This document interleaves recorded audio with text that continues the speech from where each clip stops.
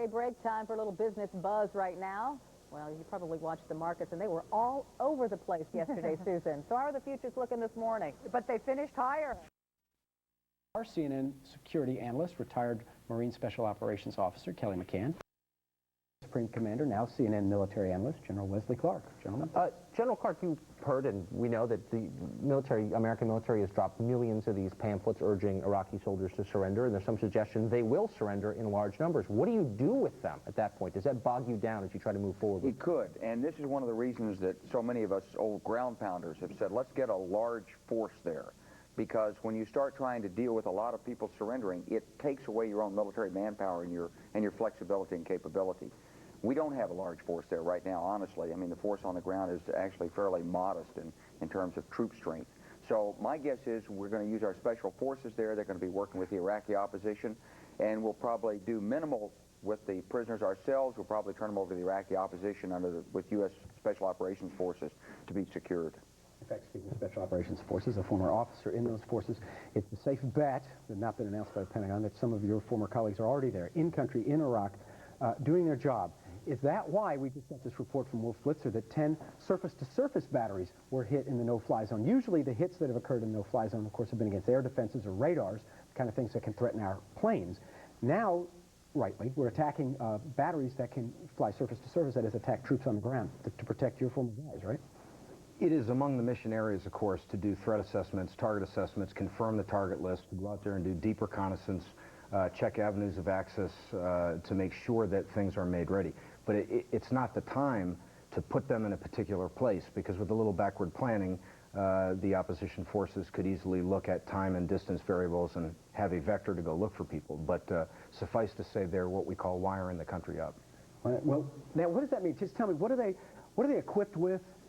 What are they there to do? To find Scud missiles to protect them from launching on Qatar, Kuwait, Israel, to look for weapons of mass destruction? What's their mission? Well, to have a good special operations plan, it's integral to the planning from the very beginning. It's always a bastard child, if you will, brought in late, and usually your success rate goes significantly, down. So from the beginning, it's been considered, what do we do with these men? What's the best use of them?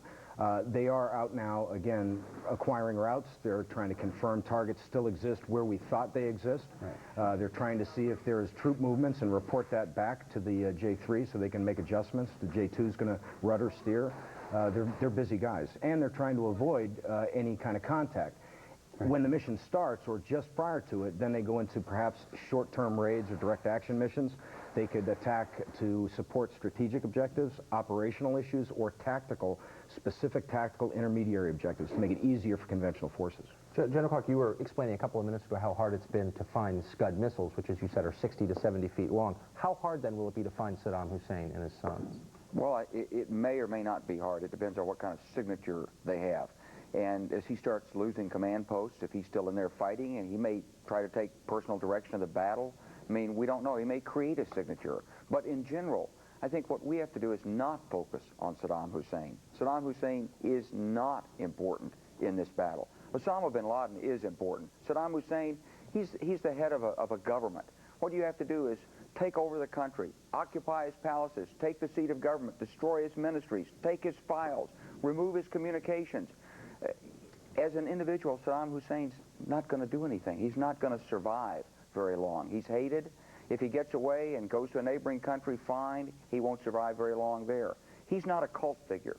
So what we don't want to do is, I hope, and I'm just suggesting this, obviously, let's don't make Saddam Hussein the cult figure. The cult figure, the guy we want, is Osama bin Laden. Saddam Hussein, we want the government. We want that regime changed.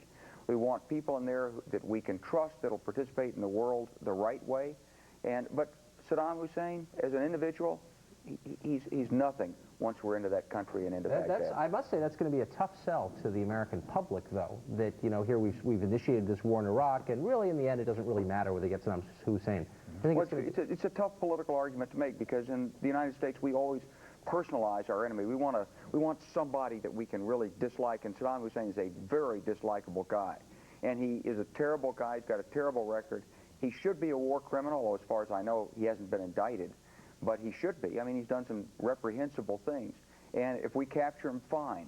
But we can accomplish all of our missions without capturing Saddam Hussein. Kelly, let me get you to personalize it to the guys on our side. Every one of them a son or a daughter, a father of an American family here. What are we doing to protect them? We've seen reports about potential Iraqi terrorists, perhaps even dressed in look-alike U.S. uniforms, maybe fake surrenders where they could come into an American camp and use terrorist tactics to harm. What are we doing to protect our guys in the field? Education, number one. We actually started a structure called Force Protection Command, which actually is on site to protect the rear area. It's much more beefed up. We have lots better technology and have had better strides in education to make troops aware of the cleverness of deception like that. There are also some things that would be very difficult to duplicate in uniforms. Without getting into it, it would be very difficult to obtain the same kind of signature. Some low-tech tactics that Saddam Hussein tries to use will be worthwhile. Some will be fruitless, and he doesn't know that they're going to be fruitless, but our troops do. So you should have confidence in your kids. Okay. Kelly McCann, General Wesley Clark, thank you both. We'll be hearing much more from both of you in the coming days. Thank you.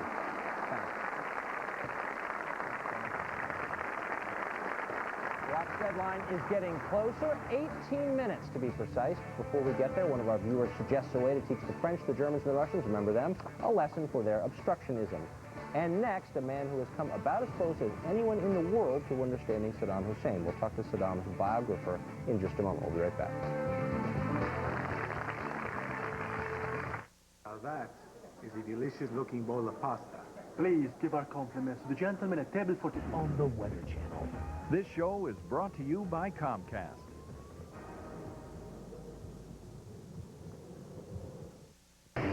Is CNN, the most trusted name in news.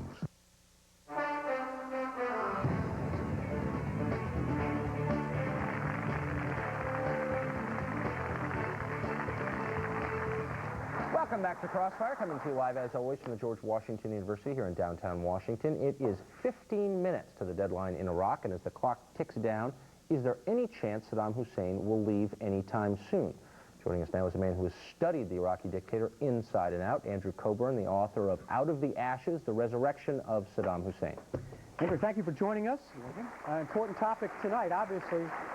The book title, Out of the Ashes. Is there any chance that the Saddam family will be out on their asses and just take the exile offer from Bush and get the hell out of Dodge? Well, he'd have to run to the airport, I think, 15 minutes. Yeah, he's got about 14 minutes now. Yeah, he'd clear the traffic for him. But no, and I never thought he would. I mean, he's not a guy who was ever going to take the option of running away for two reasons. Bahrain today offered him safe haven. Yeah, but he would never. First of all, he wouldn't trust them not to turn him over to the Americans, and he'd be strung up somewhere. Right.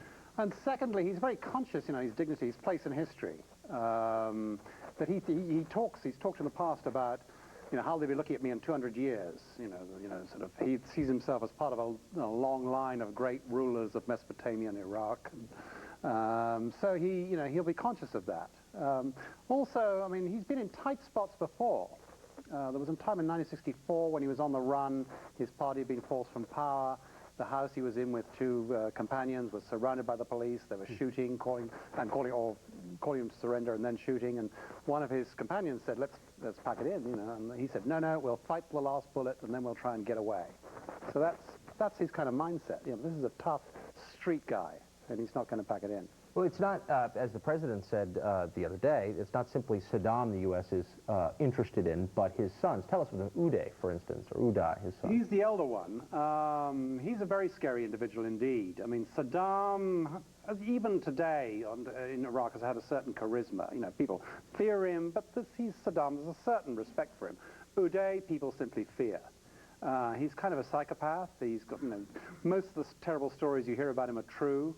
He's chairman of the Iraqi Olympic Committee, for example. It's the only Olympic committee that has its own jail, because people who offend him, he sticks in the jail, including members of the Iraqi football team. If you go and watch Iraq play a soccer match, the guys with shaven heads are the ones who played badly last time and have done a spell in Choki to sort of motivate them properly for this time. He's very greedy. He dominates the smuggling scene in Iraq. He's amassed a huge fortune, which obviously won't do him much good now. I mean, he's been the one grasping for money. Even Saddam's complained about him. Saddam called him a useless playboy, I remember, on one occasion. He's just a very scary and unpleasant person. Well, now, how about the brother Qusay then? He's no better, is he? Well, he's more interesting. He's not, you know, Udai's out there. He's just a sort of arrogant, bloodthirsty lout. Qusay's smart. I mean, the one occasion I had an opportunity to observe them, Qusay was like the, he was the deferential younger kid, but my wife, who was actually sitting with them, described him as the guy you meet at the high school dance who'd rather be at home dissecting rats. You know, she said he was that creepy, very creepy individual indeed, but smart. And what's been his sphere of power within the bigger and bigger. I mean, for 10 years, he's been in charge of all the security services. He's really, after Saddam, he's been the next guy. He's the guy that Saddam trusts, not only to be loyal. The security services being the ones that carry out the torture. Carry out the torture, you know, arrest the people to torture, you know, find out who to torture, spy on each other. He's the guy that Saddam trusts to be loyal, of course, but also to be smart. So he's a very significant individual. You said 30 years ago Saddam was trapped in a house with two companions under attack from the police. First, how did he get out? Well, he did fight till the end of his last bullet, and then he tried to run away, and he was, in fact, captured. But he went down fighting, got into jail, and actually pretty soon escaped from jail. So what's going to happen? I mean, what do you envision his last stand to look like at this point? Is he going to fight it out, do you think, from what you know of him? I think he will, yeah. I think it's exactly what he'll do. I don't think he's never going to pack it in. I think he'll try and stay on the run. He's an optimist, you know. He's been in tight spots before. I think, you know, this is what he'll be thinking right now. You know, things have been bad before.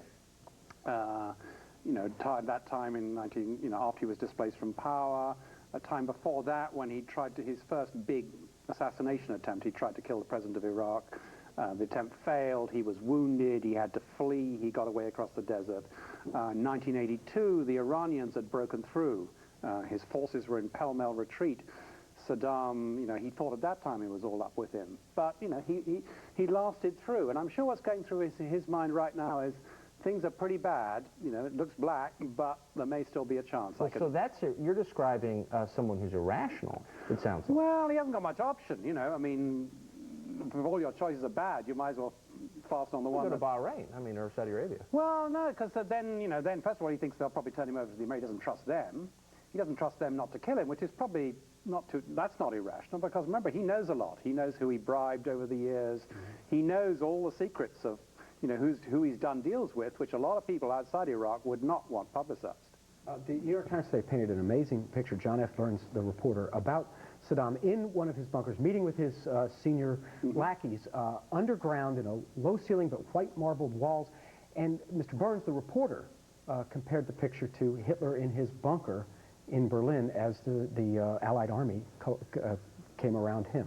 Well, that's, you know, it's an apt comparison, although in the last war, he didn't go to a bunker. You know, we kept blowing up bunkers trying to kill him, and in fact, he was never in a bunker. He just moved into an ordinary middle-class house in the Mansour district, or one of the sort of upscale district in Baghdad, just took it over. No one knew where he was. He drove around, someone I talked to who saw him during the war, who was the head of military intelligence at the time, said he'd turn up just at intelligence headquarters in a car with one driver, one guy, an anonymous little car. So that's what he's really good at, is, you know, fading into the crowd, if you will. I don't think he'd be stupid enough to hide out in a bunker, because he would never be that confident that the U.S. wouldn't find it and bomb it. I think he'll be, Baghdad's a big city. I think he'll be somewhere where you just wouldn't know to look. Well, we are almost out of time, but so is Saddam Hussein. He has 8 minutes left. He's not leaving, is he? No. Fast drive, planes waiting, who knows? Any chance, well, a few seconds left, any chance, though, of a coup or an assassination by his military leaders? That is always possible. Something he thinks is always possible. Right. So, and he's probably good at judging these things, so you never know. Terrific. Andrew Coburn is the name. Thank you very much. Out of the Ashes, the book, a biography of Saddam Hussein. It's an amazing read. Thank you very much, Andrew. We have just enough time before the last deadline, of course, to let our viewers fire back at us. One of them has a reminder that even on the verge of war, all of us still have the right to free speech. Stay with us. Fire back at Crossfire. Email us at crossfire@cnn.com. Make sure to include your name and hometown. For the best coverage from around the world, every weekend, stay with CNN and see what happens next. As the world faces the possibility of war, CNN is there. Christiana Manpour, CNN, reporting from Kuwait. Jerusalem. Baghdad. With the largest team of journalists on the front lines. Resist aggression against Iraq as well. From right here in the U.S. The White House. CNN, United Nations. The Pentagon. to the Middle East and beyond. In Tel Aviv. From Istanbul. Kabul. As the showdown with Iraq continues, stay with CNN. Closed captioning provided by Oric 8-pound upright vacuum. Looking for a lightweight vacuum that's really powerful? Try my Oric XL free for 30 days. Nothing gets by an Oric.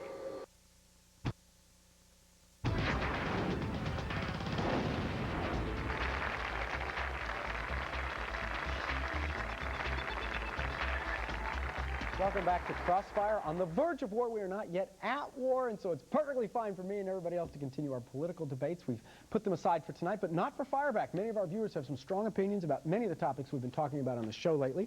Let's begin with Patrick Drew of Green Bay, Wisconsin, talking about the UN resolution. Do you know why Mr. Bush didn't get the votes he needed at the UN? He didn't have Catherine Harris's brother Jeb counting the ballots. Well, that's what our guys are fighting for, though, the right for Patrick Drew and me and everybody else to make fun of our leader. And that's part of what they're fighting for. Yeah, absolutely. Probably a small part. Well, Josh Rush of Scottsdale writes, since France, Germany, and Russia derailed diplomacy by removing the threat of serious consequences at the hand of the UN, I think it's only fair that Congress earmark all the aid we provide those nations to offset the costs of doing the UN's dirty work. All right, Josh. Well, I don't think we provide a whole lot of aid. Well, that's probably true, but it's symbolic, Paul. That's the problem. Yes. The trade or the aid. I guess no more Russian dressing if we're going to have freedom fries and have all this patriotic correctness. Brian Gridley, by the way, can we eat turkey if the country of Turkey doesn't let us use their...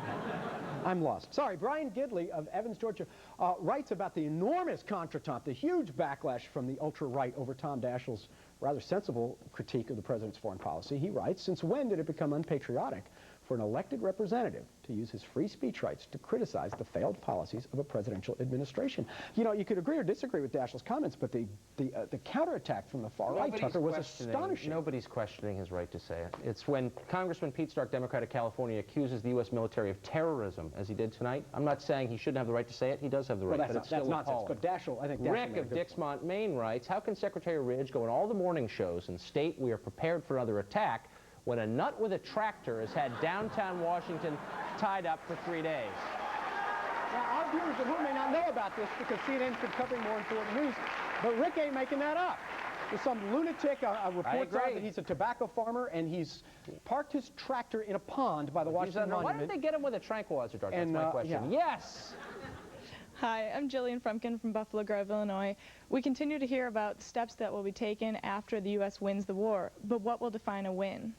Well, General Clark, I thought, was wonderfully eloquent about that. I mean, we have very, very high objectives our president has set. It's not only to depose Saddam Hussein, it's not only to disarm his weapons of mass destruction, but it is to bring a democracy and freedom to the Iraqi people, which is a very important, noble goal, but I think it's going to be awfully difficult to pull off. Well, I think the lives of everyone in Iraq are going to be improved the moment Saddam Hussein leaves, and that's a win. Yes? Hi, Aaron Schofield from Washington, D.C. Is it possible for our forces to have any surprise advantage with the intense media coverage that the war plans are getting right now? Well, not in some general sense. I mean, I think Saddam Hussein has caught on that something's afoot at this point. But, you know, the exact time, as the president said, is unknown. Even CNN doesn't know it, and that gives you a sense of how secret it is. Yeah, absolutely. And I thought Jamie McIntyre, at the beginning of the show, reporting from the Pentagon, he's CNN senior Pentagon correspondent, pointing out that it's like putting a field goal kicker on ice. Kelly McCann, the major from the Marines, said that this is like one of the worst things we can do is torment them with this waiting time. So good for them. I support the strategy, even if I don't always agree with the president. From the left, I am Paul Begala. Good night for Crossfire. From the right, I'm Tucker Carlson. Join us again next time for yet more Crossfire with less than 1 minute until the deadline in Iraq. Connie Chung tonight begins right now. Have a great night. You're looking at a live picture of Baghdad right now. It is seconds away from 4 a.m. there, and time is up. In just seconds, Saddam Hussein's deadline will pass. The question now is, when will President Bush order U.S. troops into Iraq? It is 48 hours since he told Iraqi President Saddam Hussein and his 2 sons to flee Iraq. It is now 0 hour. Good evening, I'm Connie Chung. There is no sign in Baghdad right now of military activity by either side, but neither government today doubted there soon will be. This is not a short, this will not be a short. If he decides to finish his invasion, then it will be short, but if he does not, then it will not be a short battle. As my colleague, Mr. Sahab, said, this will not be a picnic for him. It will be a bloody war, and it will take a long time. American people understand that if force is used, lives may be lost, indeed. I think there's no question the country understands that. President Bush has given formal notice to Congress of his intent to send U.S. troops into combat. His writers are working on the address he will deliver to the nation after he gives the order. He met today with the National Security Council and held meetings on Homeland Security, which we'll get to a little later. U.S. forces today continued heading north toward the border with Iraq on Kuwait's Highway 80, the road to Baghdad. Along with British troops, American soldiers today moved into the demilitarized zone that extends 6 miles into southern Iraq from the Kuwaiti border. Altogether, the U.S. and Britain have more than 250,000 ground troops deployed around Iraq, almost 175,000 massing on the Kuwaiti border, including the 1st Marine Expeditionary Force, 82nd Airborne, and 101st Airborne. 20,000 from the 3rd Infantry were ordered closer to the border today. Hundreds of fighter jets are also at the ready, carrying some of the 3,000 bombs expected to fall during the first massive attack. Some of those jets are part of the aircraft carrier battle groups there, each including submarines, cruisers, destroyers, and more. In the Persian Gulf right now, there are 3 battle groups, the USS Constellation, Abraham Lincoln, and Kitty Hawk. In the Mediterranean, the Harry S. Truman and the Theodore Roosevelt. The first objectives on the ground are expected to include in the north, seizing Iraqi oil fields to prevent their destruction or sabotage, and in the south, seizing the Iraqi port city of Basra. U.S. bombs already fell today, technically part of the ongoing patrols of the southern no-fly zone, but clearly an effort to suppress Iraqi anti-aircraft capabilities. And there are already reports of some Iraqi troops surrendering. We'll outline the strategies in just a bit. In Baghdad tonight, it's been quiet. Shops have been shuttered and fortifications are in place around the city, trenches, sandbags, and oil fires. A short time ago, I spoke on the phone with CNN senior international correspondent Nick Robertson, one of the very few broadcast journalists still in Baghdad tonight. Nick, yesterday when we talked to you, you were at the Ministry of Information, and today you have moved. We can't see you. Can you tell us why? Well, in open Pentagon briefings, there's been talk about what could be targets if and when the war starts, and government ministries are one such location. So we deemed it prudent to move away from the government ministry building, and that's why you're not seeing us on camera. Are you concerned about your safety and those of others around you? You know, CNN has a very good, experienced team here. Ingrid Fulminack, the producer, Brian Puchatti, the cameraman, and Reem Brahimi, my colleague and correspondent here. We are doing everything we can to make sure that we maintain our safety at all times. Safety is our primary concern, and it continues to be a concern all the time as we go through this. But at this time, as I speak, we feel that our safety is in the best shape that it could be given the circumstances, and we will continue to do everything to make sure that we stay safe and we do our best to cover the story. With the deadline so perilously close, I can only imagine that the anxiety has reached a level that's almost indescribable. Indeed, many people here have been so fearful that this event is coming that for many people it's really almost a relief that the time has arrived and it's going to happen. Of course, having said that, people are tremendously worried and tremendously scared about how they're going to survive. This is a city of 5 million people, and many of them cannot afford to take their families out or have nowhere to take them to. So, of course, many people staying here, and they do wonder how they'll be able to feed their families and keep them safe at this time. And also, it's true to say there is still a feeling of anger among some people that they're being invaded. But, Nick, there are those who would believe that the Iraqi people will welcome the American soldiers, and even the Iraqi soldiers will put down their arms. You're finding evidence of the ordinary person truly angry at the United States? People are so concerned about what will happen in the time after the bombing. what will happen? Will there be civil disorder? Will their houses be looted? Will there be discrimination? Will old scores be settled? Will it be a very bloody revolt? And for that reason, they're very scared about what's going to happen. But they're also angry because they have pride in their country, and they don't want it to be invaded. It's a mixture of many emotions as well for many people, feeling that this particular president has not bought them anything that they would desire, has bought them initially a wealthy country, but they've seen that dissipate, and they've seen the country turned into a very poor place. Nick, there were rumors earlier that Tariq Aziz was either dead or had expelled himself voluntarily from the country. How is that, what can you tell us about that? Because we actually did see him at a news conference moments later. Incredible how the Iraqi government quickly reacted to this. We've seen them do this before. When there are rumors that they don't like, they respond quickly, and they did this again on this occasion. And Tariq Aziz saying, expect more rumors, expect more disinformation. And what we've heard, what we were hearing from him, and we've heard from other Iraqi officials, they believe that this war is as much a psychological operation against them, the leadership, and against the Iraqi people, and it's something they've been trying to resist.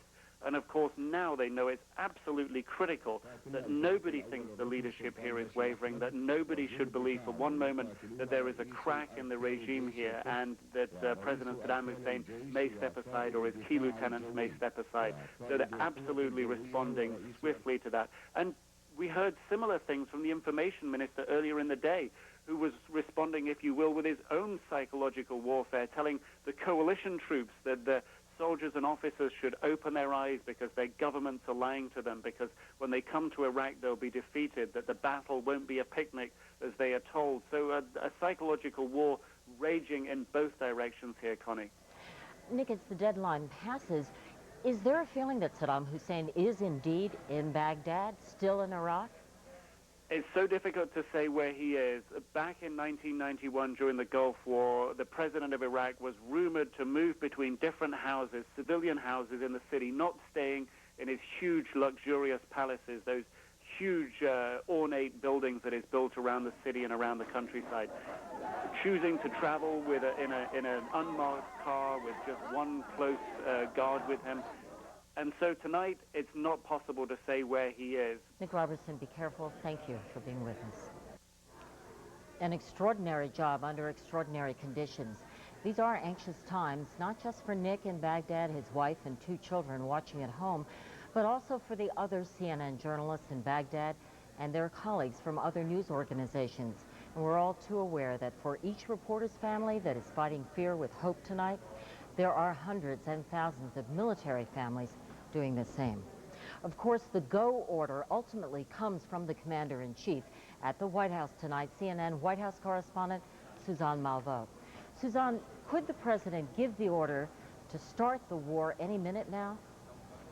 Well, Connie, he certainly could. This has really been an extraordinary day for the president and really for everyone, as we've experienced this countdown to the ultimatum deadline and now this wait for war. He could make that decision for U.S. to strike, invade Iraq at any moment. The president today met twice with his National Security Council, also with his top Pentagon brass, Secretary of Defense Donald Rumsfeld, the chairman of the Joint Chiefs of Staff. We are told that he was given the final details of the war plan and essentially told about the conditions on the ground, the weather conditions, as well as these forward troop movements, all of these factors that will help him determine what is the best time, the optimum time for the U.S. to strike. Once those military commanders say that now is the best time, then, of course, the commander-in-chief will give the go-ahead, and that's when it will all begin. Connie? Suzanne, this is clearly the gravest decision a president could make, to send Americans into war. Was it different at the White House today? Well, White House aides tell us that the president is comfortable with his decision, that he is at peace with it. We did not see the president today publicly. We will not see the president publicly until he's in the Oval Office addressing the American people, saying that, yes, this country has gone to war. The president did issue a statement, a letter to members of Congress as required, explaining why it is that he feels that diplomacy has failed. I am quoting here. He said, reliance by the United States on further diplomatic and other peaceful means alone will neither adequately protect the national security of the United States against the continuing threat posed by Iraq, nor likely lead to the enforcement of all relevant United Nations Security Council resolutions regarding Iraq. And it is notable to say that White House spokesman Ari Fleischer said that the president believes that the American people are ready for war, that they have even accepted the reality that there'll be a loss of life. Connie. Suzanne Malveaux at the White House tonight. Thank you. As we've reported, the invasion is now solely a military matter. One of the factors in determining when it gets underway is the weather. Sandstorms with winds of more than 30 miles an hour that have struck in Kuwait, where the bulk of the invasion force is. And joining us now from Kuwait City is CNN's Wolf Blitzer. Wolf, has it cleared up any from those sandstorms? Yes, it's definitely cleared up now. It's still the middle of the night over here. Earlier in the day was pretty bad. When you went outside, you could see the sand sort of hovering over the entire horizon. And up north along the border between Kuwait and Iraq, the sand was pretty visible, affecting U.S. Military readiness, military preparedness. Doesn't affect the air war as much as it would affect a potential ground war, especially assault helicopters, tanks. The sand could play havoc with a lot of the ground equipment, and as a result, the troops don't like to fight in the sand, but they do have some capabilities, and by all accounts, the weather is definitely improving. They don't think the sandstorms are necessarily going to be much of a factor tomorrow or the day after. All right, one more question about the conditions there, and then we'll get to the troops. I'm told that tonight is the fullest, the biggest part of the moon, the brightest part of the moon, and so I was wondering, that is not a desirable situation.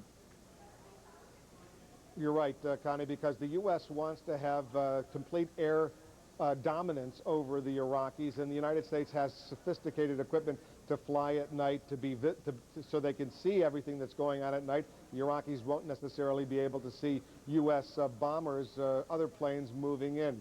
So when you have a full moon, that's not necessarily the most advantageous time to go into action. But the troops tell me, the commanders tell me that they're ready to move virtually under any of these kinds of circumstances, and that they're ready to move almost at a hair's notice. They've been training for this. They've been waiting for this. It looks like it's going to happen. It looks like it's going to happen very soon. It might be the next few hours, might be another day or two, but it certainly is going to happen, and the only decision is precisely when. We'll know when it happens, obviously, because we'll be hearing those bombs drop, and we'll be seeing a lot of that on TV. Wolf, as we talk to you, we're looking at a live picture in Baghdad. Now, the question is, have U.S. troops made it all the way to the border? Are armored vehicles all there, or are they still moving north? Some are still moving north, but there's a huge, huge contingent. And the biggest is right here in Kuwait, in the northern part of Kuwait, along the border. They're ready. They've got their APCs, their armored personnel carriers. They've got the heavy armor, the battle tanks. They're up there with the helicopters, the support equipment. The U.S. Air Force and the Navy have warplanes in the regional 5 aircraft carriers and a lot of bases from which to depart and take off with their so-called smart bombs, the satellite-guided bombs, the so-called JDAMs. And in the first 24, 48 hours, you're going to see a lot of those bombs dropped on strategic targets, various targets throughout Iraq. And, of course, you can't do that very quietly. But troops are still on the move, and by all accounts, up in the northern part of Kuwait, there's been traffic jams up there as U.S. troops get ready to move directly into the southern part of Iraq. Well, what about the chemical and biological potential of having an attack? Do the soldiers feel prepared? They're absolutely prepared. They've been training for this. They have really terrific equipment, the state-of-the-art equipment. They have early warning detection equipment. The U.S. has been watching very carefully to see if there are any indications the Iraqis are going to use the artillery that they have, or the short-range missiles, the frogs, or if they have any Scud missiles left. So they're watching, and if there were any hard evidence, any hard signs that they were about to launch chemical or biological warheads, the U.S. would definitely not wait for that. They'd move in immediately, and so they're watching all of this very carefully, and they can detect it. But the equipment that the troops have on the ground is excellent equipment, from the gas mask to the entire body protection. So they've been trained to fight in that kind of equipment. I've spoken to a lot of the U.S. military personnel. They're confident they can do the job if that happens. All right, Wolf Blitzer, that's reassuring to know. Wolf Blitzer in Kuwait City tonight. Now to the Pentagon, where CNN senior Pentagon correspondent Jamie McIntyre joins us. Now, Jamie, before the ultimatum expired, U.S. military forces had attacked some Iraqi artillery sites. Why? And was this actually the beginning of the war? Well, not unless you consider all of the strikes in the no-fly zone part of the ongoing war that's been going on. These were all struck under the rules of engagement for the southern no-fly zone, which specifically state that Saddam Hussein cannot reinforce his forces in the south that could possibly threaten Iraq's neighbors. So under that justification, the U.S. went and took out a number of targets, including some air defenses, some radars, but in particular those long-range artillery pieces that were on the Al-Fa Peninsula within range of U.S. troops in Kuwait, and they also took out a surface-to-surface missile launcher that was seen to be a threat too. Clearly, though, this is not just the normal strikes in the no-fly zone. These were taking out threats against U.S. troops on what appears to be really the eve of the invasion, whether it's literally the eve or figuratively the eve. Jamie, wouldn't it be prudent for the United States to delay a bit because of the sandstorms? Because the element of surprise is gone anyway, and so that might throw the Iraqis off? Well, you know, there are arguments for delay, and some of the ones you just stated. Also, the idea that you could give more time for the psychological impact for those Iraqi troops to think about what they might be up against in the U.S. military. On the other hand, the U.S. wants to get this over with. They've got everybody poised and ready to go. You can only keep troops at that level of having essentially the trigger cocked for so long. So they're going to move in as soon as the commanders on the ground believe that all of the conditions are about as favorable as they're going to get. It's a matter of days, certainly not more than a week. Just quickly, in about 10 seconds, Jamie, 17 Iraqi troops surrendered. Was that significant? Well, it was a psychological victory. Obviously a small number, but the U.S. is hoping it's the beginning, a trickle of what will become a flood of Iraqi troop surrenders. All right, Jamie McIntyre at the Pentagon, thank you. And still ahead, the mission ahead for top-secret teams in Iraq. Stay with us. Next, the war plan. We're ready to go. We're just waiting for the word from the president. When the president says go, look out, it's hammer time. Awesome air power, an armada of warships, and hundreds of thousands of troops poised on the Iraqi border. When the order is made, how will the U.S. strike Iraq? Connie Chung tonight. We'll be right back. Hey, you're gonna love this new quick rent at National Car Rental. When you get to the airport, they let you choose your own car. Whatever make and model you want. Whatever color you want. You can walk right past the counter. And you don't stand in any lines. All you need is a major credit card and access to the internet. You rent online at nationalcar.com. They ought to call it quick and easy. Bypass the counter. You don't have to stand in line. Choose your own car. Click, click, click on the computer. It's all about me. Rent, huh? Choose the rental car company that lets you choose your own car. Quick rent at nationalcar.com.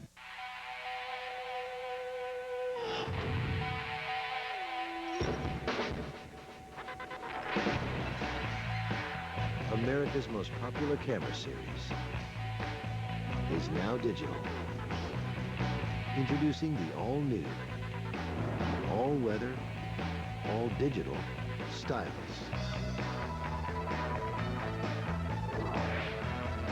Olympus. Nothing's impossible. You decided. Once again, CNN is #1. For trust and experience, Americans choose CNN as the most credible news source. More than MSNBC or Fox News. More than any network, newspaper, or magazine. CNN is the most trusted name in news. Celebrities and news-making interviews. It's the people you'll be talking about tomorrow. Tonight. Larry King Live, weeknights 9 Eastern on... Just stay in its tracks.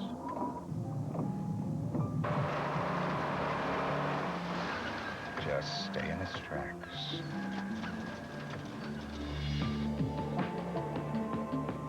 The Jaguar X-Type, the only car in its class with all-wheel drive, standard. Get an X-Type for $279 a month. Visit your New Jersey, Pennsylvania, and Delaware area Jaguar retailer today. I have cancer, but what nearly killed me started off as a simple infection. I didn't know chemo would destroy my white blood cells, making it harder for me to fight infection. I ended up in the hospital. They put my chemo on hold. There is something you can do to help protect yourself if you're on strong chemotherapy. Ask your doctor about Neulasta. Neulasta boosts your body's natural white blood cells and helps protect you from infection. The most common side effect of this injection is mild to moderate bone pain. Neulasta from Amgen, helping protect you for your fight. This is CNN. A live picture from CNN's camera atop Iraq's Ministry of Information building looking south over downtown Baghdad, where it's now 21 minutes past 0 hour. 20 minutes past the deadline, President Bush gave Iraqi President Saddam Hussein to step down. He has not, and now President Bush, with the advice of his military advisors, is deciding how and when to go into Iraq. A massive aerial assault will be part of the first strike, and joining us now is CNN's military analyst, U.S. Air Force Major General Don Shepard, a veteran fighter pilot involved in planning during the first Gulf War. Thank you, General, for being with us. My pleasure, Connie. All right, when the war starts, what will happen? All right, basically a quick situation thing. The United States forces and the coalition forces are waiting and watching Iraq. We're looking at them with AWACS, Airborne Warning and Control System aircraft, Joint Stars watching ground movement, Rivet Joint listening to the talk. In addition, you have 3 carrier battle groups, as you said in your earlier report, between the Persian Gulf and the Arabian Sea, 2 carrier battle groups in the Mediterranean. Some of these can be moved south into the Red Sea. You have ships moving into the Red Sea and also the Persian Gulf to be able to launch Tomahawk strikes. Early on, what is likely to be seen is Tomahawk strikes against the early warning radars and outlying targets, clearing the way for B-52 bombers with cruise launch missiles, with B-2 bombers, the stealth fighters, F-117s, hitting more key targets closer in with heavy air defense, softening up the air defense. What would those key targets be? Well, the key targets would be leadership, first of all, air defense, early warning radars, then fixed missile sites and the associated radars, and then leadership targets, known concentrations of leadership targets, command posts in the Baghdad area as well as outlying areas, and then suspected weapons of mass destruction and troop concentrations as well. All of this designed to clear the way, because the whole idea is to move forces out of the Kuwait area, out of a northern front, and move in toward Baghdad. All right, so troops will be coming up towards Baghdad this way. Indeed. We have troops massing in Kuwait right now, and the idea is for those troops basically to move up toward Baghdad. The way they will move, of course, is the Tigris-Euphrates Valley, which is the wet area of the country, if you will. Also, other forces will move in the western part. They have to secure western Iraq so that the Scud launch area from the previous war will not be able to launch into Israel. They have to secure western Iraq. You have to have a northern front basically to come south toward Baghdad. The idea is But how will the northern front come here? Because Turkey is not allowing U.S. to use bases. Turkey is really important, and it's a problem. We're trying to get Turkish airspace right now for coalition forces through diplomatic efforts. They can be flown in. Lighter forces can be flown in, airborne type forces into airfields in this area. Also, follow-on forces could come from ships in the Mediterranean overland if that's approved later on for basing. All right, but if that airspace is not, if we're not allowed to use that airspace, what happens? All right, the other things that are available to you is you can come across Israel and across Jordan to get in. From the Red Sea, of course, you can come across Saudi Arabia. Of course, you can come from ships down here, and all the land-based aircraft in Saudi Arabia and other states in the Gulf can carry out this war plan. This, as we've known from the beginning, from a U.S. standpoint, that we might not be able to get Turkish bases or Turkish airspace, so other plans have been put into effect. All right, General, there were reports that American troops were going to come into Basra, take it over, and the image would be cheering Iraqi citizens, welcoming the Americans in. Great idea, better not plan on it. The idea is we would love to kill no one and destroy no infrastructure. We'd love to have everyone surrender in this outfit. The problem is you can hope for that, but you better be prepared for the worst and assume that everyone there is going to shoot at you. And what is the worst case scenario? Worst case scenario would be that Saddam and his commanders unleash chemical and or biological weapons of mass destruction against coalition forces. That could happen as early as this Basra? It could happen anytime you cross the border, and that was the reason today for clearing out these artillery pieces that were in range of massing coalition forces down here. All right. General, I thank you so much for being with us. My pleasure. The New York Times today reported on another aspect, a top secret aspect of the U.S. invasion. The Times report said secret teams of intelligence agents and disarmament experts will go in to find and destroy the biochemical weaponry Iraq still denies possessing. Times reporter Judith Miller broke this story, and I spoke to her earlier from Kuwait City. Judy, you reported in today's New York Times that the U.S., when the war begins, will embark on an extraordinary, unprecedented expedition. Can you describe this search and destroy mission? Well, Connie, as soldiers advance on the field towards Baghdad, they will actually be accompanied by technical experts, scientists, intelligence analysts, who will at the same time be kind of hunting for unconventional weapons. That's chemical and biological weapons and even some radiological weapons as the war is actually going on. So in effect, you'll have two wars going on, or two campaigns. One, the ground campaign with the soldiers, and two, this incredible hunt for weapons of mass destruction, which is unlike, as you pointed out, anything the United States has ever done before. Judy, is this a risky mission? This is a very risky mission, but war is risky. And the scientists and the technical experts are taking no greater risk than the soldiers whom they are accompanying in the field. It's risky for everyone here. It's risky for the Kuwaitis, it's risky for the Kurds in northern Iraq, for the journalists, because nobody knows what Saddam Hussein is going to do. Those of us who've watched him for a long time had a feeling of what he might have done before he understood that this really is the end game. So for us, for those who fancy themselves amateur psychologists, there's really very little way to read his intentions, and we know what he's capable of. Can you describe this mission, exactly how it's going to work? How will they know what locations to go to? Well, there's been years now of experience of identifying suspect sites. This was done by international inspectors, both UNSCOM, which was the first international inspection agency, and most recently by UNMOVIC. But on top of that, the administration itself has been collecting just a slew of information from defectors who've continued to come across the Iraqi border, from intelligence sources and methods, from satellites, from intercepts. You saw a little of this when Colin Powell made his impressive speech to the United Nations.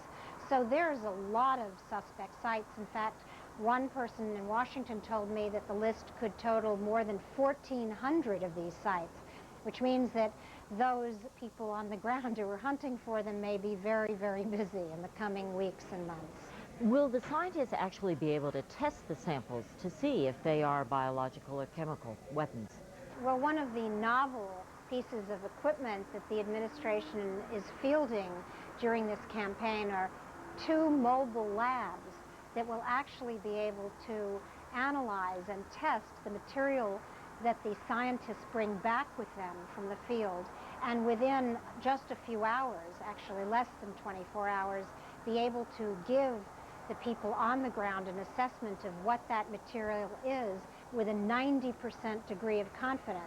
That's really amazingly good technology. So the administration has invested heavily in getting the technological base and infrastructure out there in the field so that it can quickly determine whether or not the scientists and the experts have actually found what they call a smoking gun. Now, Judy, I understand that the Pentagon is so determined to find these weapons that it's really quite an ambitious effort, and they even believe that they can get to Iraqi scientists to question them about what is there. Yes, the scientists, almost everyone believes, is going to be the key to finding weapons of mass destruction. It is the scientists and the military planners and Saddam's military people who know where this stuff was made, who know who participated in making it, and who know where it may be being stored. Judith Miller, thank you for your reporting. Thanks very much, Connie. Good luck. Now, ground troops, of course, are not the only ones who will be fighting this war. Tonight's CNN's Gary Stryker is in the Mediterranean on board the USS Theodore Roosevelt, which launched about 100 sorties a day against Iraq during the 1991 Gulf War, and is expected to launch some of the first strikes when the U.S. attacks Iraq. And he joins us now by phone. Gary, you just got out of a meeting with the commanders. What have they told you about a possible strike? Well, Connie, they've told us that the situation here is actually business as usual. There's nothing unusual that's going on the ship, up on the flight deck. The squadrons are checking and rechecking aircraft. In about half an hour, they're going to start launching and recovering planes as usual. And everything here... Exactly an hour since the deadline for Saddam Hussein to end his 24-year reign as the leader of Iraq. He's vowing defiance, preparing for war, but so is the U.S., moving thousands of troops towards Iraq. The White House reiterated that the U.S. will disarm Iraq at a time of its choosing. The next time President Bush addresses the nation, he will announce that the U.S. has begun waging war against Iraq. And tomorrow, we'll have the very latest on Iraq. Stay with CNN, the most trusted name in news, for all the late developments. And coming up next on Larry King Live, Senators John McCain and Dianne Feinstein on the showdown with Saddam Hussein. And that's our program for tonight. I thank you so much for joining us. And for all of us at CNN, good night, and we'll see you tomorrow.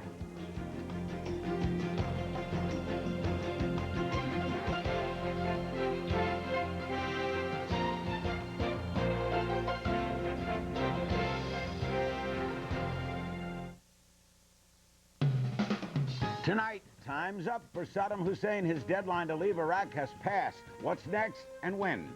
As the world waits for the bombs to drop, we'll ask Republican Senator John McCain of Arizona, decorated Vietnam War veteran and member of the Armed Services Committee, CNN's Christiane Amanpour on location in Kuwait, and in Tel Aviv, Bob Simon of CBS News, who was held prisoner by Saddam Hussein for 40 days during the '91 Gulf War.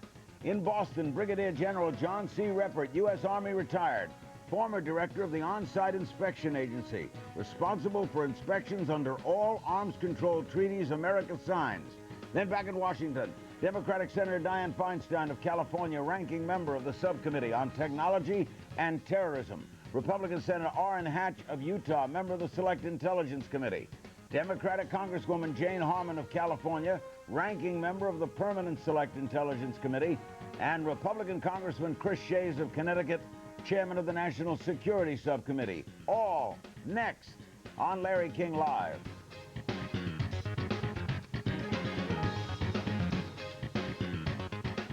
A couple of quick notes because of this, of course, ongoing story. The editions of Larry King Live, normally on the weekend, which are taped, will be live. We'll be live throughout this entire crisis, so we'll be with you on Saturday and Sunday and how long it takes. And one of our guests tomorrow night will be General Hugh Shelton, the former chairman of the Joint Chiefs of Staff. We begin tonight with Christiane Amanpour in Kuwait, Bob Simon in Tel Aviv. Christiane, what can you tell us at this point, at this juncture, as America awaits this beginning of a war? Well, the deadline has passed and all is quiet. We don't know when this is going to start. We were told, as you remember in that televised address, that it will start at a time of the U.S. choosing, and so we still wait. But certainly there has been little bits of news today. The Pentagon and CENTCOM, based in Qatar, nearby, have confirmed that at least the psychological warfare operation seems to be paying a few dividends. We understand 17 Iraqi soldiers have surrendered already, and they are apparently in Kuwaiti custody. They surrendered up there in northern Kuwait, you know, along the border between Kuwait and Iraq. Also, we understand that U.S. and British aircraft have been in some action. They have taken out, we are told, 10 artillery pieces in the southern part of Iraq, the southern no-fly zone area, which were deemed apparently to be threatening towards Kuwait. And that is the military news, if you like. There's been a lot of wind and a big sandstorm here, and others have said that that may have hampered some of the operations, at least as people march and get ready to move their equipment closer to the border. But we're still waiting, Larry. Bob Simon is a correspondent for CBS News 60 Minutes 2 and a contributor to CBS News regular edition of 60 Minutes on Sundays. He's in Tel Aviv. What is the mood there? What are the Israelis saying, Bob? Well, Prime Minister Sharon told Israelis today to carry their gas masks with them and to be pretty careful. There doesn't seem to be enormous concern among people here, though. The last couple of days have been Purim, which is a party holiday, and people have been walking all over Tel Aviv with funny clothes and blue wigs and having a good time. I don't think people are terribly, terribly worked up about this, and one of the reasons is that the Israeli military and the Israeli defense establishment and intelligence establishment has been predicting all along that the likelihood of Saddam throwing any scuds this way this time around is very unlikely, that he doesn't have much capability, that the new Israeli defense system could deal with it, and that in fact he probably doesn't have the desire. So generally, people are expectant now. It's enough already with waiting. This has been a very divisive and a very acrimonious and long wait for a war. Israel is just about the only country you can go to outside the United States and the United Kingdom where there's any support for this war. And I think the general Israeli attitude is, let's get on with it. The scene you're seeing, which we've been showing all day, is downtown Baghdad. It is in the early morning hours. Christian, in that regard, as Bob just pointed out, everyone's saying imminent. Is there a feeling of imminence there? Are there lots of rumors going around about when? Here in Kuwait, there are some rumors, yes, and also this is probably one of the only other countries, Kuwait, which actually supports this war more than 100%. The Kuwaitis have lost no time in telling us over and over again that because of what happened to them 12, 13 years ago when Saddam Hussein invaded this country and then the U.S. liberated this country, that they are fully behind it, they want it to happen, and they want Saddam Hussein finally removed. There's been a little bit of, not panic, but a little bit of hurry to get to the airport. It's about to be the last day that people can get out today, and there were charters laid on for any of those who wanted to get out. And of course, people have been stockpiling certain food items and things.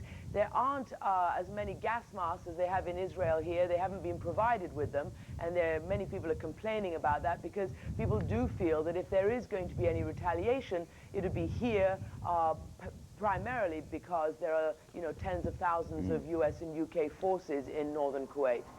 We're going to be learning a lot more about the Iraqi army as the days go on ahead, but Bob Simon is unique. He was captured by them and held for a number of days, 40 days in all. How were you treated? What were they like? Oh, the treatment was pretty rough, which is one of the reasons I opted not to go back to Baghdad this time around. Once was enough. And I also think that it's going to be very dangerous this time around for journalists, mainly because there's bound to be some period, whether it lasts for hours or days, when Saddam isn't in control anymore and the Americans aren't either.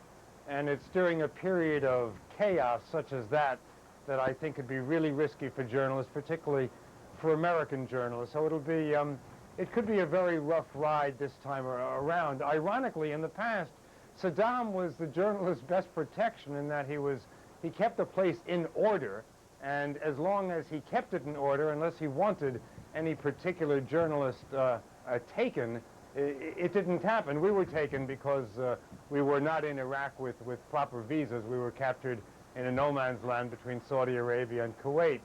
But American journalists in the past who've been covering the war in Iraq or wars in Iraq have gotten along pretty well. Are you going to stay fixed, Christian, or will you be moving on? Moving on, Larry. It's a fluid situation, as they say. I'm going to be here for perhaps the first hours, and then I'm going to move on just as soon as I can. That's Christian Amanpour. We thank her very much on the scene in Kuwait. Bob Simon, we'll call on him again when we meet General Ruppert, and he'll also be on our panel later. But when we come back, we'll talk with a frequent guest on this show and a man who's known his way around war, Senator John McCain. Don't go away.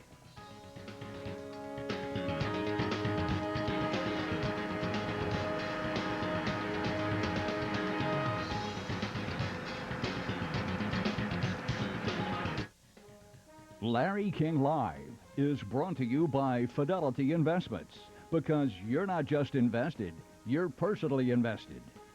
And by IBM, taking e-business and your business to the next level.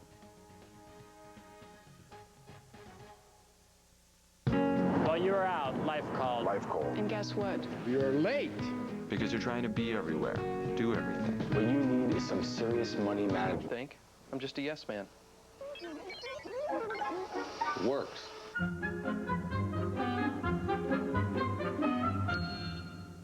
It's a fact.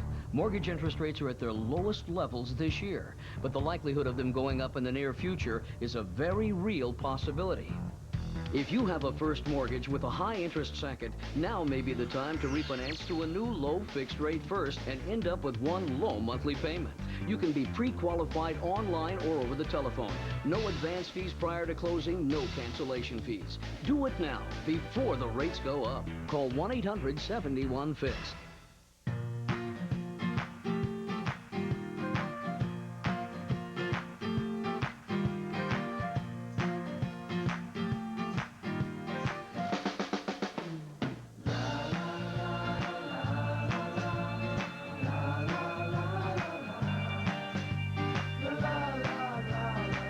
If it didn't have so much style, it'd be just like any other midsize car.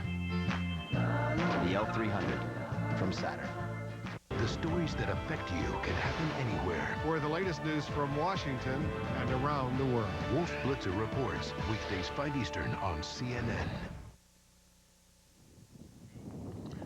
We're watching United States troops preparing for action. For those of you on television, this program, by the way, is simulcast through Westwood One Radio as well. Joining us now is Senator John McCain, Republican of Arizona, member of the Senate Armed Services Committee, decorated veteran, of course, former Vietnam POW. What, Senator McCain, is optimum time in a situation like this?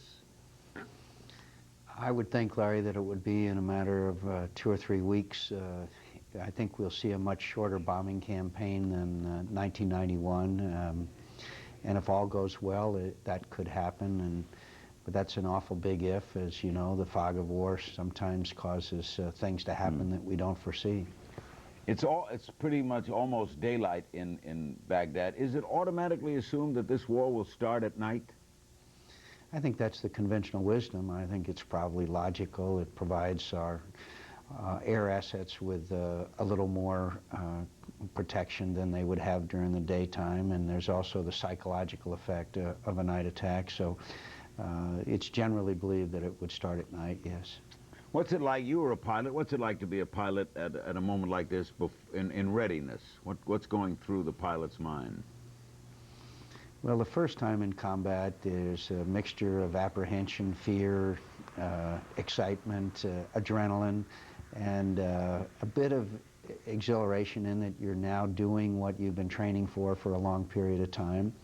And a lot of these pilots, it will be their first time into combat. As you know, it's been some years since the Gulf War. But there's also a sense that you're doing what your commander-in-chief has ordered you to do and what your country expects you to do, and there's a certain amount of pride there.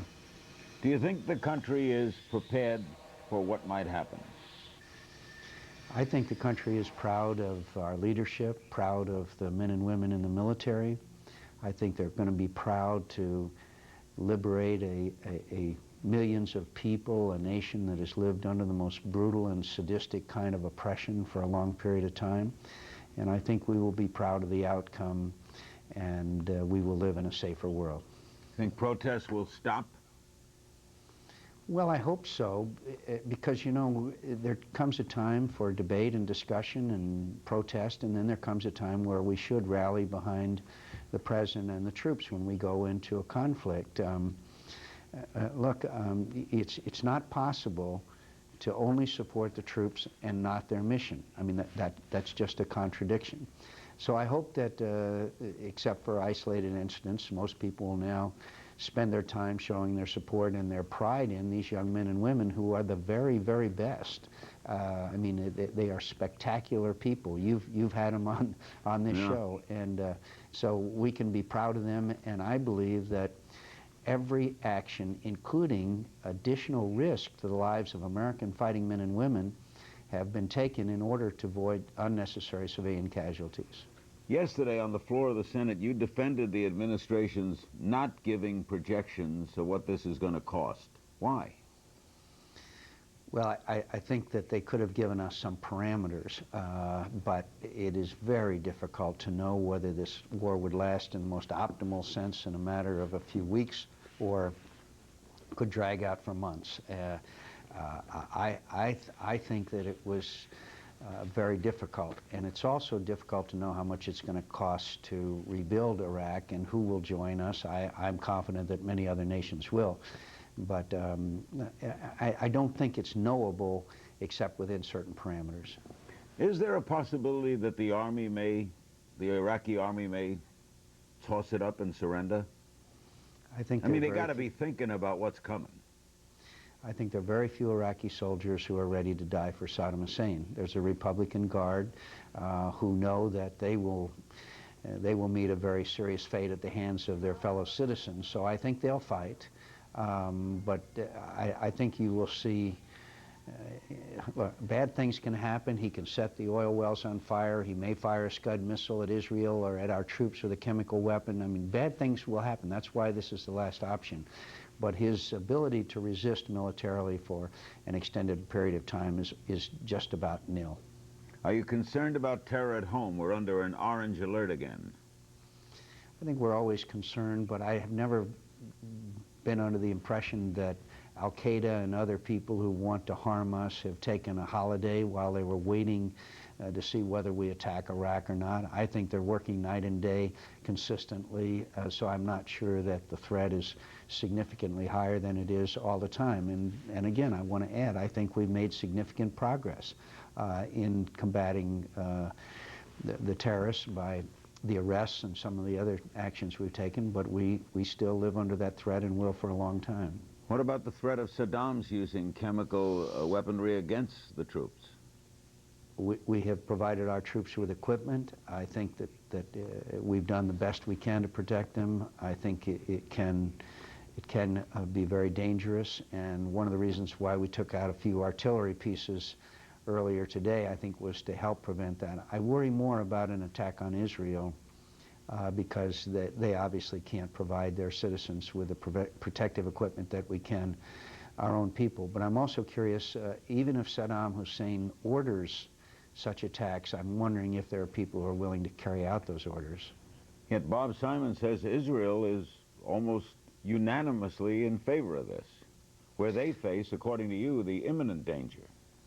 Well, the Israelis know that the longer they live next to Saddam Hussein, the more likely it is that they, like his other neighbors have in the past, might experience an attack from him. I think they will be very, very relieved to see him gone from the neighborhood. And by the way, I think his other neighbors will also. Senator, it's always good having you with us. We'll be calling on you lots in the nights ahead. Thank you, Larry. Senator John McCain, Republican of Arizona, member of the Armed Services Committee. When we come back, Bob Simon will rejoin us from Tel Aviv, and Brigadier General John Reppert, United States Army retired, will be aboard. As we go to break, another live shot of Baghdad in the early morning hours. Don't go away.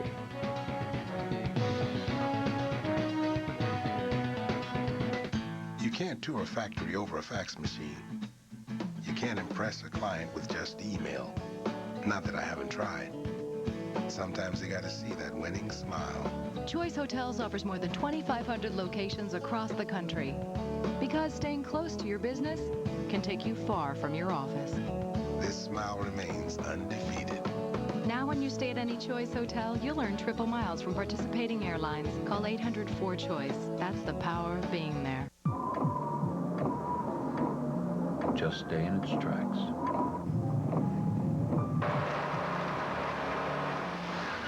Just stay in its tracks.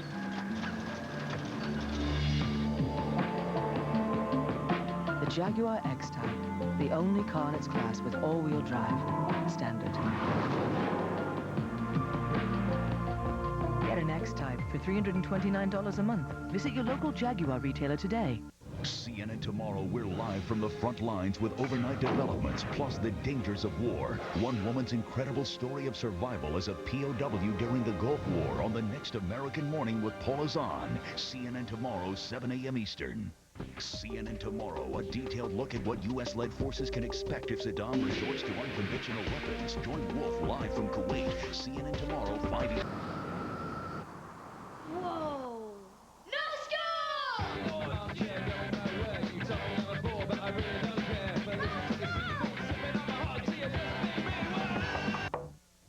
leaving in 5 minutes, guys. The C240 sedan, now with 4MATIC all-wheel drive. Disappointing kids everywhere.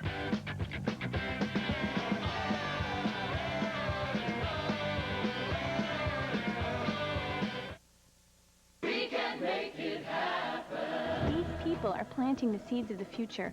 So am I. She's learning about a world she never knew existed. So am I. In more than 80 nations worldwide, Catholic Relief Services is showing people how to harvest more food, care for the ill, and much more. But we need people like you to take action. To take action. To write your congressperson. Vote, pray, and yes, contribute. Click or call today for a CRS Action Kit. Together, we can make it happen. CNN, the most trusted name in news. As we look at a picture of the White House at night, Ari Fleischer, the presidential press spokesman, said there's no evidence that Saddam Hussein has left the country. Disarmament will happen at a time of the president's choosing. The president's mood this evening is that the American people are ready to disarm Saddam Hussein and they understand what's at stake. The military is ready. Our cause is just. Bob Simon rejoins us. He's in Tel Aviv, Israel. In Boston is Brigadier General John Reppert, United States Army retired, former director of On-Site Inspection Agency, responsible for carrying out inspection requirements under verification provisions of numerous arms control treaties. And along the Kurdish front line is Brent Sadler, and we'll have some questions for Brent as well. We'll start with the General. General, does all of this look in readiness to you? Is this a go?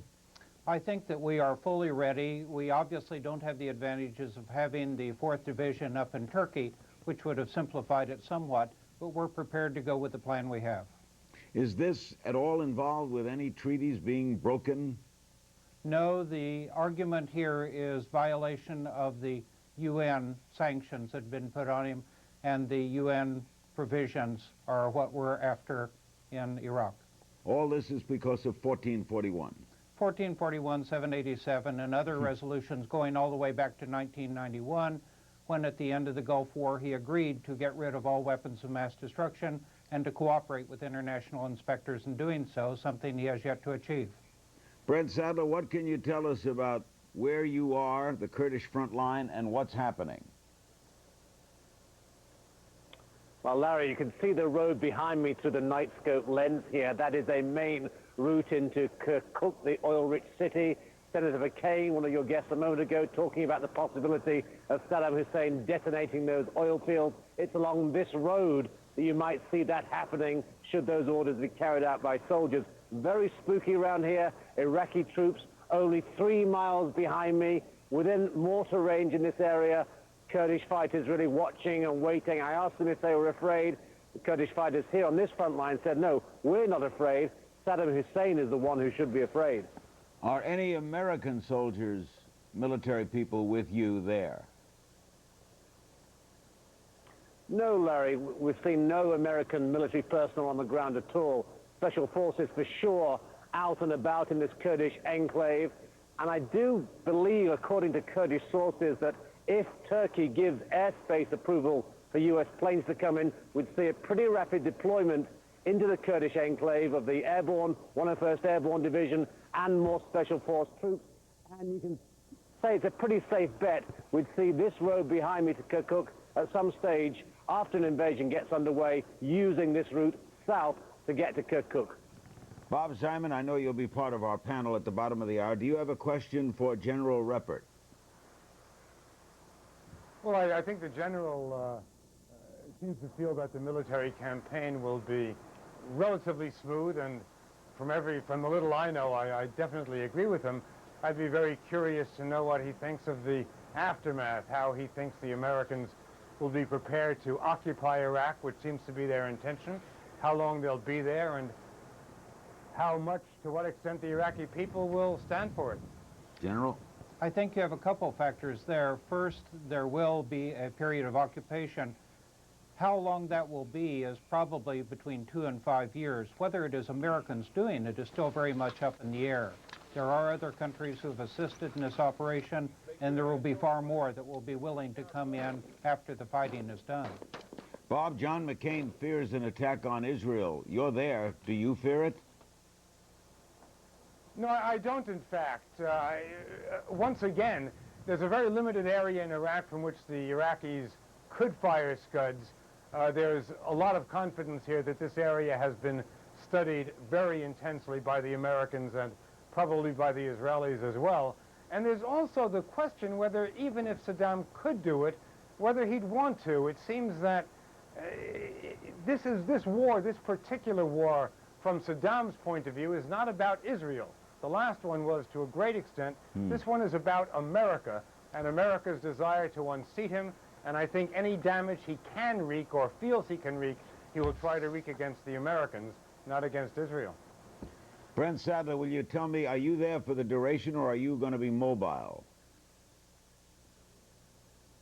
Well, Larry, here for the duration, certainly. Mobile, yes. We've got mobile dishes out here, and the intention is to use roads like this one behind me and also into Mosul with my CNN colleagues to move with the flow, if you like, when things start rolling, when the invasion gets underway, to really head towards Kirkuk, Mosul, if these cities are to fall fairly quickly, and then, of course, on to Baghdad, if that's possible. But this is a very fluid area, no U.S. forces here, no embedding for the journalists from here. We're pretty free to go where we like, which, of course, brings its inherent dangers with that on the ground here. Larry. General, how would you compare this to 1991? Well, it's different in many ways. First, the goal in 1991 was to liberate Kuwait. Here it is to bring down the regime in Iraq. In 1991, the troops that left Kuwait knew they would be falling back under Saddam's command and control and would have to accept the consequence for their action. In this case, they're far more likely to surrender in the outlying areas because they know Saddam will be gone in a week or 2 weeks, and they won't have to worry about his actions.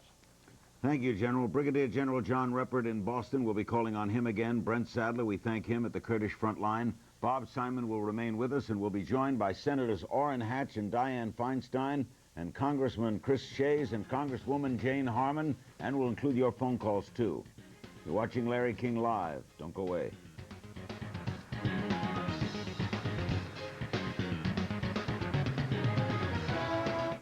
I need a new car. I need to see my Lincoln Mercury dealer before March 31st. Think big at your Lincoln Mercury dealer's Think Big sales event. Through March 31st, save big on every Lincoln and Mercury, including Grand Marquis, LS, Navigator, the new Lincoln Aviator, and Lincoln Town Car with $4,000 cash back. That's $3,500 plus $500 sales event bonus cash for total customer cash back of $4,000. Hurry, the Think Big event ends March 31st at your Lincoln Mercury dealer.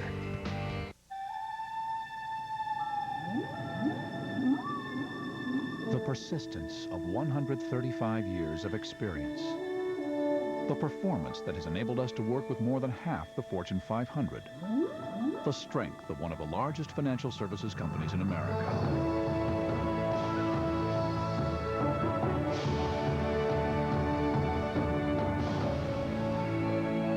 Rely on the strength of Pacific Life. Gateway's new 450 series notebooks carry a breakthrough in mobility with the integrated wireless freedom of Intel Centrino mobile technology. You can go far and fast with the ultra performance of the 450 series, and with our spot-on value, even longer. Purchase our 450X notebook.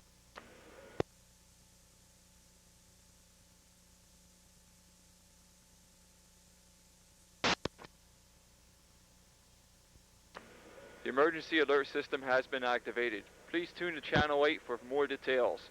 Please tune to Channel 8.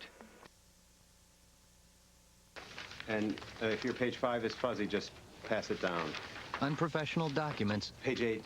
Lead to messy meetings. Just remove it. But at Staples, you'll get professional quality copying and printing. Our certified associates and 3-step quality process make sure your job is done right. And this goes up. Quality copying and printing. Staples, that was easy. Here's what we're working on tonight for Newsnight. The deadline will have passed. We'll look as troops move closer to the Iraqi border, the increased bombing in the no-fly zone, and voices from around an anxious nation. That's Newsnight, CNN Tonight, 10 p.m. Eastern. Tomorrow on CNN Early Prime at 5, Wolf Blitzer live from Kuwait. At 6, Defense Policy Board Chair Richard Pearl and General David Grange. At 7, with war unavoidable, should anti-war protests end? CNN Early Prime tomorrow.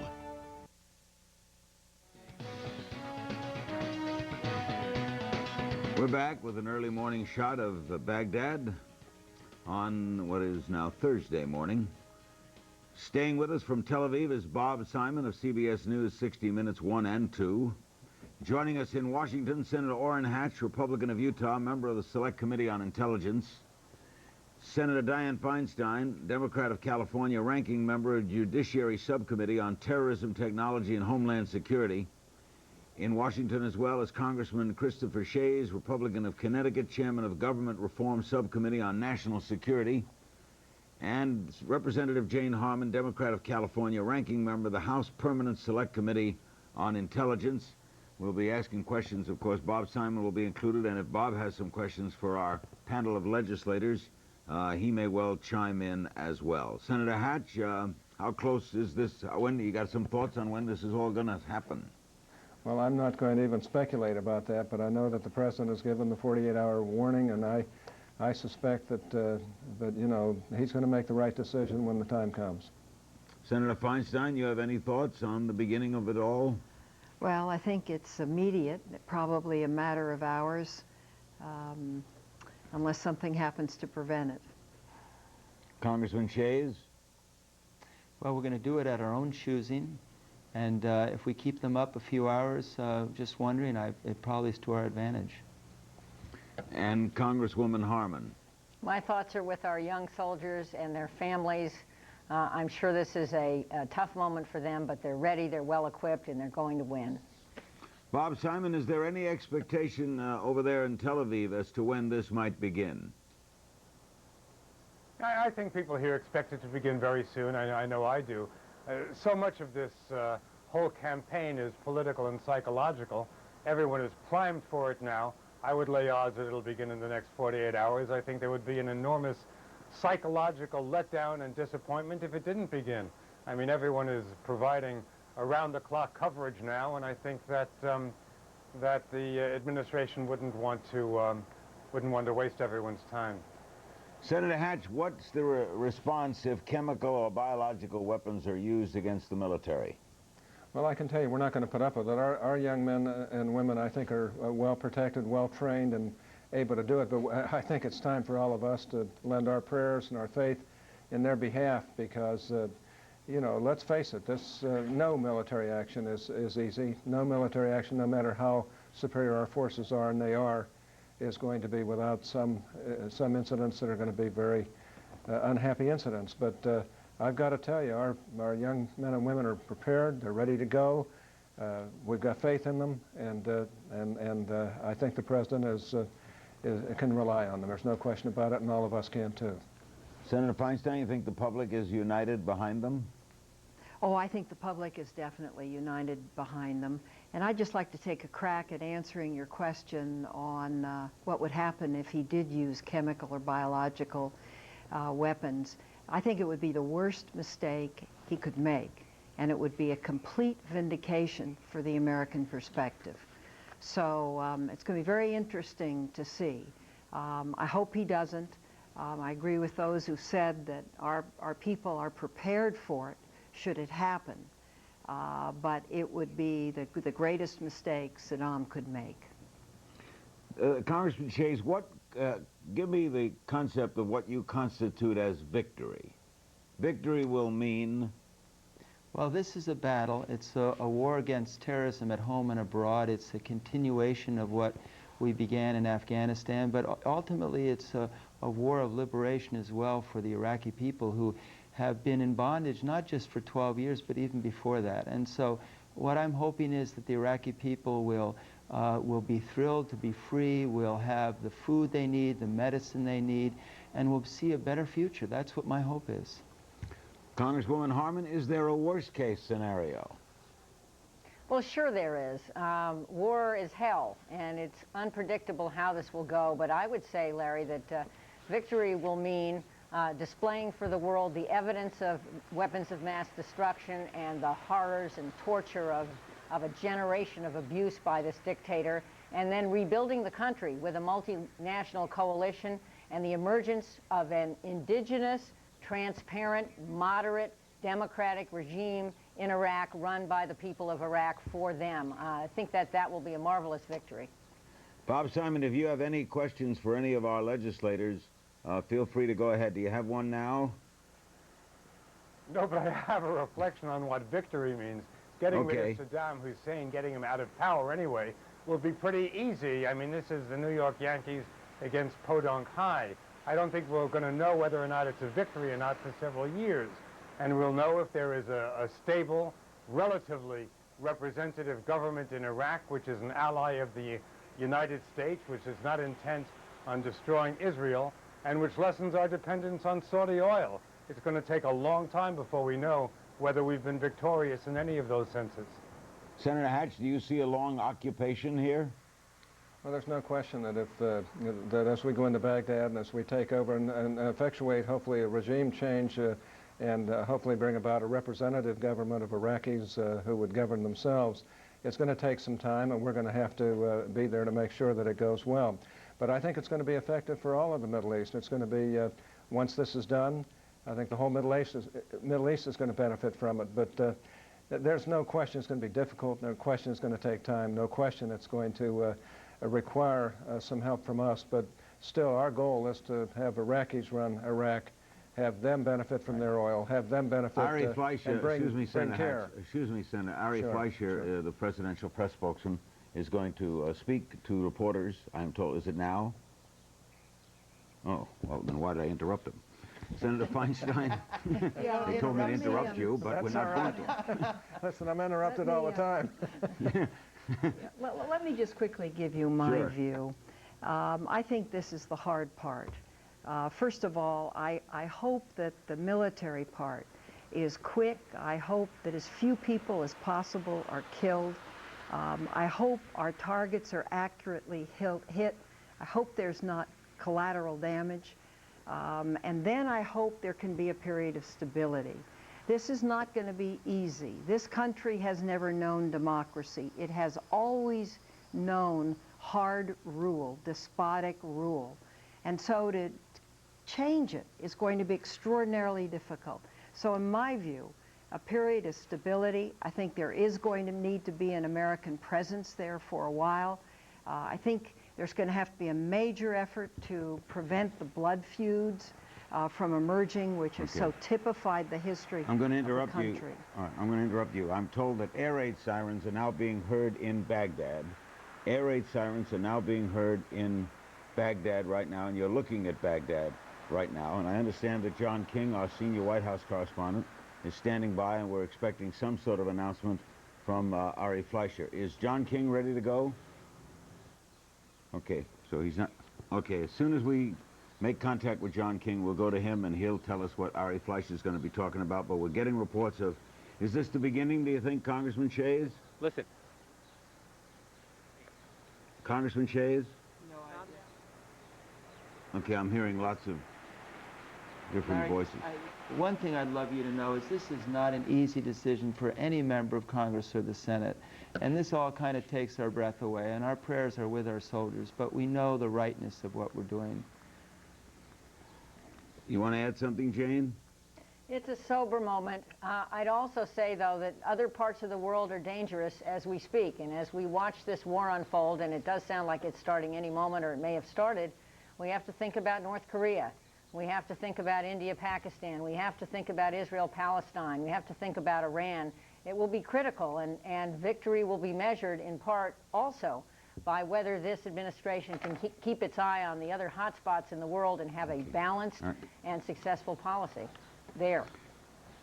You getting any clue about these air raid sirens, Bob Simon? And I may have to interrupt you at any moment. No, okay. All right, let's hold it, Bob. Let's go to Aaron Brown in Atlanta, and he'll get us up to date. Aaron. Everyone, as you. Stand by. Larry, thank you. Good evening, everyone. As Larry has said, and we are now hearing reports, air raid sirens are going off in Baghdad. We're also getting indications from our correspondent there, Nick Robertson, that it was. Nick, it's Aaron. Can you hear me? These are shots of Baghdad. These are stationary cameras that are set up around the city. It is early morning there, very early morning. The sun yet to come up, as you can tell. Nick, it's Aaron. Can you hear me? Can you hear me? Yes, I can. What can you tell us, Nick? I stand by. Nick, go ahead. Go ahead. Well, what we heard here in Baghdad a few minutes ago were the air raid sirens going off. We could hear in the distance around the city the sound of anti-aircraft guns being fired.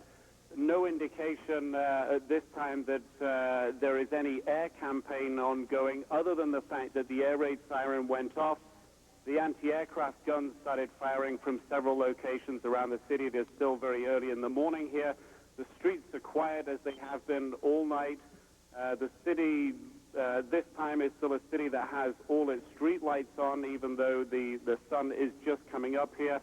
As far as we can see at the moment, the city does not appear to be under attack, but the air raid sirens did go off, and Iraqi anti-aircraft gun positions did fire into the air about 2 or 3 minutes ago.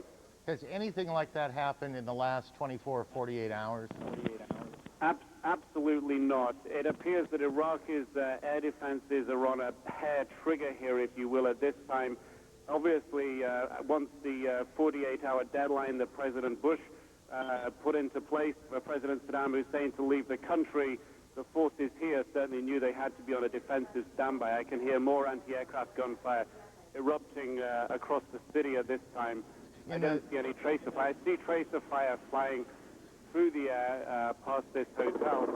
Yeah, now heavy bursts of anti-aircraft gunfire coming up from the cities, coming up from across the city. Heavy anti-aircraft gunfire coming up at this time. So far, we haven't seen any major detonations at this time, but it does appear that Iraq's air defenses at least perceive that they are under threat at this time. Nick, we are now able to also hear, I gather through the phone line, the same anti-aircraft fire you are hearing. Just stay with me. We expect... That's correct. You may be able to hear the anti-aircraft gunfire erupting across the city. From where I'm standing, the anti-aircraft gunfire and tracer fire appears to be coming up from at least half a dozen locations across the city. Bursts of the red tracer fire flying up in the air. Red tracer fire, yellow tracer fire, coming from multiple points across the city. Nick, just to be... Yes, go ahead. Nick, just to be clear, everything you are seeing at this point is going from the ground up. You have yet to see anything from the sky down. That is absolutely correct. As I look out across the city at this time, where I'm not seeing any detonations, I'm not seeing any explosions impacting on the ground. What we are seeing at the moment, and we have not felt any detonations on the ground, the tracer fire and the anti-aircraft guns are firing intensively in the air from a significant number of locations. As yet, though, we have yet to see an impact on the ground at this time. Certainly it appears that Iraq's air defense systems believe that the city is under attack, or at least under a threat at this moment. All right, Nick, just stand down for a second, okay? Don't go away, but just stand down for a second, okay? And that's Nick Robertson in Baghdad. It is now coming up towards 6 o'clock in the morning. It's about 5:45 in the morning there. This anti-aircraft fire has been going on. Jamie McIntyre is at the Pentagon. Jamie, is it begun, or is this a false alarm? Well, I'm not sure it's a false alarm, but as near as we can tell, this is not the beginning of the war. What we were led to believe was that overnight there would be additional strikes that would, quote, prepare the battlefield. Now, we thought those strikes would probably be in the southern no-fly zone. It's possible that southern no-fly zone is in the 33rd parallel, which is south of Baghdad. It's possible they've struck above the 33rd parallel, close to Baghdad. Again, perhaps taking out some air defenses or some other thing that's perceived as a threat. Now, we were given an indication there would be some activity, but that the war would not be starting at this timetable. So we're going to have to wait and see what the White House has to say. And in fact, we heard this afternoon a top Pentagon official say when it starts, there won't be any doubt about it. So I think we're trying to sort through exactly what we have this early morning. We do expect to hear from the White House shortly. These, again, for those of you who are just joining us, are pictures of Baghdad. These are stationary cameras that are set up in a number of locations around the city. Anti-aircraft fire has been going off in the city for some time, but Nick Robertson, who is in Baghdad and I think still on the phone with us, has reported that everything he has seen and heard is all going from the ground up. It is all anti-aircraft fire going up, but to this point he has seen no indication of anything, any bombs, any missiles, any planes coming down. Nick, have you heard any aircraft in the air? Not at this time, Aaron. The air raid warning siren here went off about 10 to 12 minutes ago. There was a brief burst of anti-aircraft gunfire that sounded distant towards the periphery of the city. Then as I was talking to you, it appeared that the anti-aircraft batteries within the city opened up. Some appearing to come from government buildings. They appear to be opening up now, perhaps to the southeastern side of the city. The anti-aircraft batteries. Nick, I'm going to interrupt you here. All right, I'm going to interrupt. Ari Fleischer, the president's spokesman. The opening stages of the disarmament of the Iraqi regime have begun. The president will address the nation at 10:15. Well, that is about as simple and direct as it could possibly be. The opening stages of the disarmament of Iraq, the words the White House chose to frame this in tonight, has begun, and the president will address the country in a half an hour from now, at 10:15 Eastern Time, 30 minutes from now. Our senior White House correspondent John King joins us. John? Aaron, the White House choosing this Bush White House, choosing exactly the same model as the previous Bush White House. Marlin Fitzwater 12 years ago. Ari Fleischer tonight reading a one-line statement saying the beginning of hostilities has happened inside Iraq. We will hear from the president in 30 minutes. Let me tell you this, earlier today, some indications this would not happen tonight. That guidance began to change. The president left for the residence. He had dinner with the First Lady, but we also are told he has been in constant contact with his senior staff, Chief of Staff Andy Card, his National Security Advisor Condoleezza Rice, a rarity as well. Vice President Dick Cheney is in the White House late tonight. Rare is the moment when the president and the vice president are in the same building because of the security precautions underway, the risk of terrorist attack here at the White House. You just heard that one line from Ari Fleischer saying the beginning of the liberation of Iraq has begun. We will hear from the President of the United States in the Oval Office, as promised, 10:15, just moments away from now. Yeah, about 29 minutes from now. John, you said that earlier in the day, all of the indications you were getting, certainly all the indications that we were getting, is that this would not start today. Then it began to change. Do you have any sense of what changed, why change, any of that at this point? What we are told after the morning meeting, the war planning meeting, we are told the president was waiting for a recommendation from commanders that they thought the circumstances were optimum to begin an attack. There were questions about the sandstorms today and whether that would slow the forward deployment. There were questions about whether other resources were ready on the ground, and the White House kept insisting the deadline tonight was a political deadline for Saddam Hussein to accept exile, not a military deadline in any way for the president, and that he would wait until he received word from commanders that they thought it was the time to go forward. There was then a second war planning meeting in the early evening hours at the White House. In and of itself, not extraordinary. Those sessions have been 2 a day for the past several days, but obviously at that meeting tonight, some guidance changed. We are told the president did go to the residence and have dinner with the First Lady, but we also are told he kept in constant touch. And again, the National Security Staff stayed on hand here at the White House, a rarity for Vice President Dick Cheney to be on hand. And over the past 90 minutes or so, officials told us, be flexible, stand by, we could have a development. We just received it. Only one sentence from Ari Fleischer, but few words, but great drama in what he announced. The liberation of Iraq, the president says, has begun. I heard it as the disarmament, but you may have heard it better. You may have heard it better than I. Just, John, stay with us for a second. The picture that you see in the large box there is a picture of Baghdad now. What is eerie about it, for those of you who can remember back 12 years ago to when the first Gulf War began, we all remember all of the heavy tracer fire into the night sky, the raining of bombs and missiles coming down. It is approaching 6 o'clock in the morning now in Baghdad on what looks to be a cloudy day. And while we have heard lots of anti-aircraft fire from the ground up, we have yet to see anything from the sky down on the city. That, of course, doesn't mean that in other parts of the country, to the south or to the north, things are not going on. Jamie McIntyre, do you know yet where this has started? Well, Aaron, I think it's not clear exactly what's going on now. I know that it sounded pretty definitive when they said President Bush would be addressing the nation. We were told there might be something the president wanted to comment on that could possibly be less than the actual start of the war, again in the area of prepping the battlefield. I have not been able to get a clarification, but it appears that there might be some limited strikes that would be very close to Baghdad, perhaps with either planes or cruise missiles would probably be the weapon of choice. The timing of this is just seems to be unlikely to be the full-blown start of the war, but I have to say I have to get the clarification. Right. At the same time, it's hard to, I mean, it is hard to read Ari Fleischer's words in any other way than what he said, that the disarmament of Iraq has begun. Now, we can, I suppose, and will know in the next minutes or hours what precisely that means, the extent of the beginning, but there's no question that it is on. And so I guess the question is, where is it on? What is happening? In what parts of the country? And that's what I guess you and we and all of us need to find out and want to know.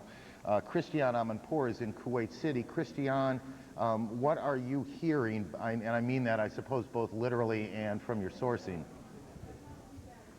Well, literally, absolutely nothing. We are about 50 kilometers from the border, but we do know, of course, that the British and UK forces have been moving into the demilitarized zone, which straddles the Iraqi-Kuwait border. They've been doing that over the last several days, and that means that they are already a few kilometers into Iraq. As I say, they're straddling that border area. From everything we were led to believe today, the actual massive, what we've been told to expect, massive aerial bombardment of Iraq has not yet happened. Christian, that's what we can see so far. Christian, let me interrupt you for a second. Stand by for a second. I want to go back to the Pentagon. Jamie, you've been able to find out something in the last 30, 40 seconds. Yes, I'm sorry. It does appear this is a cruise missile strike against Baghdad. A Pentagon source tells me that this was against a, quote, target of opportunity. So something that they either saw or something popped up that they felt that they needed to take a shot at even before they planned the full-blown start of the war. Now, apparently this is something that's significant enough that President Bush has decided he's going to come out and comment about. And clearly you can't send cruise missiles into Baghdad without raising the possibility that the war has started. So it really demands clarification.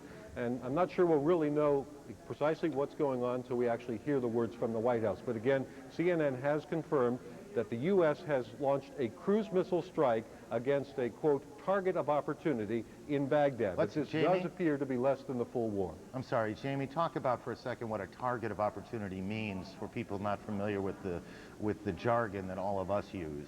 Well, I'm going to go into the area of speculation here. Talk broadly. Talk broadly about the kind of thing.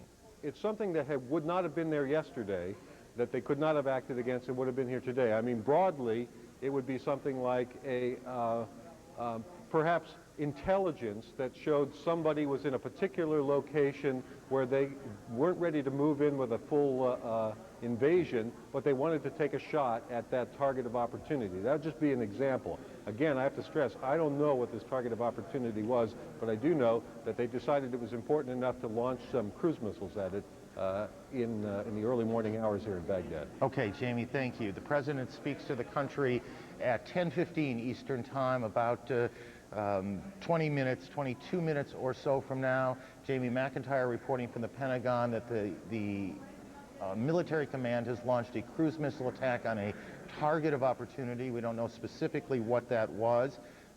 Perhaps we'll hear more detail there from the President. Nick Robertson is in Baghdad. Nick, do you still hear the sounds of anti-aircraft fire? Aaron, the anti-aircraft batteries seem to have died down in the last 5 minutes or so. Looking across the city, we see no plumes of smoke, no indications from this rather lofty vantage point of where this target of opportunity may have been. Certainly, the first detonations coming from the anti-aircraft guns appeared to come from the perimeter of the city. Then the anti-aircraft guns in the city themselves began firing in the sky, and then after that, again, back to the perimeter of the city. Now, the city is quiet. I see the road is empty apart from one dog strolling down the road. So at this time, Aaron, difficult for us to say where this target of opportunity may have been. Nick, are there all around the city of Baghdad these anti-aircraft batteries?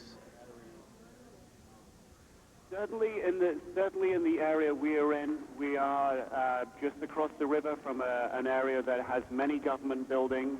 Many of those buildings do indeed have anti-aircraft batteries on them. It's certainly what we saw during the Gulf War in 1991. It's certainly what we have read about in analyses of Iraq's military capability at this time. And certainly from what I was seeing, at least half a dozen different batteries lighting up very close into the center of the city here, then others further out, Aaron. And it is coming up on 6 o'clock in the morning in Baghdad, 6 o'clock Thursday morning. The anti-aircraft fire has subsided a bit. When was the last time that we know Saddam Hussein was in Baghdad? Very difficult to tell, Aaron. For example, yesterday, Foreign Minister, or the day before yesterday, Foreign Minister Najib Sabri, briefing journalists late in the afternoon, said that he had met with President Saddam Hussein in the morning. But those pictures of the meeting played out on Iraqi television. It was impossible to say where that meeting took place. It appeared to be in a marbled hall. It could have been an underground bunker. It's impossible to say where it was. Certainly, Foreign Minister Sabri was speaking in Baghdad in the mid-afternoon, and he said only in that morning that he met with President Saddam Hussein. But impossible to say exactly where that meeting took place, Aaron, or President Saddam Hussein's movements. Okay, Nick, stand by as long as you can. Ari Fleischer, a few moments ago, the president's spokesman, for those of you just joining us, came to the podium and said very simply the opening stages of the disarmament of Iraq have begun. The president will address the nation at 10:15, about 19 minutes or so from now. Walt Rogers is with a unit not far from the Kuwaiti border. We won't say more about it than that. Walt, are you able to hear us? Yes, we do hear you, Aaron. I'm with the U.S. 7th Cavalry along the northern Kuwaiti border. We are in what the Army calls its attack position. We have not yet crossed into Iraq at this point. At that point, we will tell you, when we do, of course, that we will cross the line of departure. What we are in is essentially a formation, much the way you would have seen with the U.S. Cavalry in the 19th century American frontier. The Bradley tanks, the Bradley fighting vehicles are behind me. Beyond that perimeter, we've got dozens more Bradleys and M1A1 main battle tanks. They are just waiting the order to slip the leashes. Many of these soldiers are more than impatient to go. Every one of the soldiers was saying yesterday, the president has got to order this quickly. He's got a lot of votes out there, and these young men are tired of sitting in the desert. Last night, Lieutenant Colonel Terry Farrell, the commander of the 7th Cavalry, gave these soldiers a pep talk. He said to them, you better be prepared for a fight. We are expecting a fight, although when they get closer to the border, or when they get close to Baghdad, they expect the Iraqis to put up the stiffest resistance. Initially, Colonel Farrell said that he did not expect a terribly large amount of resistance until they get much nearer Baghdad. Aaron? Okay, Walt, just hang on a second. We're looking at a sequence of pictures coming from Baghdad. Some of these are from stationary cameras that networks have placed there. Some of them, one of those shots at least, came from Al Jazeera, the Arab news station. Walt Rogers, has there been anything in the last hour, 2, 3 hours that suggested to you that this was about to begin? Well, we saw a lot of refueling in with tanks and armored vehicles here last night. There's been a lot of activity. However, we remain in the same attack position, the attack formation that we were in probably 5 hours ago. Again, we do not have a clear indication that even though we're in this attack position, we're going to be ordered forward at this point. The Army is still waiting orders to cross the border, which is very, very close to where we are. Waiting orders to cross that border. The soldiers are more than ready to go. And as I say, the commander of the 7th Cavalry, Lieutenant Colonel Terry Farrell, says he does not expect a terribly large amount of resistance initially, the first 100 kilometers or so. But as the 7th Cavalry gets closer to Baghdad, that's when they say the resistance will increase. He urged his soldiers to fight hard because he said the Iraqis will be fighting hard. They have to expect that. Although one interesting thing he said was that once you get into Iraq, you can still expect the Iraqis are going to be glad to see you. They're going to be more friendly Iraqis welcoming you than those who are hostile trying to fight you. Aaron? Walt, thank you. We'll find out. It appears we're going to find that out plenty soon enough. Thank you, John King at the White House. What do you got? Well, Aaron, a curious point to the speculation you were discussing with Jamie McIntyre earlier. Shortly after the deadline lapsed, Ari Fleischer came into the briefing room and told reporters that Andy Card, the White House Chief of Staff, had checked with the CIA and the National Security Agency, and they had informed him that they had information that Saddam Hussein had not left Iraq and was still in the country. And that information was relayed to President Bush, obviously a critical item of issue at the time of the deadline passing. What the target of opportunity is, as Jamie described it, we do not know, but it would certainly be interesting if it indeed is Saddam Hussein or any key member of the Iraqi leadership, because just weeks ago in testimony to Congress, Secretary of State Powell was asked by Senator Fritz Hollings of South Carolina, why our war, why don't we just kill him? And Secretary Powell responded, Senator, that would assume that we know where he is, yes. And we don't. Well, and as you know, and as I suspect many, if not most of our viewers know, he is a man, Saddam Hussein is a man who rarely sleeps in the same bed 2 nights in a row. He has many bunkers and palaces, residences all over the country. He is surrounded by a vast security apparatus to protect him. He is not an easy target. There is also, as I suspect many of you know, there is a literal prohibition against assassinating a foreign leader, but once war begins, that prohibition is no longer in play under international law. In Kuwait, Christiane Amanpour and Wolf Blitzer are there. I know both of you are working very hard to find out what you can. What can you tell us? Christiane, go ahead. Well, earlier today we were talking to a senior UK official. UK is going to be in charge of liberating, if you like, the southern part of Iraq. And they were talking about what we might expect at the beginning of a campaign, and we were led to believe that the full-scale beginning that we'd been told about was not going to be immediately after the deadline passed. We were being told that it was going to be a major effort to target military targets only, to rain in quite heavy bombs, precision-guided bombs from land and air and sea, and to try to separate those targets, military targets, from any kind of civilian or indeed any kind of Iraqi military that doesn't want to fight. They're very determined, they say, to try to show the Iraqis from the beginning that they are not out to kill or maim unneededly any Iraqi civilians or indeed soldiers who don't want to fight, nor do they want to cause enormous damage to the infrastructure. For instance, we were told today that, let's say they want to take a bridge out, instead of hitting the bridge several times like they did 12 years ago, they might put a crater at one end of the bridge on the ground and at the other end, and may even leave the bridge standing. So we're being told that there will be quite a heavy aerial and land-based, rather sea-based bombardment, but their targets are quite precise. As you can see and now, if I could just weigh in, Aaron. I'm sorry, Wolf, can you just hang with me for 1 second, Wolf? Just again, we're just a little bit past 10. You're looking at pictures of Baghdad. We know, because the President's spokesman has told us so, that the opening stages of the disarmament of Iraq is underway. Those were his words. Jamie McIntyre has reported that it was a cruise missile strike at a target of opportunity.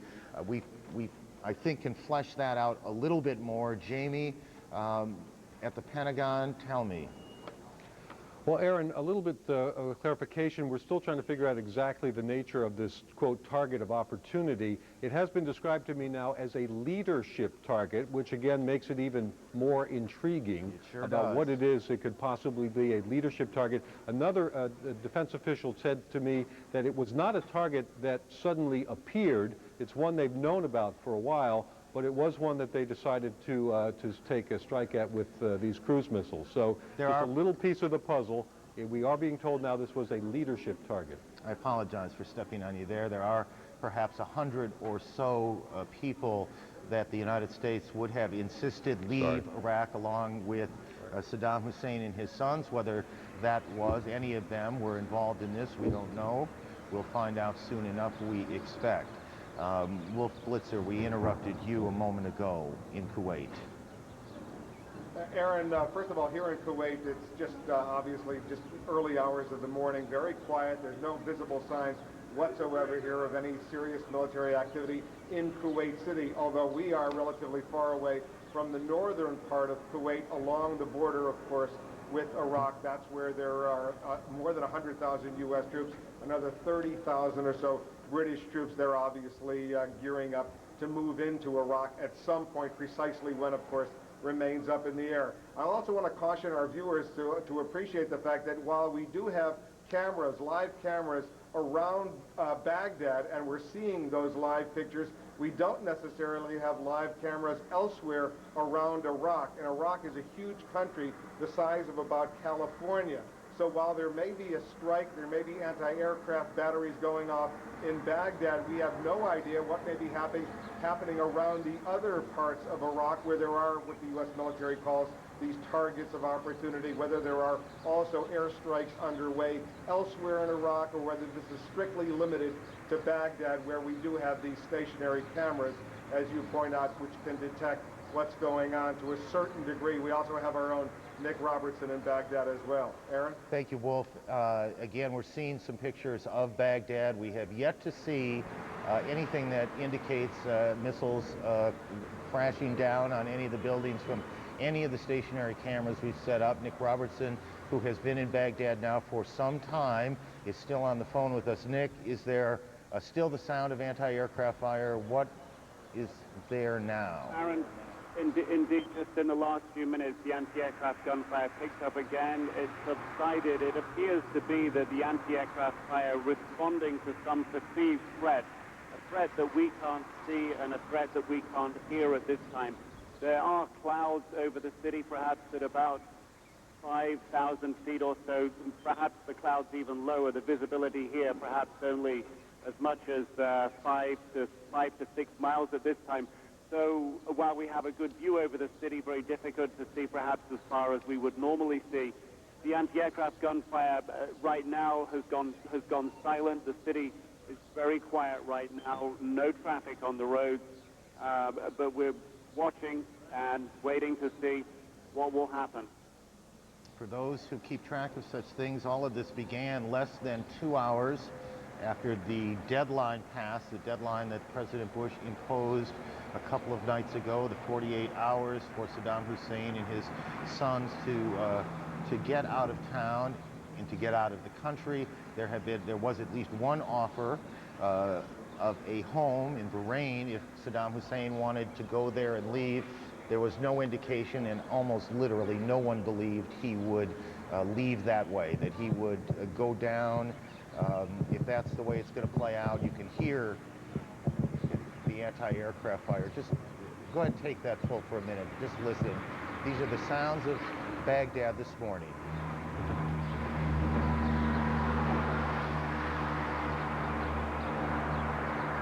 No one expected that Saddam would leave the country. He has very much a messianic view of himself and his place in Iraqi history, and most everyone in the intelligence community believed that a life in exile was not at all how he saw his final days. The president will speak to the country in about 7 minutes or so, and a lot of what we have been trying to sort out for the last 20-25 minutes or so will become much clearer. But there is no question that the campaign is on, that this long buildup, these months of negotiations has now ended this night in war. John King at the White House. Well, Aaron, a little bit more of an explanation as to why the tenor changed here. Still a mystery as to what this target of opportunity in Baghdad was, but we are now told, and this confirms our earlier guidance that not much would happen tonight, that at the afternoon meeting, the second of the 2 daily war planning sessions, we were told by a senior administration official that the president was told there was some concern that there could be an opportunity lost in the hours after the deadline lapsed. What that opportunity is remains a mystery to us. Perhaps the president will fill us in, but we are told that is why the president stayed close by, even though he did go to the residence for a little bit. His entire senior staff is here, including the speechwriting staff, the vice president, and the national security team on hand. Something at that afternoon meeting convinced the president to, what appears to us, to launch an isolated strike as part of the beginning of what will be the larger military operation. Again, we'll hear more from the president in just a few minutes. The question John and Jamie and Christiane and Wolf, I think that all of us have at this moment, is the degree to which they are about, they being the United States military and the British allies, the degree to which they are about to roll out the entire campaign. I believe, and tell me in the booth if I'm right, that General Wesley Clark, retired General Wesley Clark, is available to us at this point. Do we have it, General Clark?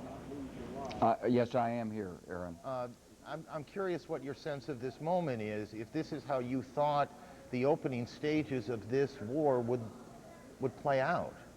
Well, it was always difficult to predict exactly what would happen.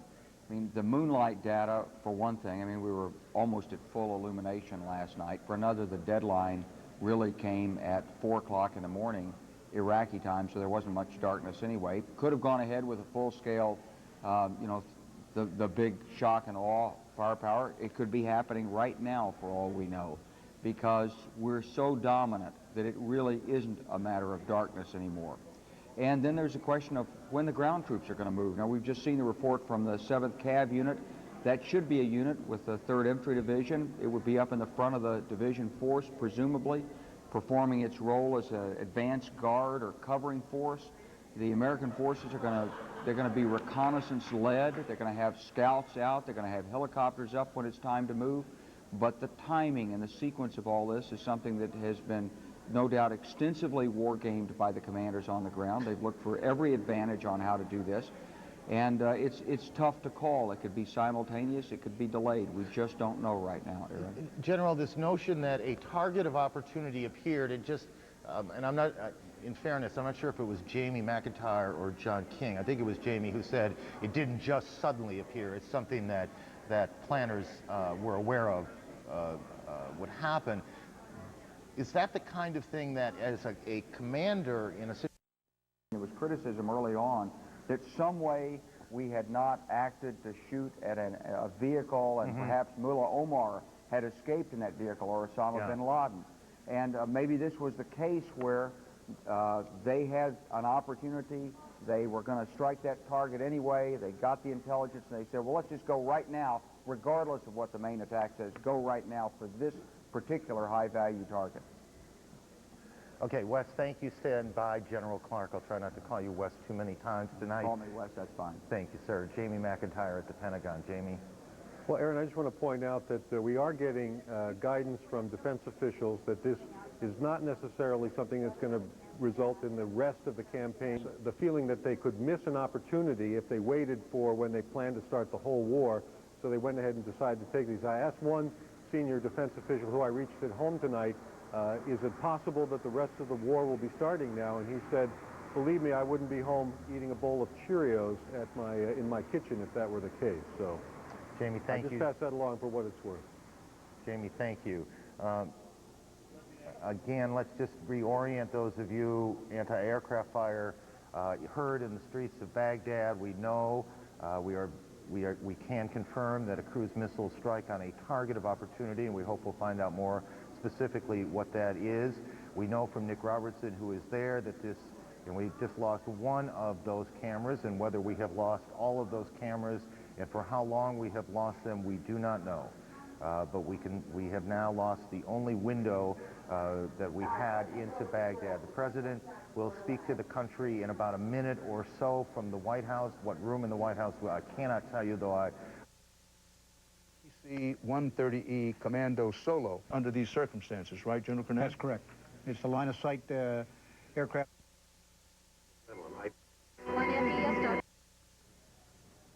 Okay. President Bush laid down the gauntlet. This is not 1991. Aggressors. God gives us patience. God protect our leader. That just read a few minutes ago a message from Uday Saddam Hussein, the president's elder son, read on Iraqi radio this morning. That's what people here will be hearing as they also hear the anti-aircraft gunfire in this city. Aaron? Nick, thank you. Thursday morning, now just after 6 o'clock in the morning, the President of the United States, for the second time, is about to tell the country that it is at war. He did it on a Sunday when the war in Afghanistan began in those months after 9/11, and in just a moment he is about to do it again. Here is the President. 4, 3, 2, 1. My fellow citizens, at this hour, American and coalition forces are in the early stages of military operations to disarm Iraq, to free its people, and to defend the world from grave danger. On my orders, coalition forces have begun striking selected targets of military importance to undermine Saddam Hussein's ability to wage war. These are opening stages of what will be a broad and concerted campaign. More than 35 countries are giving crucial support, from the use of naval and air bases to help with intelligence and logistics to the deployment of combat units. Every nation in this coalition has chosen to bear the duty and share the honor of serving in our common defense. To all the men and women of the United States Armed Forces now in the Middle East, the peace of a troubled world and the hopes of an oppressed people now depend on you. That trust is well placed. The enemies you confront will come to know your skill and bravery. The people you liberate will witness the honorable and decent spirit of the American military. In this conflict, America faces an enemy who has no regard for conventions of war or rules of morality. Saddam Hussein has placed Iraqi troops and equipment in civilian areas, attempting to use innocent men, women, and children as shields for his own military, a final atrocity against his people. I want Americans and all the world to know that coalition forces will make every effort to spare innocent civilians from harm. A campaign on the harsh terrain of a nation as large as California could be longer and more difficult than some predict. And helping Iraqis achieve a united, stable, and free country will require our sustained commitment. We come to Iraq with respect for its citizens, for their great civilization, and for the religious faiths they practice. We have no ambition in Iraq except to remove a threat and restore control of that country to its own people. I know that the families of our military are praying that all those who serve will return safely and soon. Millions of Americans are praying with you for the safety of your loved ones and for the protection of the innocent. For your sacrifice, you have the gratitude and respect of the American people. And you can know that our forces will be coming home as soon as their work is done. Our nation enters this conflict reluctantly, yet our purpose is sure. The people of the United States and our friends and allies will not live at the mercy of an outlaw regime that threatens the peace with weapons of mass murder. We will meet that threat now with our Army, Air Force, Navy, Coast Guard, and Marines, so that we do not have to meet it later with armies of firefighters and police and doctors on the streets of our cities. Now that conflict has come, the only way to limit its duration is to apply decisive force. And I assure you, this will not be a campaign of half measures, and we will accept no outcome but victory. My fellow citizens, the dangers to our country and the world will be overcome. We will pass through this time of peril and carry on the work of peace. We will defend our freedom. We will bring freedom to others, and we will prevail. May God bless our country and all who defend her. The President of the United States, in taking little more than 4 minutes to say that we are in the early stages of the effort to disarm Iraq. Selected targets are being hit, said the President, to undermine the ability, as you see pictures of Baghdad, to undermine the ability of the Iraqi forces to stop the assault, the broad assault, as the president put it, which is coming, though has not yet begun. Jamie McIntyre at the Pentagon. Jamie? I'm sorry, Aaron? I'm sorry. CNN has been told that this was, in fact, a decapitation strike aimed at killing, or at the very least, sending a powerful message to Saddam Hussein. This strike, which was employed cruise missiles and F-117 stealth fighters over Baghdad, was targeting a location where it was believed Saddam Hussein and other Iraqi leadership were located. Now, this kind of intelligence is always somewhat problematic, and the U.S. military is well aware that this kind of a strike using cruise missiles and precision-guided bombs from the air has a low probability of success in targeting an individual. But nevertheless, apparently there was enough intelligence for the United States to attempt a decapitation strike to take out Saddam Hussein even before the war began.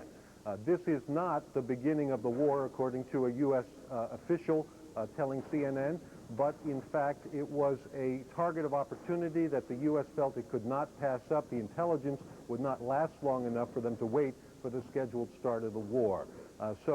Aaron, very dramatic information here, and of course now we want to know the results of this strike, and at this point we have no idea. And that may take some time to know, but again, as Jamie reported, it appears to be an attack or a leadership bunker, or a place where perhaps Saddam Hussein was, perhaps he and the government of Iraq were hiding out, trying to stay safe.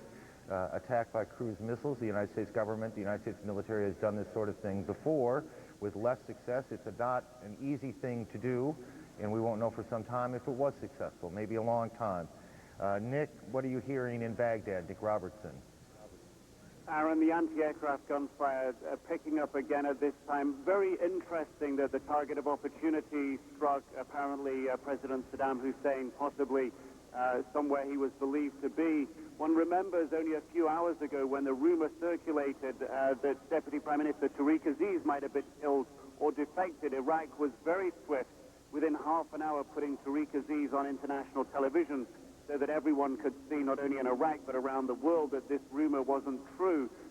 Possibly an indication here, President Saddam Hussein may himself seek to disprove any rumor or any indication or any thought amongst his followers that this strike may have been successful. He may choose to do as he did in the day the Gulf War started in 1991. Then he chose to speak on Iraqi television. That is something we may see later today. Certainly for now, the anti-aircraft gunfire here is sporadic.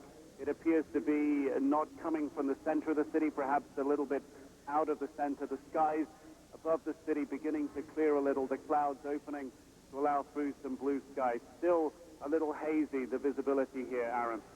We see, Nick, and I know you can't, so I'll just tell you what we're seeing in these pictures that we're able now to establish again from Baghdad. There is some traffic, not a lot, but there is some traffic on the street.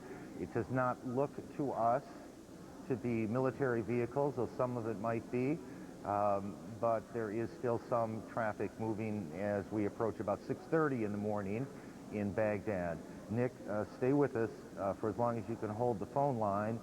John King at the White House, the president made all of the points that he has in many respects been making for the last several weeks, if not months. This is not a war against Islam. Aaron, only 4 minutes from the president, as you know. John? I'm sorry, go ahead. Yes, Aaron. John King, can you hear me? I hear you fine. I was saying the president was making a lot of the points that he has been making for a long time. This is not a war on the Iraqi population, not a war on Islam. It is a war on Saddam Hussein and his regime.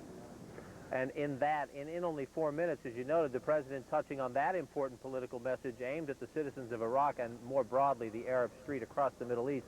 He said the United States has no ambition in Iraq. It simply wants to free and liberate its people and remove a tyrant from power. The president making no secret that the goal is regime change.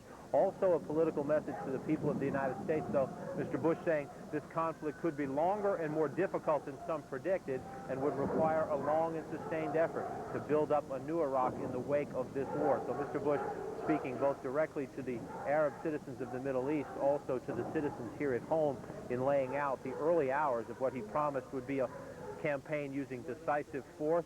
We are witnessing the early moments of the war in Iraq, a much more controversial war than the president launched in October 2001 against the Taliban and al-Qaeda. And in this campaign to remove Saddam Hussein from power, we are seeing the first test of this very controversial Bush administration policy, in which this president says he has the right as Commander-in-Chief of the United States to attack a nation if he perceives it to be a threat against the United States, even if it has not attacked the United States. Again, as you look at Baghdad, it is eerie when you consider that it's clear from the president's words, the early stages of the disarmament of Iraq have begun. The war, whether it is the full, massive rollout that we all anticipated and were told to expect, or something of a smaller scale, as you look at Baghdad, it is quiet and, to our eye, as calm can be. Now, there may be parts of Baghdad itself where that is not true. We have a small number of cameras, and they certainly don't cover the large city or the large country. As you've heard many times, a country the size of California. But again, you don't see, although we thought we heard some loudspeakers coming from the city a while ago, you don't see any sense of panic in the city, any sense of movement in the city, or frankly, any sense of war in the city. General Clark, your eye on these matters is far sharper than I. What do you see? Well, you can't see anything in Baghdad right now. It looks like there's some lights on, so they haven't executed a blackout of the city. We haven't heard any sirens recently. The shooting has stopped, so that means there's good command and control, or some command and control, over the air defense, so we haven't taken out all those air defense assets yet. And it sounds to me like it was precisely what we were speculating on, Aaron, that they had an opportunity to strike at the leadership, and they had planned to be ready. If they had such an opportunity, they had it, they struck. Hopefully it'll have some impact, but as has been observed, it's probably not the main effort at this point. But it is underway. Whatever it is, it has started. That much is clear from both the events on the ground in Baghdad and from the words of the President of the United States. In the Kuwaiti desert, literally hundreds of thousands of American soldiers and Marines have been waiting now for some weeks for a moment that is about to unfold. That much is clear. Walt Rogers is one of the many CNN correspondents who is, and you'll hear this term a lot, embedded with these units. He has been with them, lived with them, and will travel with them and report on them. And Walt Rogers joins us now from the desert in Kuwait. Walt? Hello, Aaron. I think what we can say at this point is that the U.S. Army, and particularly the 7th Cavalry, is tugging at the leash to be released. But this, again, as the president said, was a selective strike. The Army is still sitting in northern Kuwait. It has not been ordered into southern Iraq yet. That's the situation we find ourselves in.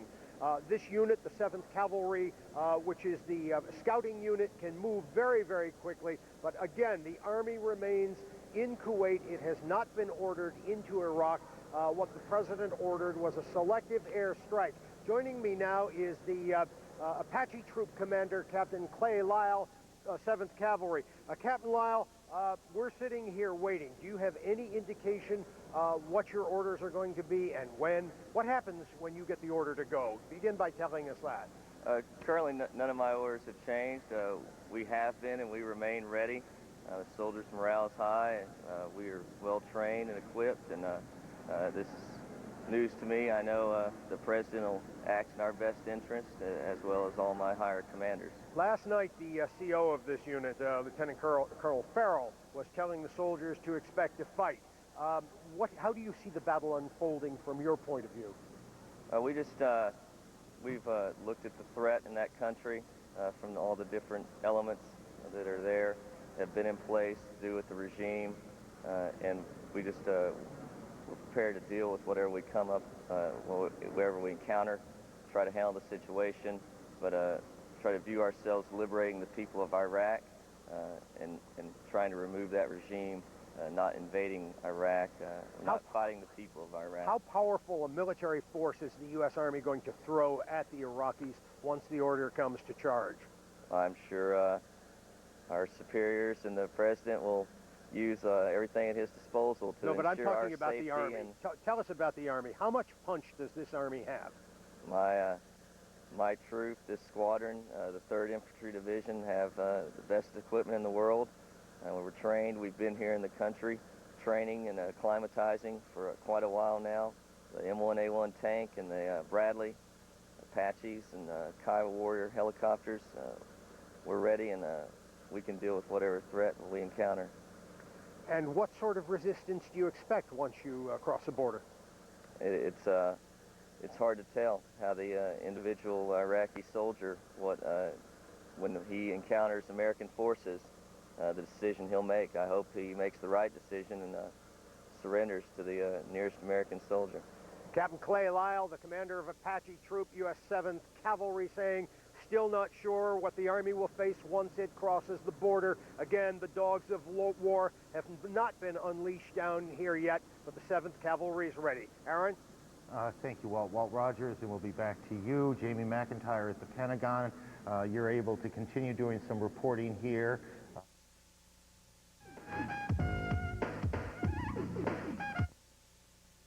Even deeper into the ground. So these are very effective, even though it's a 2,000-pounder, not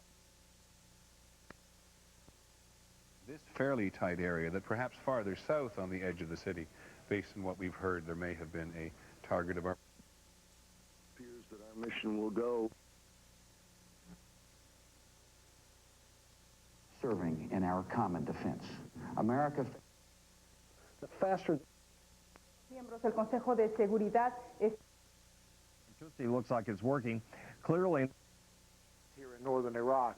And what we have learned at NBC News is that on a very regular basis, sometimes several times a day, U.S. intelligence agents have been working in and out of Baghdad, specifically about what we've been talking about. Where are the leadership, following the trails, what targets of opportunity. That's something that we did not have in 1991, the ability to move in and out of Baghdad, the surrounding areas with both U.S. intelligence agents and foreign nationals. And that base is set up here last summer, 175 miles north of Baghdad. And I know at firsthand knowledge that that has been used, U.S. intelligence agents going in and out of Baghdad to do precisely that. Secondly, we knew that part of the operational plan was that if the United States had to go early for any reason, command and control, they would also at that same time take out nodes of communications. All around Baghdad and to the south, there are fiber optic lines put in over the last couple of years, purchased by the Chinese.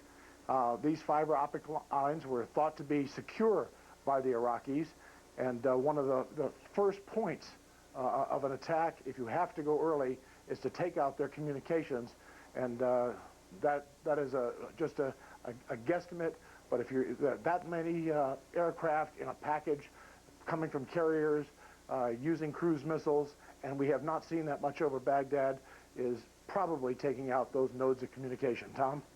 Fred, let's talk about the ground forces up where you are. You were with the Kurdish forces, obviously. What is going to be their role in the war once it begins to move on the ground? Well, in fact...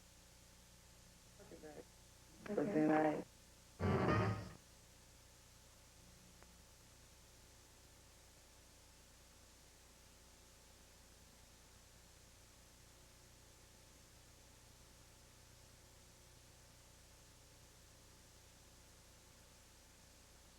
of the United States gone on to indicate that this is on, that we still may be 24, 48 hours or so away from the shock and awe, as Pentagon planners have described it, of this war. Aaron, I think it's entirely possible that could be the case. Again, of course, none of us have seen the operations plan. We really don't know what's going to happen, but I think it's entirely possible, and I'll tell you why. Because we're in the phase now where we're flying and we've got reconnaissance and we're striking around Baghdad. One of the things we learned in Operation Allied Force in Kosovo was that you have to be over the target. You have to try to elicit the responses from the target. You want his radars on, his communications on. You want to pick up that. So a day or two of juking and feinting and going in and out and putting the pressure on pays psychological dividends. It gives more opportunity for reconnaissance. On the other hand, it could be that this is a pause. Maybe it's a 4-hour pause. Maybe it's 6 hours. Maybe something's already happening somewhere else that we're just not seeing on the television. I'm sorry, General Clark, does the United States military have so little fear of the Iraqi military that they would launch this attack and then allow 4 hours, 8 hours, 24 hours, 48 hours for the other side to marshal its forces? Well, I think that that, in this case, would be a risk you could handle. And let me explain that.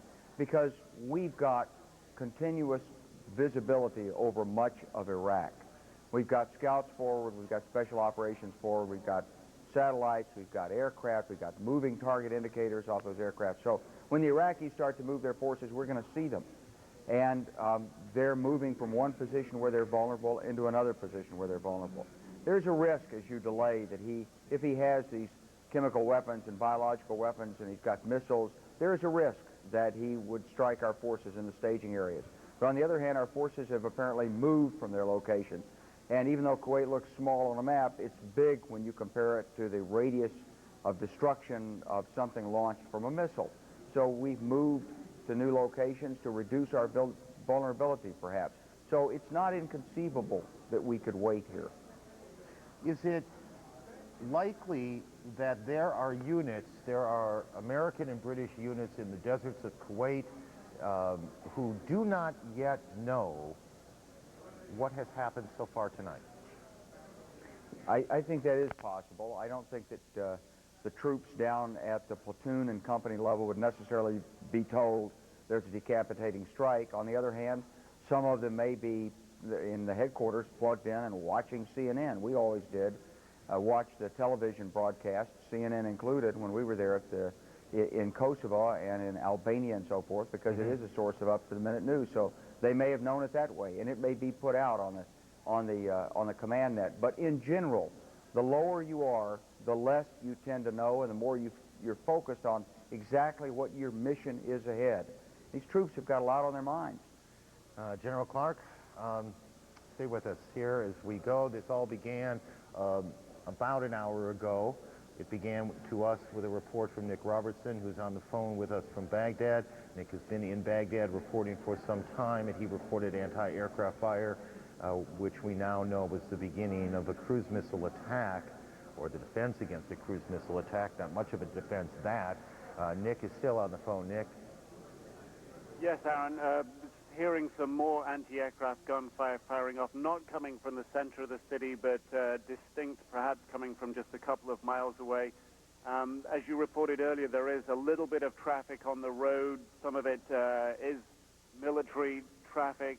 They don't look like military vehicles, but they are, in fact, military vehicles moving around the city.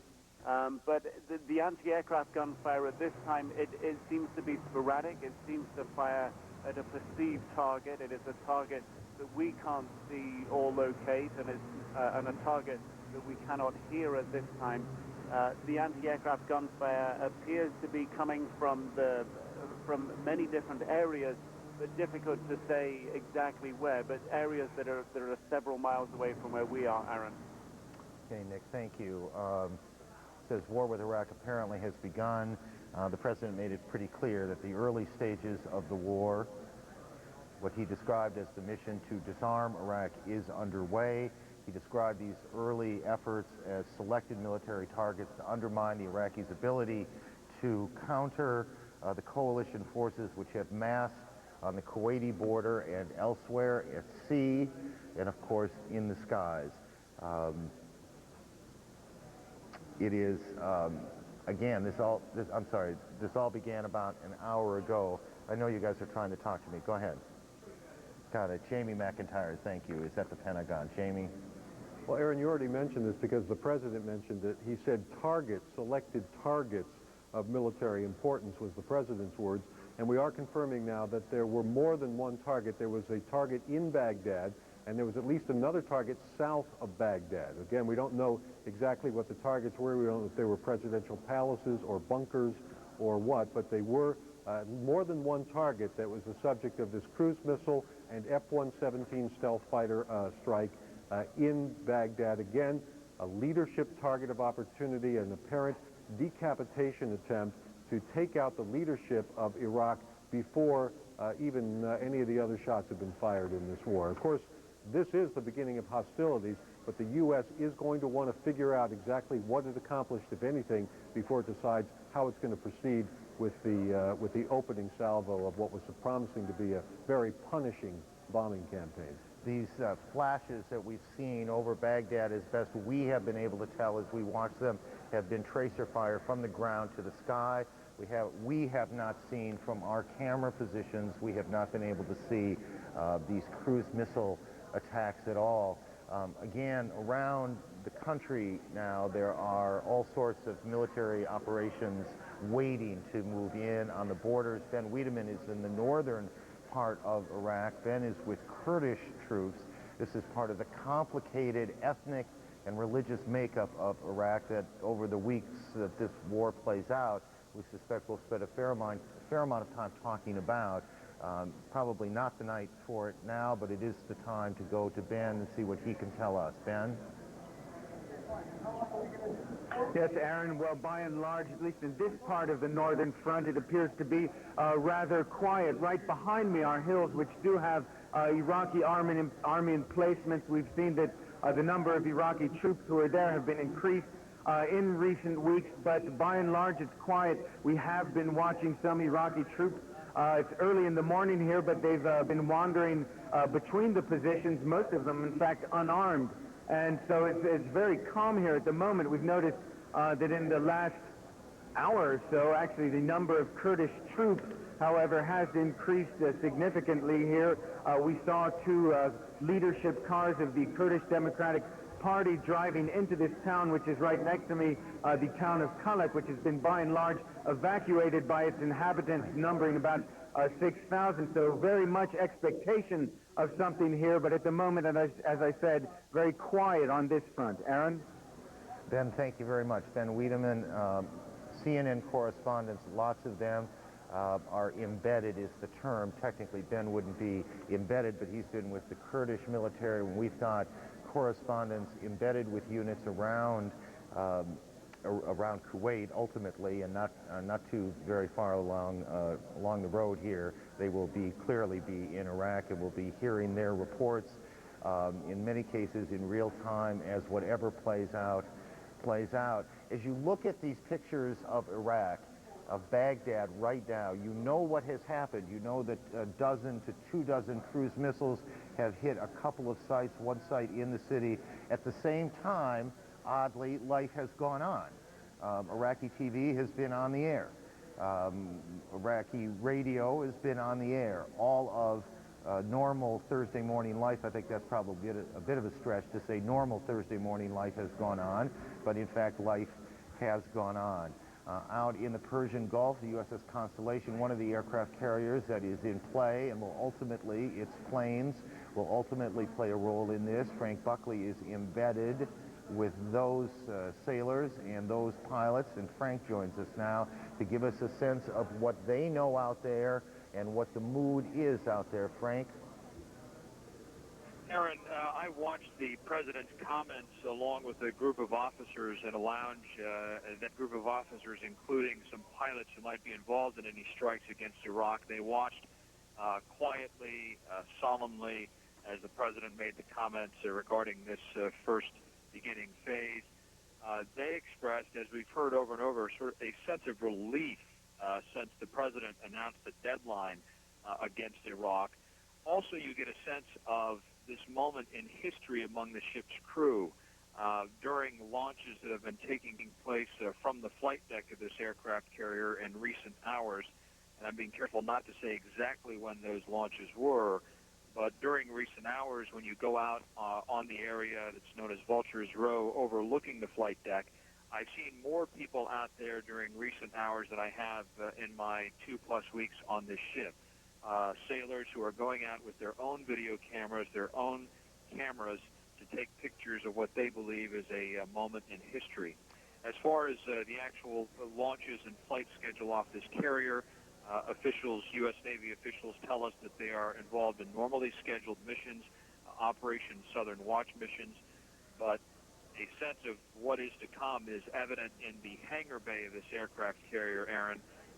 Row after row of 2,000-pound JDAM bombs lined up in the hangar bay of the USS Constellation. Aaron? Frank, thank you. We know many of you, when we start talking about where troops are, what troops are doing, get very nervous, and we do too. The rules that we are operating under, rules that the Pentagon and news organizations around the world have agreed to, is that while our correspondents are embedded, they are in place, they will be free to broadcast or file, they won't be censored, but they do remain under the control to some degree of unit commanders as to whether they can file, and certainly at no time will we be discussing specifically where they are, specifically what they are going after. We are going to be very conservative on this. We are not interested in endangering a single life to get a story more quickly. There's nothing is served by that. So understand the rules that are being played by, and as you hear these reports, understand that we are extraordinarily aware of the danger American and British forces are in, and extraordinarily careful in how we're going to report whatever it is that's about to play out on the borders of Iraq. Christiane Amanpour and Wolf Blitzer will spend a considerable amount of time, however long this ultimately goes, whether that is a few weeks or longer, in Kuwait, reporting the story from there. Both seasoned war correspondents, as most of you know, certainly, and they join us now from Kuwait. Christiane and Wolf. Aaron, there's no doubt that the original game plan was for a day or two of concerted airstrikes before the U.S. ground forces, which are amassed in the northern part of Iraq, would move in. The northern part of Kuwait, that is, would move in. So there's no doubt that there shouldn't be no surprise that those 100,000 plus U.S. troops and another 30,000 or so British troops in the northern part of Kuwait are not yet moving into southern Iraq. The expectation was always that there would be a massive airstrike at the start of this war. As Jamie McIntyre and others are now reporting, though, there were some targets of opportunity, and as a result, the U.S. began what was an opportunity to try, in the words of U.S. officials, decapitate the Iraqi leadership, if you will. Now, this is allowed under the rules that have been established. It was also allowed during the first Persian Gulf War. If you go after what are called command and control areas, and the leadership, including the president of Iraq, happened to be inside those so-called command and control areas, it would not necessarily violate the prohibition that was incorporated by President Gerald Ford in 1977 that forbids assassination of foreign leaders. In a military kind of environment, when there is a war, U.S. government lawyers have determined if you go after the leadership, if you try to kill the command and control leadership in the course of a war, that is not necessarily a violation of that rule, barring assassination. Joining me here is Christiane Amanpour. We've been... I'm sorry. Well, the White House... Yeah, go ahead. I recall perhaps 2-3 weeks ago, Ari Fleischer, in one of the just normal routine press briefings, was asked about this point because there'd been a story out there that the president was considering lifting the prohibition, and Mr. Fleischer made it very clear that once war starts, all bets are off. That Saddam Hussein is as much a target, a legitimate target, as any other military target. He is a military leader in some sense, the commander-in-chief of his armed forces, and he is fair game. And there's no question from the beginning that the United States would very much like to make sure that Saddam Hussein does not walk out of this in any way, shape, or form. Precisely. That's precisely the point I was trying to make, that this effort to try to kill, if you will, Saddam Hussein and the top leadership of Iraq, if in fact that's what occurred during these initial cruise missile strikes, F-117A strikes at these selected targets in and around Baghdad, that would not, according to U.S. lawyers, government lawyers, be a violation of the executive order that was signed by President Ford way back in 1977. Christiane, as you look at what's going on right now, and you've obviously been involved deeply in covering this story as of I all these dozen of years, what goes through your mind? Well, you remember, of course, in the first Gulf War, they did try to get Saddam Hussein. They weren't able to. There was some strikes, if you remember, the Amaria shelter, and that led to quite a lot of controversy. But this is not new. Of course, they were trying to go after the leadership, and of course, they want to get him, and they've made that very clear in this incident. I think what's interesting, and perhaps to review a little of what's gone on today already, we had reports throughout the day that the U.S. and British aircraft have already been in action over areas in the no-flight zone, the southern no-flight zone. We're told they took out about 10 or a dozen artillery pieces that could have threatened U.S. and U.K. forces now in the demilitarized zone north of Kuwait, and also that could have threatened Kuwait itself.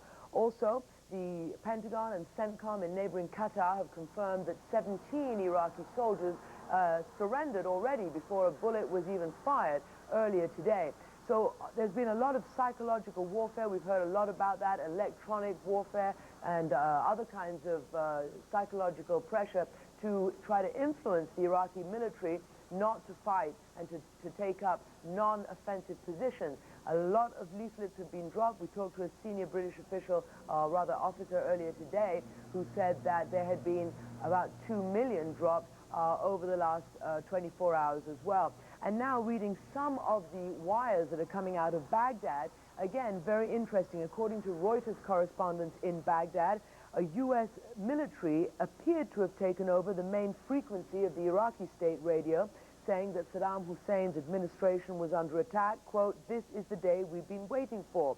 In addition, they say, as we know, that electricity is still working in the city, but that the state radio has ceased to broadcast after the blast. And minutes later, according again to a Reuters correspondent there, a new announcer broke in on state radio frequency, apparently from the U.S. military, apparently speaking in Arabic, saying the facilities of the Iraqi regime have started to be hit. And if that is the case, that would measure up to what we've been hearing all these weeks and months, that there have been concerted efforts to make these messages, to get these messages across by the United States to the people and, of course, especially the military of Iraq. And Christiane, it's very significant, I think, also. One sentence, a lot of the sentences the president made were very significant, but one sentence in particular that I want to quote verbatim what the president said. He said, "This will not be a campaign of half measures, and we will accept no outcome but victory." That would seem to be a direct response to what happened in 1998 when the then Clinton administration launched cruise missile strikes against selected targets in Iraq after those UN weapons inspectors were pulled out. At the time, there was widespread criticism of Bill Clinton, the then president, and his administration for engaging what his critics called were half measures and not finishing the job. There were 2 or 3 days of strikes against Iraqi targets in Iraq at that time by the Clinton administration. The Bush administration at this point clearly trying to make the point, this will not be a campaign of half measures. Our senior White House correspondent, John King, is over at the White House collecting information, as he always does. John? Well, Wolf, we are told this pivotal moment, the first moment seeking this target of opportunity, this leadership target that includes Saddam Hussein, is the culmination of a meeting that ran nearly 4 hours in the Oval Office. The president was briefed, we were told, by the CIA director George Tenet, his national security advisor Condoleezza Rice, told by a senior official that meeting broke up at 7:20 p.m. tonight, Washington time, just 40 minutes before the deadline for Saddam Hussein to leave the country. We are told at that meeting, the president was told that U.S. intelligence sources and Pentagon officials were concerned they would lose a target of opportunity if they did not launch this selective strikes, as the president called them tonight. The president made the decision, we are told, at that meeting, again, that broke up at 7:20 p.m., just 40 minutes before the deadline, to go ahead with this limited operation. And to give you a sense of the business-like manner of this White House, the operation, the president gave the orders. He went to have dinner with the First Lady. The operation obviously was underway. Mr. Bush came back and made that statement to the American people, and within moments of finishing that statement, Mr. Bush walked back to the White House residence. We are told he is retiring for the night. Vice President Dick Cheney left. We are told he has gone home for the night, and National Security Advisor Condoleezza Rice has left the White House as well. You can be certain that Dr. Rice would have stayed on hand had there been planned any massive scale strikes that would be critical to this operation. So as the president said, selective operations have begun, many more to follow. Aaron? John, thank you. Senior White House correspondent John King. John, I don't know if you feel it in quite the same way, but we seem to be in a kind of odd moment where we know something has started, something important has happened, but the full impact of it really has not yet started, and we know no more now when it will start than we knew all day long, as all of us, I suspect in many cases all over the country, speculated on when it would begin. It's like a brief intermission in some terrible but real movie. Exactly the case, that sense here at the White House, and a reinforcement of what the president said in his address earlier this week to the American people when he said this war would begin at a time of America's choosing. He said America would strike at a time of its choosing. This is not the shock and awe that we expected on the first night of the war, and we are told by senior officials here, and the president certainly implied it in his remarks, that that is yet to come. But we also were told that the president would act based on the advice of his generals. This is a commander-in-chief who listens to the generals. He does not fancy himself to be one. We are told he asks tough questions, but he trusts them. They came to him tonight, and they told him they needed to act quickly. An extraordinary 4-hour meeting, we were told, in the Oval Office. The president said, go ahead. The war has begun. John, thank you. John King at the White House.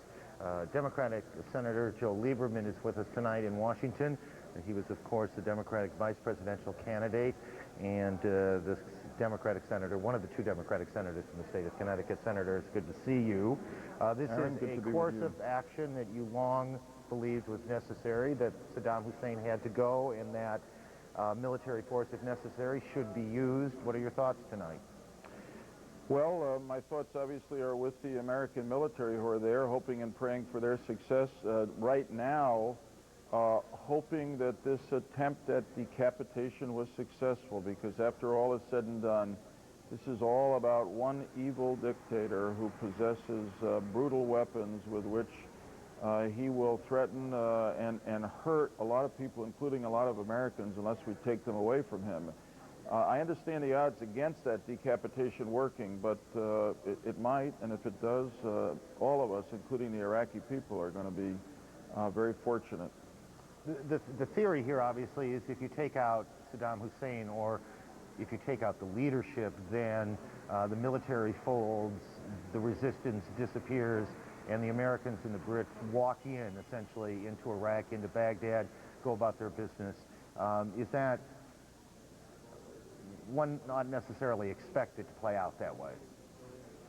Well, that would be the optimal situation, and it's not a fantasy, it seems to me, because it's clear, one, that Saddam has ruled by fear and has killed any number of people under him himself who have shown some disloyalty. So if it becomes clear that he is gone, then you have to ask, what's the motivation for all those in the Iraqi military to continue to want to fight us? We're offering them a better way and a better life, and obviously our military will act cautiously. I'm very interested in the reports that we just heard that Reuters was saying that what appears to be American military has taken over some of the state radio in Baghdad, and I do want to say that our military is going at this with an extraordinary combination of information technology, telecommunication skill, intelligence, and high-tech weapons, and of course the most skilled fighting men and women in the history of the world. So we've got a lot going for us.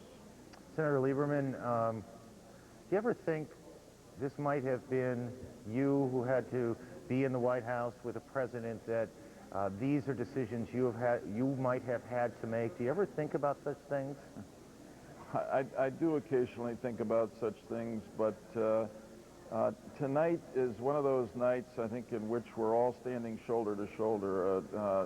President Bush is a Republican. I'm a Democrat. We ran against him last time. I'm seeking the office he holds now, but tonight there's not an inch of distance between us. We're standing together behind the American men and women in uniform, confident that they're going to achieve the victory that our security demands and the world security demands. And I do want to add this word.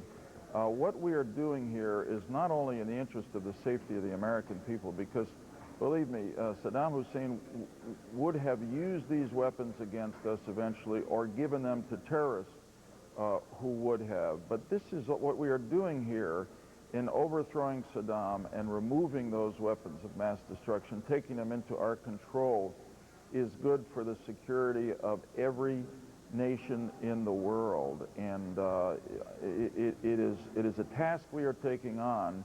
It is not a selfish task. It is a task of high justice and necessity, and I'd say idealism, and the best tradition of American principles and patriotism. And I'm proud and just grateful that we have the kind of fighting force that we have over there. We're going to win this. Senator, I don't think anybody, I suspect on the planet, doubts that the American forces will overwhelm ultimately the Iraqis and win this. It is a complicated process that comes after putting Iraq together. It's always good to talk to you, sir. Senator Joe Lieberman with us this evening from Washington. As we approach 11 o'clock here in the East, the President now, 45 minutes ago, made clear that the opening stages of the disarmament of Iraq, the war with Iraq, is underway. We know of at least 2 sites. We have been told by our Pentagon correspondent of at least 2 sites around Baghdad that have been hit in what were called targets of opportunity, and further we know that at least one of those sites was an attempt to get at the Iraqi leadership. Whether that specifically included Saddam Hussein or not, we don't know, and we obviously do not know whether it was successful or not. Christiane.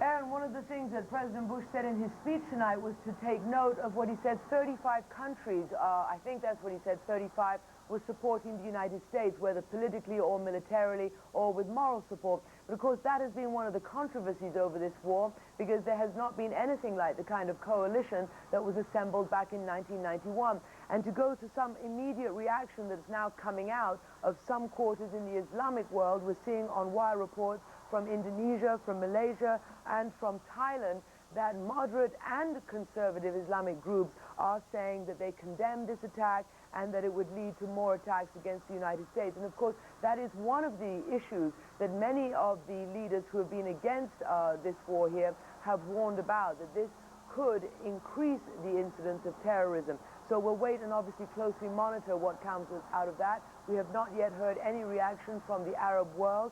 We know that the Arab leaders, the Persian Gulf state leaders, and other Arabs in this region had basically resigned themselves to war. And of course, Kuwait and other Persian Gulf states are launching pads for this military action. But let's go to Nick Robertson in Baghdad right now. And I just want to know, Nick, whether your Arabic-speaking colleagues there have been able to confirm some of what may have been going on the Iraqi radio there, and whether these announcers have in fact changed, and whether there's some American military announcers going on there.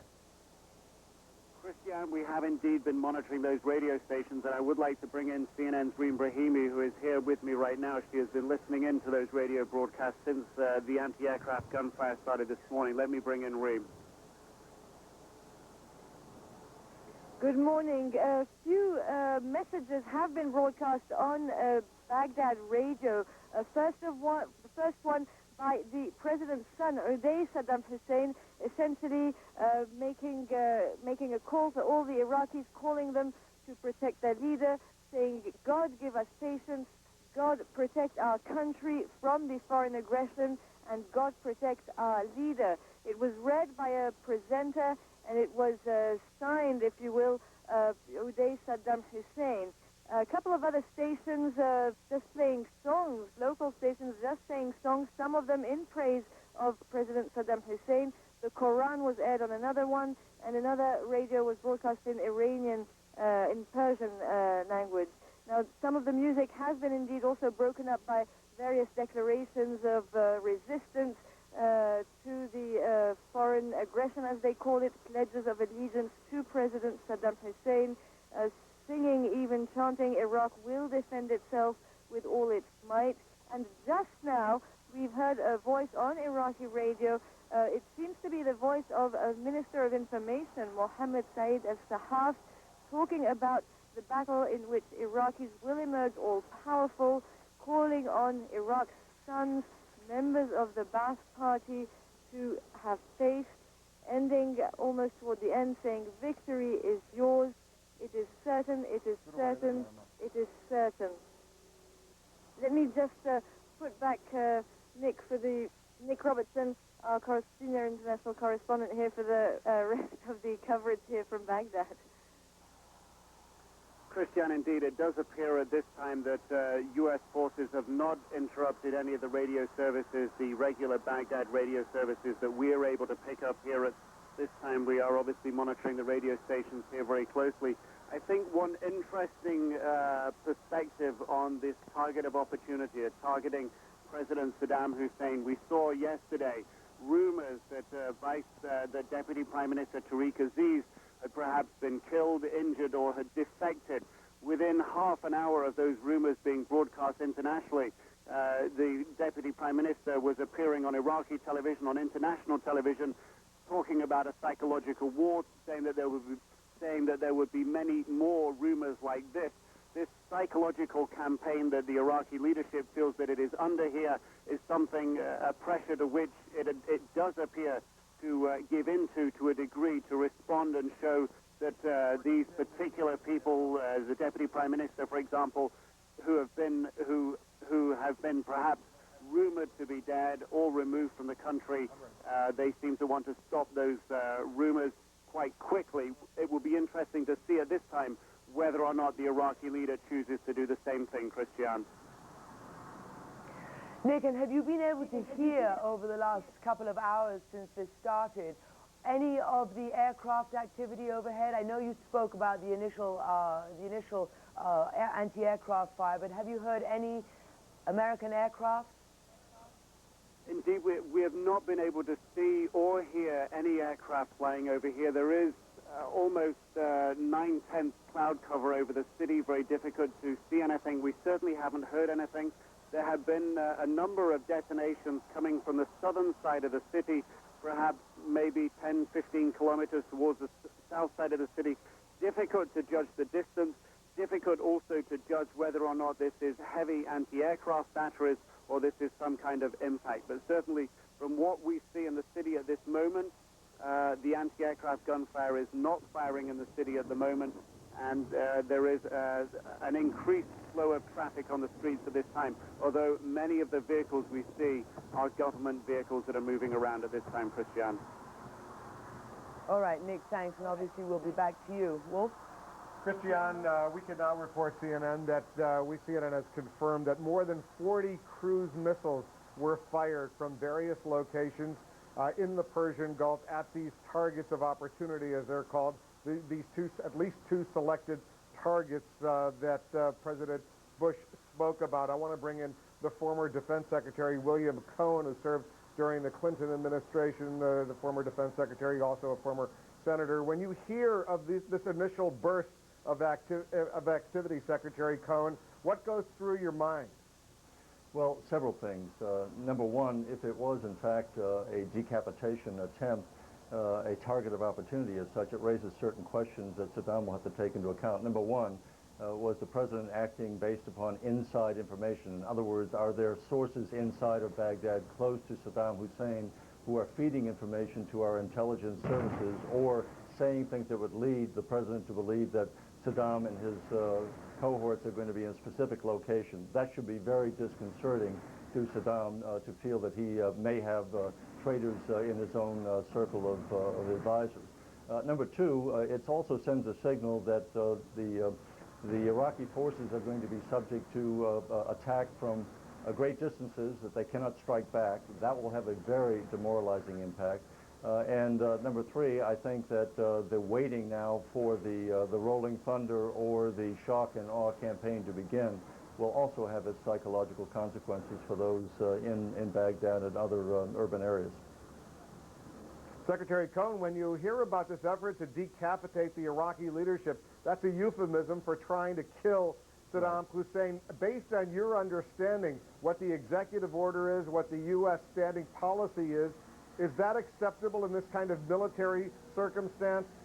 Oh, I think it is. We are now in a state of war.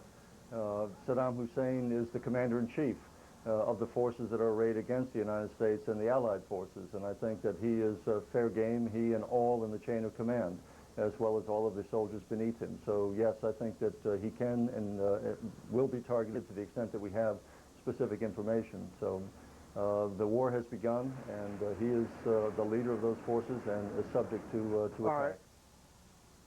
And Secretary Cohn, we just showed our viewers, and maybe we can show it again. Pentagon has just released some of initial video from this initial burst of strikes against these selected targets in Iraq. We can see it right now. Looks like a cruise missile being launched. As you well know, these cruise missiles are very accurate. Tell our viewers a little bit about the effectiveness of this cruise missile, if in fact they were fired at a selected target, a leadership position, a command and control facility in Baghdad. How good are these missiles? These missiles are so precise that they can hit from great distances a target within just a few meters, so-called a circular area of probability. Within a few meters of the target itself, they can strike and devastate that target. So they're very, very precise. They are programmed to hit a specific target and do so almost without fail. Sometimes there are mishaps, sometimes they may go astray, and that is always a concern when you're firing into an urban area, but for the most part, they are extraordinarily precise. All right, stand by for 1 second. I want to bring in our senior Pentagon correspondent, Jamie McIntyre. Jamie, it looked like that videotape that we just saw was a cruise missile being launched from a warship. It looked like from a destroyer that was about to go on its target, but what can you tell us about this video? Well, that video was released. This shows one of the differences, Wolf, between now and the Gulf War. That video was taken on one of the U.S. ships that took part in this cruise missile attack. More than 40 missiles were fired. This was taken on a ship in which U.S. reporters were embedded, is the term they keep using. And it was emailed back to the Pentagon and released here a short time ago. So really just in a short time afterwards, we were able to see the actual launch of some of those 40-plus missiles that were targeted at least 2 targets in the Baghdad area. The Tomahawk missile has a range of about 1,000 miles, and it is satellite guided. So unlike in the Gulf War when they had to have terrain features to guide by, they can guide these by satellite. They can come in from all different directions and be timed to hit precisely at the same time at one target. So that's why it's a weapon of choice here. And again, also F-117s took part in this attack, presumably on one of the other targets. You know, I've heard it often said, and Jamie, I know you have as well, that one of these cruise missiles can be fired, let's say, to D.C. Let's say the target is Yankee Stadium in New York City in the Bronx. It can be programmed to go up the eastern coast, go into New York City, go into Yankee Stadium, and actually go into center field if, in fact, that is the specific target. It can be that precise. Is that a fair analysis? Absolutely correct, Wolf. And I should have mentioned, by the way, I neglected to, that this video we have is actually from, you are correct, a U.S. Navy destroyer, the USS Donald Cook, one of the ships that took part in the strike tonight. So that's the actual video that we're showing. Having been aboard those destroyers, when I used to have your job at the Pentagon, I'm familiar with them. That's why it looked like a destroyer. Jamie McIntyre at the Pentagon, thanks very much. Aaron, back to you. Thank you, Wolf. Just, if we can, rack that tape one more time. These are the little moments of history. In fact, someday you will look at this tape and say, this is the moment when the war with Iraq, the Second Persian Gulf War, the disarmament of Iraq, as the president referred to it, this is the moment it began. These are the pictures to prove it. John King at the White House. John? Aaron, on this very point, you heard both Wolf and Jamie talking about, and Christiane talking about some of the difficulties in the last Gulf War about launching attacks in Baghdad, some civilian casualties that proved quite controversial. One official here, in providing some information on the dramatic developments today, used this term. He said, this is not his father's military, meaning this president is very confident about the military's capabilities to deliver strikes inside Baghdad while keeping civilian casualties to a minimum. More, a bit of the drama of the President's Day. We told you the war planning meetings are now twice a day, but it was at an extraordinary extra meeting late this afternoon after the second war planning meeting. We are told for almost 4 hours, from 3:40 until 7:20 p.m. in the Oval Office, the President, the Vice President, Defense Secretary Rumsfeld, CIA Director George Tenet, National Security Advisor Condoleezza Rice. They came to see the President urgently because we are told there was concern in the CIA and at the Pentagon that a target of opportunity might be lost. We are told the President actually gave the go-ahead at 6:30 p.m., 50 minutes before that meeting broke up. At 7:20 p.m., after the meeting broke up, he stopped to see his speechwriter, Mike Gerson, his chief speechwriter, to tell Mike Gerson there would be an announcement later tonight, time to get to work. At that point, Mr. Bush left and went to the residence. He had what we are told is a relaxing dinner with the First Lady. At 8 o'clock, Andy Card, his chief of staff, came to say the NSA and the CIA had confirmed Saddam Hussein was still in the country, that he had not accepted the president's ultimatum.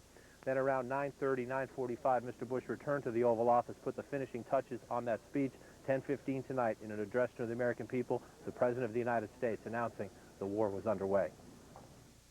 At this hour, American and coalition forces are in the early stages of military operations to disarm Iraq, to free its people, and to defend the world from grave danger. On my orders, coalition forces have begun striking selected targets of military importance to undermine Saddam Hussein's ability to wage war. These are opening stages of what will be a broad and concerted campaign.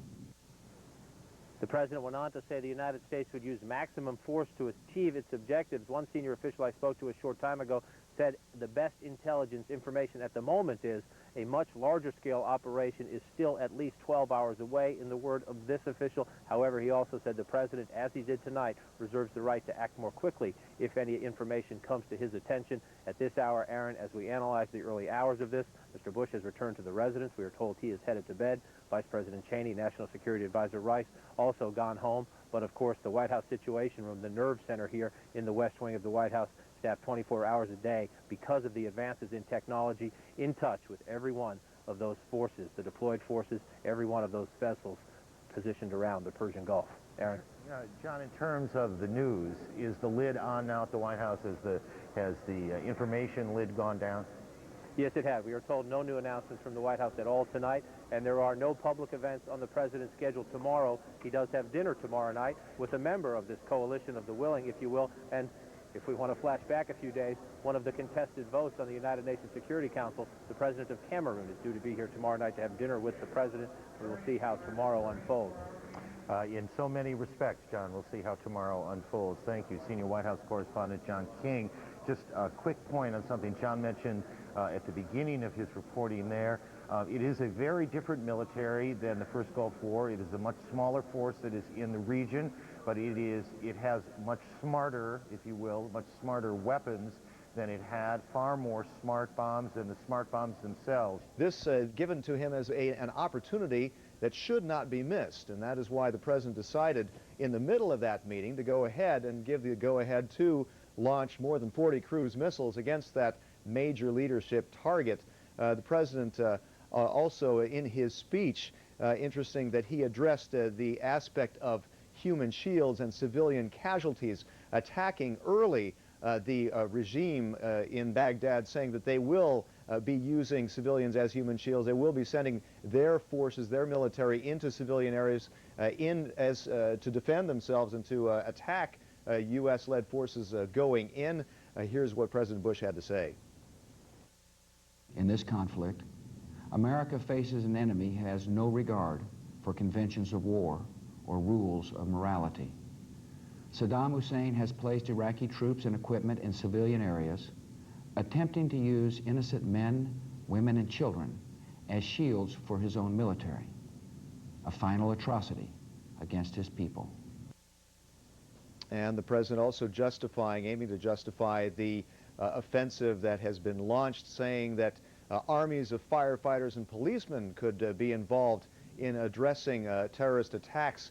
That is why the United States has to act now. Aaron? Chris, thank you. As we have talked, and we have talked certainly for the last couple of weeks a good deal about how military planners sourcing at the Pentagon have described to us how we expected to see this war begin. On the Iraqi side, there's a lot of speculation about how the Iraqis would fight the war. There's also been speculation, of course, whether the Iraqis would fight the war, whether they would lay down their guns, whether they'd surrender quickly at this shock and awe strategy. But the tactic that concerns planners the most is that the Iraqis would bring all of their forces, or their best forces, the Special Republican Guard and the Republican Guard, that they would bring them into Baghdad or around Baghdad, and they would make their stand in Baghdad. Baghdad's about 350 miles from the Kuwaiti border. That's a long supply line for the Americans to maintain. It's not an easy thing to do. And then you get to Baghdad itself and you go through the worst and most difficult kind of combat, house-to-house urban combat. And in that situation, all these sophisticated bombs, all these satellites and this and that don't help you. It's man on man, literally, and that is where the casualties can occur, and undoubtedly would occur if it would come to that. And in fact, there are calculations about how many casualties.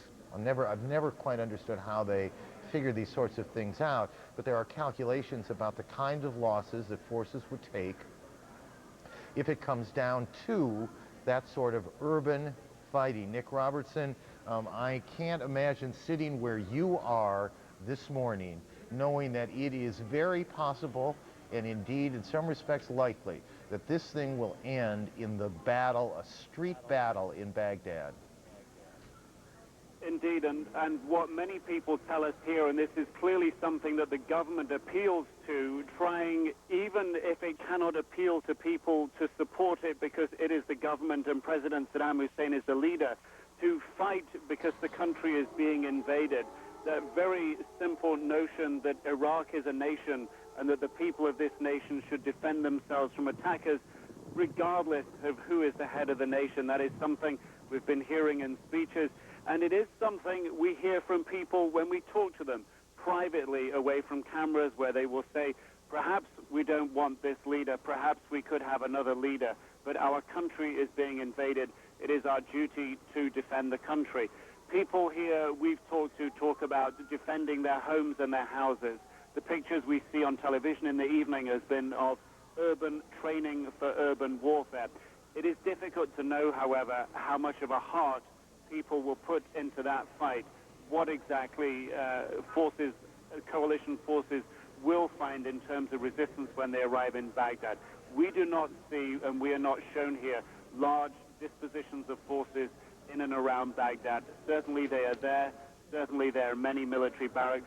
Certainly there are other locations that the military does use to live inside this city. When I was south of Baghdad a few days ago, it was clear that some defensive installations are being made along the road to Baghdad. Indeed, some areas appeared to be being prepared for battles ahead. Aaron?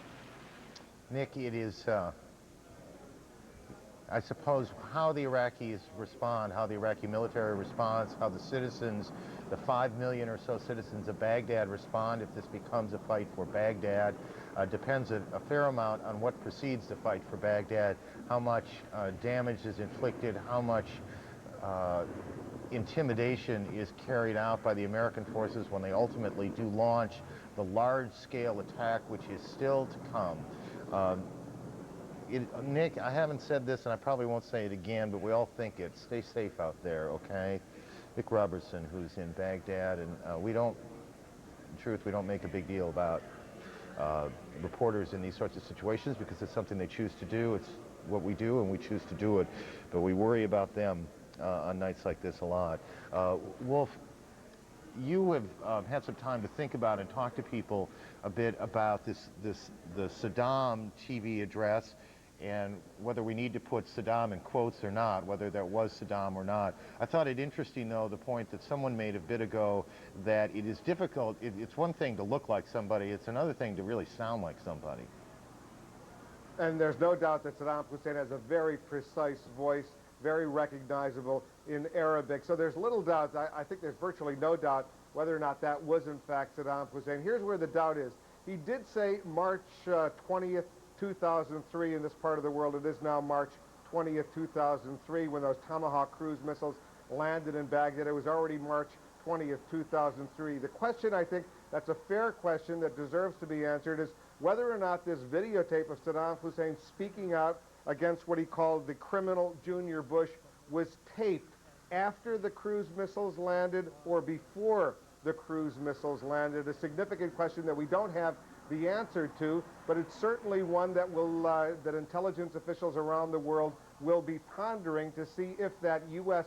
strike, the decapitation strike as they call it, going after presumably Saddam Hussein personally, was successful or unsuccessful. Based on the videotape alone, Aaron, I don't think we can reach that conclusion because that tape could have been prepared before the strike with the date in it, only to be released after those first cruise missiles hit Baghdad. So there's still a little bit of a question when that tape was made. And I don't think either of us want to put too fine a point on this, but was there, because I think the chances are it is Saddam Hussein, but was there, as you think through the speech, other than the date, do you recall him saying anything in that speech that suggested what the attack was, that they had tried to get the leadership and failed tonight? Anything specific enough to say it had to be tonight?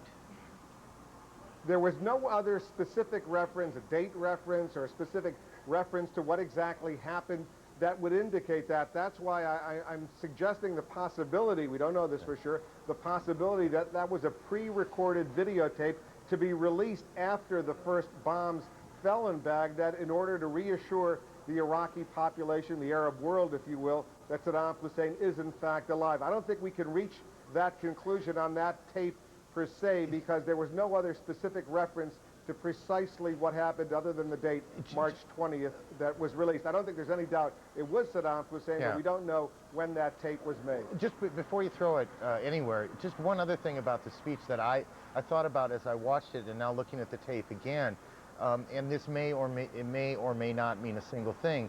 He's reading off what almost looks to me like a steno pad, a notepad, and it all does look, okay, it may not be, but it all does look very quickly put together. And again, that may or may not mean anything. It's just one of those things we noted while we were watching it. It did not have the look of a very sophisticated, prepared speech, which might have been recorded some other time to be played after the first bombs hit. Just a thought, Wolf. You're absolutely right, Aaron, and there's no doubt that he was reading from various notebooks. If you took a careful look, he would bring up various pieces of paper as if the speech had been written in different parts. Christiana Manpour is here with me in Kuwait, and she's been reflecting on what we've seen over the past few hours as well. Yes, well, I leave it up to you to, basically, we've said all we can, I think, about this, and you're absolutely right. There were various notebooks. It looked like it was handwritten. He kept flipping his pages. Of course, we're not just talking about all the U.S. and U.K. forces arrayed against Saddam Hussein here in Kuwait, but over there in the northern Iraqi area, where the U.S. had hoped to open a second front up there, there is potential military activity by Kurdish forces up there, and that's where we find CNN's Jane Araf, who's coming to us via video phone from Dohuk.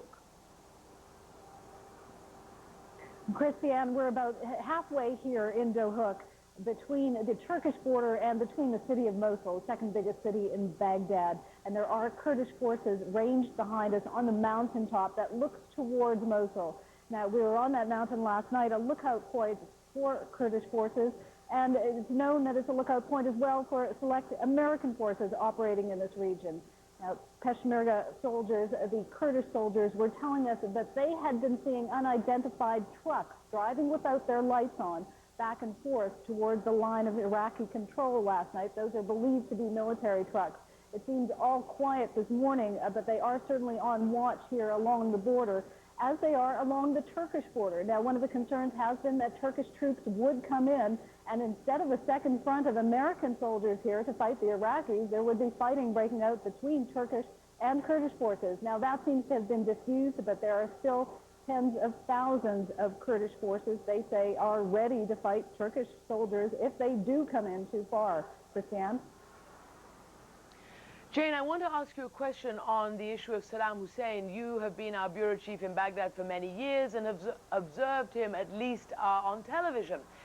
Did you hear his speech, and are you able to recognize the Arabic and whether you believe it was him or not, given what you've heard over the years? That's always been the question, as you know, Christiane, whether it really is him. There's no indication that it wasn't. Now, It may very well have been pre-taped, but if it was pre-taped in an effort to assure the Iraqi population, that's one thing we all know as well, that the Iraqi population is not so easily reassured, and there is always a skepticism among Iraqis whether they are actually seeing their real president. Again, no indication that that wasn't the real thing, but there always is that element of doubt, and certainly there's the element of doubt in the mind of the Iraqi people as well. Having grown up in that system, they all maintain a healthy skepticism about what they're seeing and what they're hearing, as you know, from their leaders. Christiane? Jane Araf, thank you very much there in northern Iraq, and we're going back to Aaron in Atlanta. Thank you. Christiane made a great point. Jane has been our Baghdad bureau chief for a long time. It's tough duty, and she has done terrific work. We've gotten to see, I think all of us on this war, believe me, it's not a television program, and none of us here think of it this way, but we've all wondered how, as we prepared for this, how some of these systems that have been in place, the embedding system, was going to work when it actually, when the bell rang, and the bell rang tonight, and we've had a pretty good sense of how it works. We're able to go to some remarkable places, and mostly we're able to see it pretty well. Becky Diamond is on board the USS Milius, and while sometimes these pictures get a little ragged, we work with them because it's extraordinary to be able to get to them at all. Becky? Well, Aaron, I'm standing on the USS Milius, a destroyer in the northern Persian Gulf, thousands of miles from where you are on a video phone. This morning, about 9:02 Eastern Time, 5:02 local time, this ship launched 8 Tomahawk missiles. One didn't make it too far. Its booster fell not too far from me in the water, right beside me, but 7 others launched successfully, reaching targets, which of course we don't know. Now, the ship has an unknown number of Tomahawk missiles. It does have more. The ship is waiting for its orders, and we'll have to see what's next. Aaron? Just give me, this is one of those television questions, and I actually apologize. Just give me a sense of the mood there tonight, or this morning. Is there a sense of excitement? Is there a sense of anxiety? What do you pick up when you talk to the men and women on board? It's a fascinating place to be right now. The mood when I arrived on board last week was anxious. There were a lot of people feeling a lot of tension with a lot of uncertainty, and that mood settled when the president spoke, and then there was a feeling of a mission, and no one's a more warmonger on this ship. I don't feel that at all, but people feel they have a mission, they have orders, and this is their job, and they're going to execute. And this morning, I would say there was almost a sense of relief with an order being executed, but people are reflective and somber. This is not a task that they take lightly. Aaron? Becky, thank you for your work today, and I suspect there's going to be some dramatic and difficult days for you and the crew members aboard that ship. Stay safe. Thank you. Becky Diamond aboard the Milius out there. Here is the context in some respects we have waited for many hours tonight. This is the lead in the Washington Post that, this is the Washington Post reporting, and obviously we're working pretty hard to confirm it. But it's hard sometimes because, in fact, we're on the air, and a lot of our correspondents are on the air, and they're not able to do as much reporting as I know they'd like to do. Here's the lead in the Washington Post today. Shortly before 4 p.m. yesterday, Director of Central Intelligence George J. Tenet offered President Bush the prospect, improbable to the point of fantasy, yet suddenly at hand, that the war against Iraq might be transformed with its opening shots. The CIA said, Tenet said, believed it had a fix on Saddam Hussein. Hussein and others in the most senior levels of the Iraqi leadership, and on the Post story goes. So if this is, we're careful with this, this is the reporting of the Washington Post, pretty good reporters, that now at least we have some sense of what it was the Americans thought they had, why they felt they had a moment, an opportunity, improbable to the point of fantasy, yet suddenly at hand. A nice little piece of writing. Kelly McCann is among the groups that, among the individuals, he's not a group, he's a person who works with us in special forces and understanding a lot of this stuff. What's your take on, that must have been a tantalizing moment when you think, when the CIA director walks in and says, we think we got him in the crosshairs? It was, Aaron, and I watched you report it, and it always puts a hitch in your throat. The bottom line is, and the most tantalizing piece of it is, that's something that can't be confirmed by satellites. In other words, it clearly indicates people on the ground. It indicates human intelligence. I think it was General Clark earlier, but it may have been someone else who'd been at this a bit, who said one of the things that might be unsettling to Saddam is the fact that if they in fact targeted him, somebody who knows him, somebody close to him, some human being gave him up. Absolutely. Or that he has actual enemy people in his rear area, right next to him, and didn't know it. That would be even more fear-producing, especially with a person who loves to control things as much as he does. In the last war, we know that he had at least 11 lookalikes. So in order to prioritize the target list, to step out of the kind of, at least the initial planning, we all know it goes south the first shot, but the bottom line is, in order to act on that, they had to have direct eyes on the target and have reason to believe that even with the time of flight of the missile, that they had a chance of getting it, and that's exciting. Boy, it sure paints that whole Saddam television speech in an entirely different light, doesn't it? I mean, there must have been, if the post-reporting proves out, and there's no reason to believe it will not, I mean, I for one have great confidence in their reporting, there must have been in American circles, military circles, intelligence circles, a heart-dropping moment when they realized it didn't happen, they didn't get him. This improbable to the point of fantasy moment. But on the good side, Aaron, it gives rise to the run, rabbit, run, doesn't it? As I watched you report it, I noticed that they were on again, off again, 10 minutes away, yes. Nope, 20 minutes. That could be the rabbit that doesn't want to come out of his hole, and I think that clearly he looked a little bit distraught on television as well. I agree with that was not, again, you don't want to put too fine a point on some of this stuff, but that was not the sort of confident, almost jaunty Saddam Hussein that we have seen very often over a long period of time. That's right. I mean, if you watch him in his normal composure, he's leaning back, he's smoking, he's basically, talking to people on bended knee.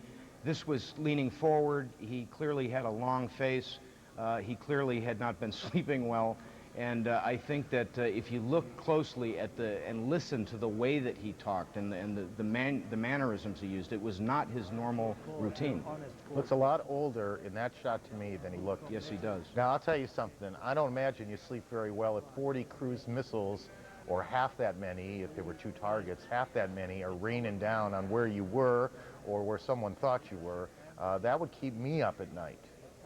And we're talking about a man who needed a food taster. I mean, what kind of life is that? And now it's coming to a culmination here where literally a superpower is hunting him. I mean, that's got to be a very terrible feeling. Kelly, terrific work there. Thank you. Nick, I'm not sure if you're able to hear. I'm not going to read the whole lead again, but this notion that the CIA had Saddam Hussein, believed it had Saddam Hussein in his sights, and marry that off with the notion that Kelly underscored, which is it had to be human intelligence that gave him up. Nick? Well, it was a pretty good wind-up, Nick, I'll say that. I'm not sure we may be having a little trouble with Nick Robertson's phone, which is, all things considered... I think I hear you now. I think we have some interference on the line. There you go, Nick. Certainly, Aaron, it certainly fits into something that Iraqi officials have been saying that is going on here, part of a psychological war. And when one thinks that the next phase of this campaign will be bombing on the scale that will shock and awe the people here, a psychological phase, a build-up of continuing to mount the pressure that we know where you are, we've targeted you. Perhaps only President Saddam Hussein knows how closely that targeting actually came to him. But certainly from a psychological point of view, shock and awe will have a much greater effect on an enemy who is already feeling the psychological pressure. And one can see that building here. Again, the very quick response coming out on television. He did look older than he's looked in the past. It was hastily prepared. The psychological impact, or the psychological component here, does appear to be having some effect at least. Aaron? Nick, thank you. Just a couple, for our viewers here, a couple more pieces of detail out of the Washington Post reporting on this. The intelligence community believed this, well, the intelligence was unforeseen, according to the Post, and perishable. He wasn't going to be wherever he was very long, presenting what one administration official called a target of opportunity. There was no guarantee at all, Tenet said, that his whereabouts would be pinpointed again. According to the Post reporting, he was in an anonymous Baghdad home. Let's read it. When President Bush signed the launch order at 6:30 p.m., it had been hastily prepared. The first shots would strike through the roof and walls of an anonymous Baghdad home and deep beneath it in hopes of decapitating the Iraqi government in a single blow.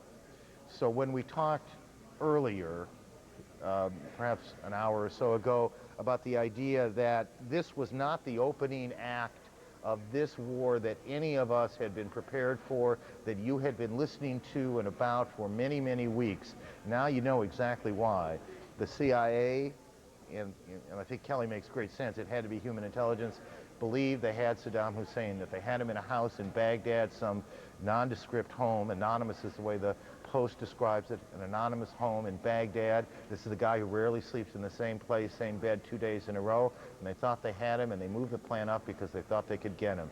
And the fact is, it turns out they did not, but it's an extraordinary piece of news to be able to report that the intelligence on the ground, and this bodes well, we must say, for everything that is about to follow, that the intelligence on the ground was at least credible enough to the people who analyze this sort of thing, that they believed that they could toss $40 million worth of weapons out there and maybe end this thing before it began. We're trying to make some sense of the military moves that have gone on. I think that's what Miles O'Brien is able to deal with now. Miles? Aaron, yes. First of all, I want to tell you a couple of things. We've got some satellite imagery of the greater Baghdad area, city of 5 million people. And we can give you a sense, if you take a look at this imagery, of some of the targets of opportunity. That's actually the wrong shot right now. They're trying to set that one up. Claude, if I could have you go to the 101, the keyhole graphic, and we're going to bring that up for you and try to give you a sense as we zoom in on Baghdad through the keyhole machine. If you could put that up for me, we'll get there. That's actually the wrong machine as well. One more try there, and we'll try to get this on GR 101 for those of you keeping score at home, is what we're trying to get up on the air here. You know what, Aaron, we're going to try to get that graphic together. We'll get back to you in just a minute. Okay, thanks. You know, we've had very few of these little glitches, and we brought things in from all over the world, and we have a glitch 30 feet behind me over in the corner. Go figure that. It has been an extraordinary night, a night that none of us anticipated would play out in any way the way it has. But that's the nature of this, I guess. We anticipate things, and then a piece of information comes, and it changed the whole run-up or layout of this thing. Christian, it's a pretty remarkable piece of news to report that the CIA thought they had the guy cold. It certainly is, and of course we remember back from the first Gulf War that they tried over and over to do it then as well. I mean, there wasn't that open admission that he was a target back then, but it had been tried many, many times, and it failed back then. We still don't know exactly who was targeted and what actually happened in the pre-dawn attack on those locations in Baghdad today, so we'll obviously have to wait to see what was the target and what or who, if anybody, was in fact caught. But certainly in terms of what do we expect next, well, what do we expect? When will the actual first stage of massive aerial bombardment happen, if indeed it does happen? And when then will the ground offensive start? We've been told that the objective here is, although they're talking about such heavy bombardment, not to target and not to kill unnecessarily either Iraqi military or obviously civilians. What they say they want to do is try to go in as soft as they can while going after legitimate military targets. And there are all sorts of possibilities that we've been told by senior officers here about what they may expect. We don't even know whether these 17 Iraqi soldiers who surrendered might presage hundreds, tens of thousands of Iraqis who might surrender in early hours. So we're really going to have to wait to see how this unfolds. And as you've been saying, as we've been saying, it's unfolded slightly differently than we had been led to believe. Back to you, Aaron. Thank you, Christiane. I remember General Clark saying to me in the early moments of the war in Afghanistan back a year ago that these things actually never do quite the way they never go quite the way you expect them. We just didn't expect the unexpected quite so quickly as it happened today. Miles, you want to give it another go? Yeah, so let's give it another go, Aaron. I think we finally have found all the right buttons here, and as you say, it is always the things closest to home that seem to fail us. What I have to show you is some pretty interesting satellite imagery. This isn't stuff real time, where it's not like we're going to look at a bomb damage assessment, which is the term the Pentagon uses. This is imagery which was shot a year ago at Baghdad, and let's take that source and we'll zoom in on this region for you and give you a sense of some of the possible areas, some of the possible targets of opportunity in the Baghdad region. Now, I should give you the caveat. We don't know precisely where these 40 cruise missiles and where that F-117 was tasked to strike, but we can tell you where some of the lucrative targets are as we zoom right in there on Baghdad. Take a look at this palace here.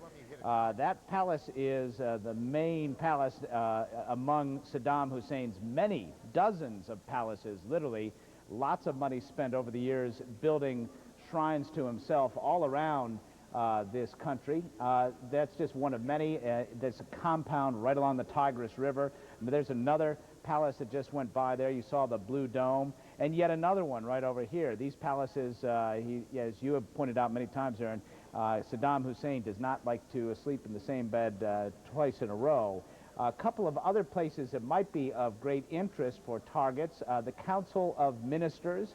This is where the Iraqi government, the people closest to Saddam Hussein meet. It's actually an old convention center now, but a possible target as well. The Ministry of Information. Now, we know the Ministry of Information is standing. Why do we know that? Well, that's where that live picture that you've been seeing has been coming from. You've been seeing it. The shot that we're showing is actually looking out in this direction. And if I move up just a little bit, you can sort of get a sense of what you're looking at there. There's that shot which you've seen many times in our pictures.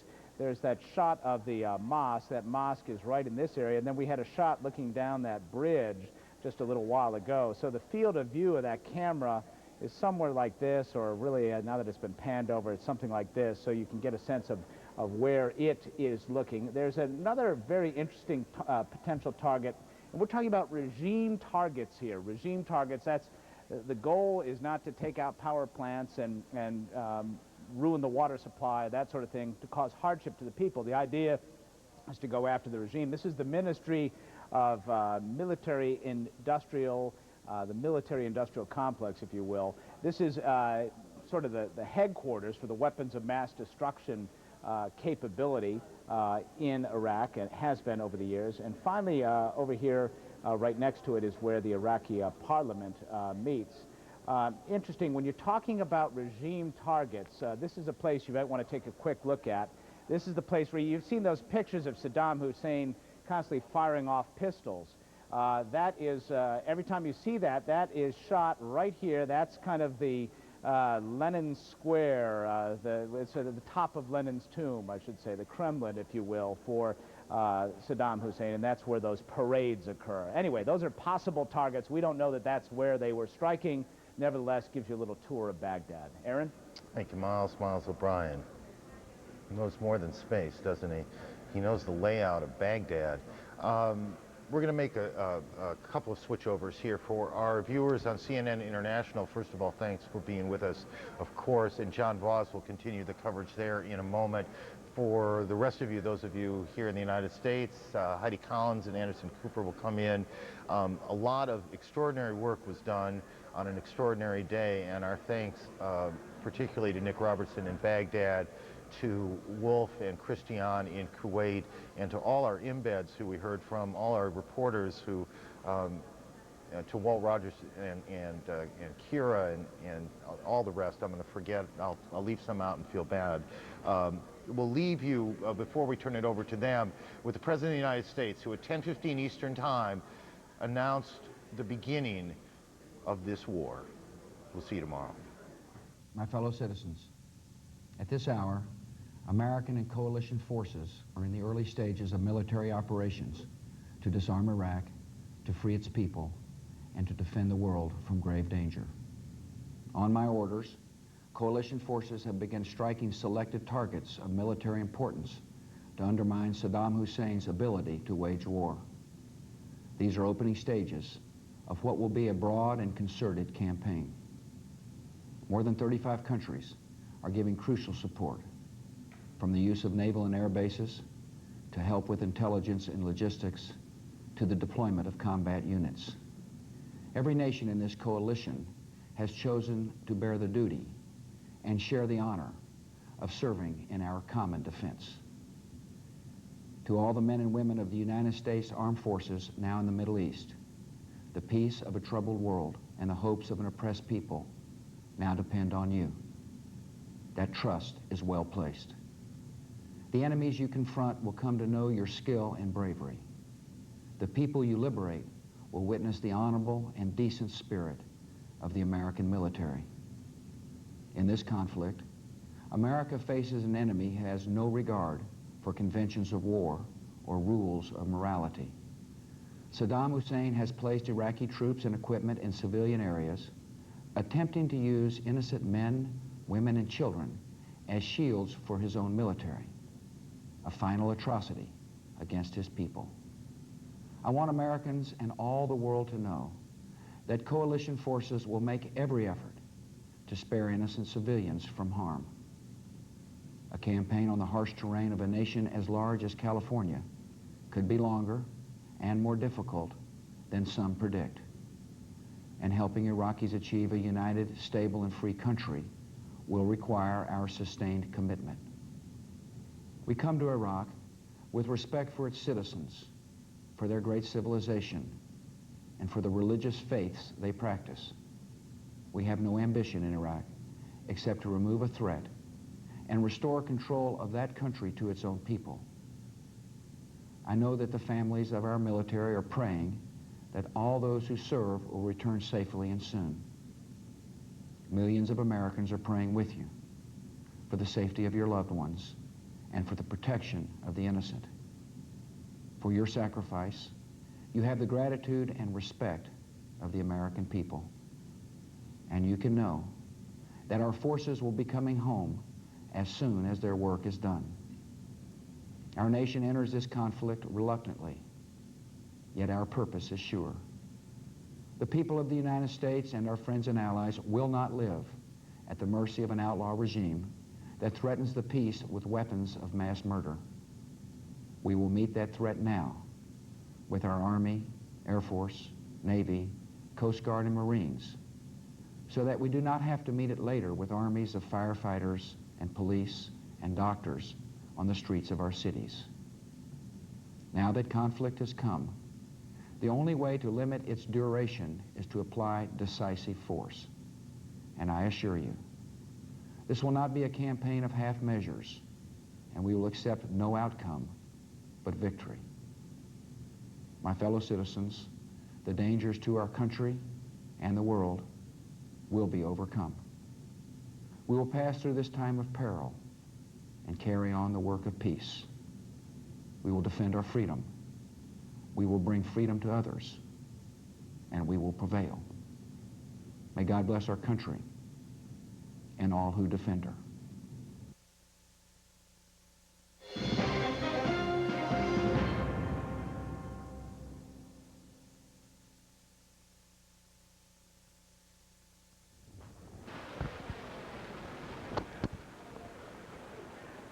Around 9:30 p.m. Eastern, the United States began a strategic campaign against Iraqi President Saddam Hussein. More than 40 cruise missiles and F-117 stealth fighters were used in a strike of opportunity against the Iraqi leader. The strikes came from positions in the Persian Gulf and the Red Sea. President Bush addressed the nation at 10:15 p.m. Eastern Time, announcing that the strike on Iraq had begun. The president said these were the opening stages of what would be a broad and concerted campaign.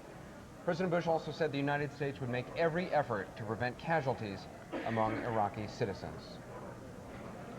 President Saddam Hussein appeared on Iraqi TV this morning. In the address, he accused President Bush and his aides of crimes against Iraq.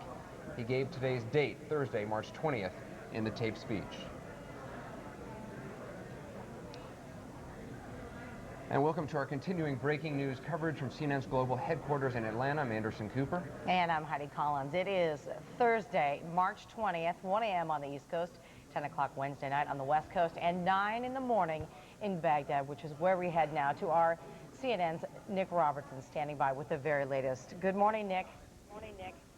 Good morning, Heidi. Well, it's somewhat quieter now than it was a few hours ago. There are a few more cars out on the road. The anti-aircraft gunfire that we heard before has subsided. The tracer fire that was going through the air is now gone. The city, however, is a city that is still absolutely quiet. There are only a handful of cars around, most of them government vehicles. Streets that would normally be bustling at this time are quiet. The stores are closed up. There seems to be, for most people here, no reason to go out. And certainly hearing from President Saddam Hussein on Iraqi television that he is alive and well, that there was no indication, despite the fact that U.S. forces had led a strike against him, directly targeting him on intelligence information, apparently, that he is actually alive and well, and calling on the people of Iraq to lift up their swords, to lift up their guns, and know that they will be victorious. Also, for the first time, apparently laying out the strategy, saying he hoped that the United States would begin to feel, would begin to realize that it was losing, that they would sink into despair, that they would realize that this was a war that they couldn't win. Heidi? Nick, I do have to tell you, looking at these pictures that we're seeing live from Baghdad here, the amount of cars and even some buses that are going, I am surprised to see any of that at all.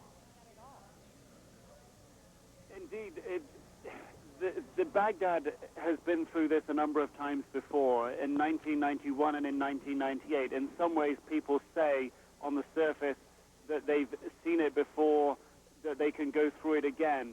The majority of vehicles from where I'm standing that are going by here are government cars. I can look down the river and see a number of bridges with a number of vehicles going across the bridges.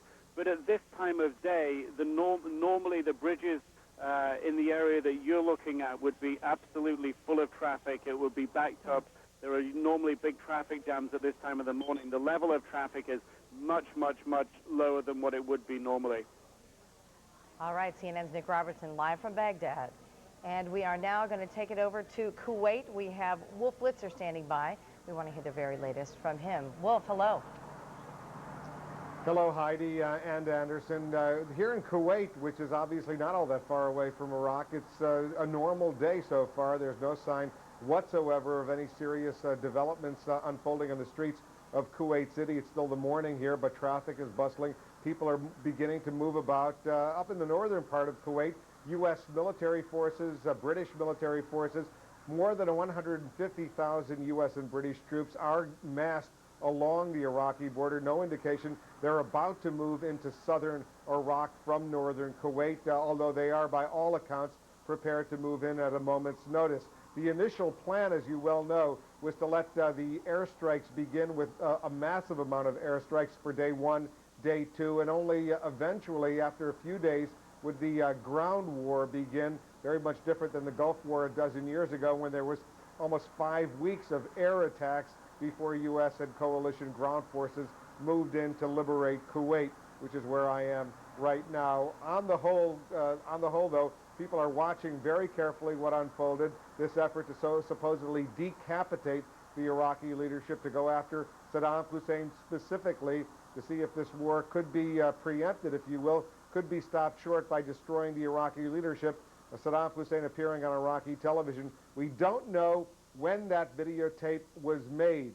He did refer to March 20th in the videotape, but there were no other indications in his actual comments that would suggest that the videotape was in fact made after the Tomahawk cruise missiles hit those targets in and around Baghdad. The bottom line is that no confirmation what happened, what the bomb damage assessment was from those cruise missile strikes. Heidi?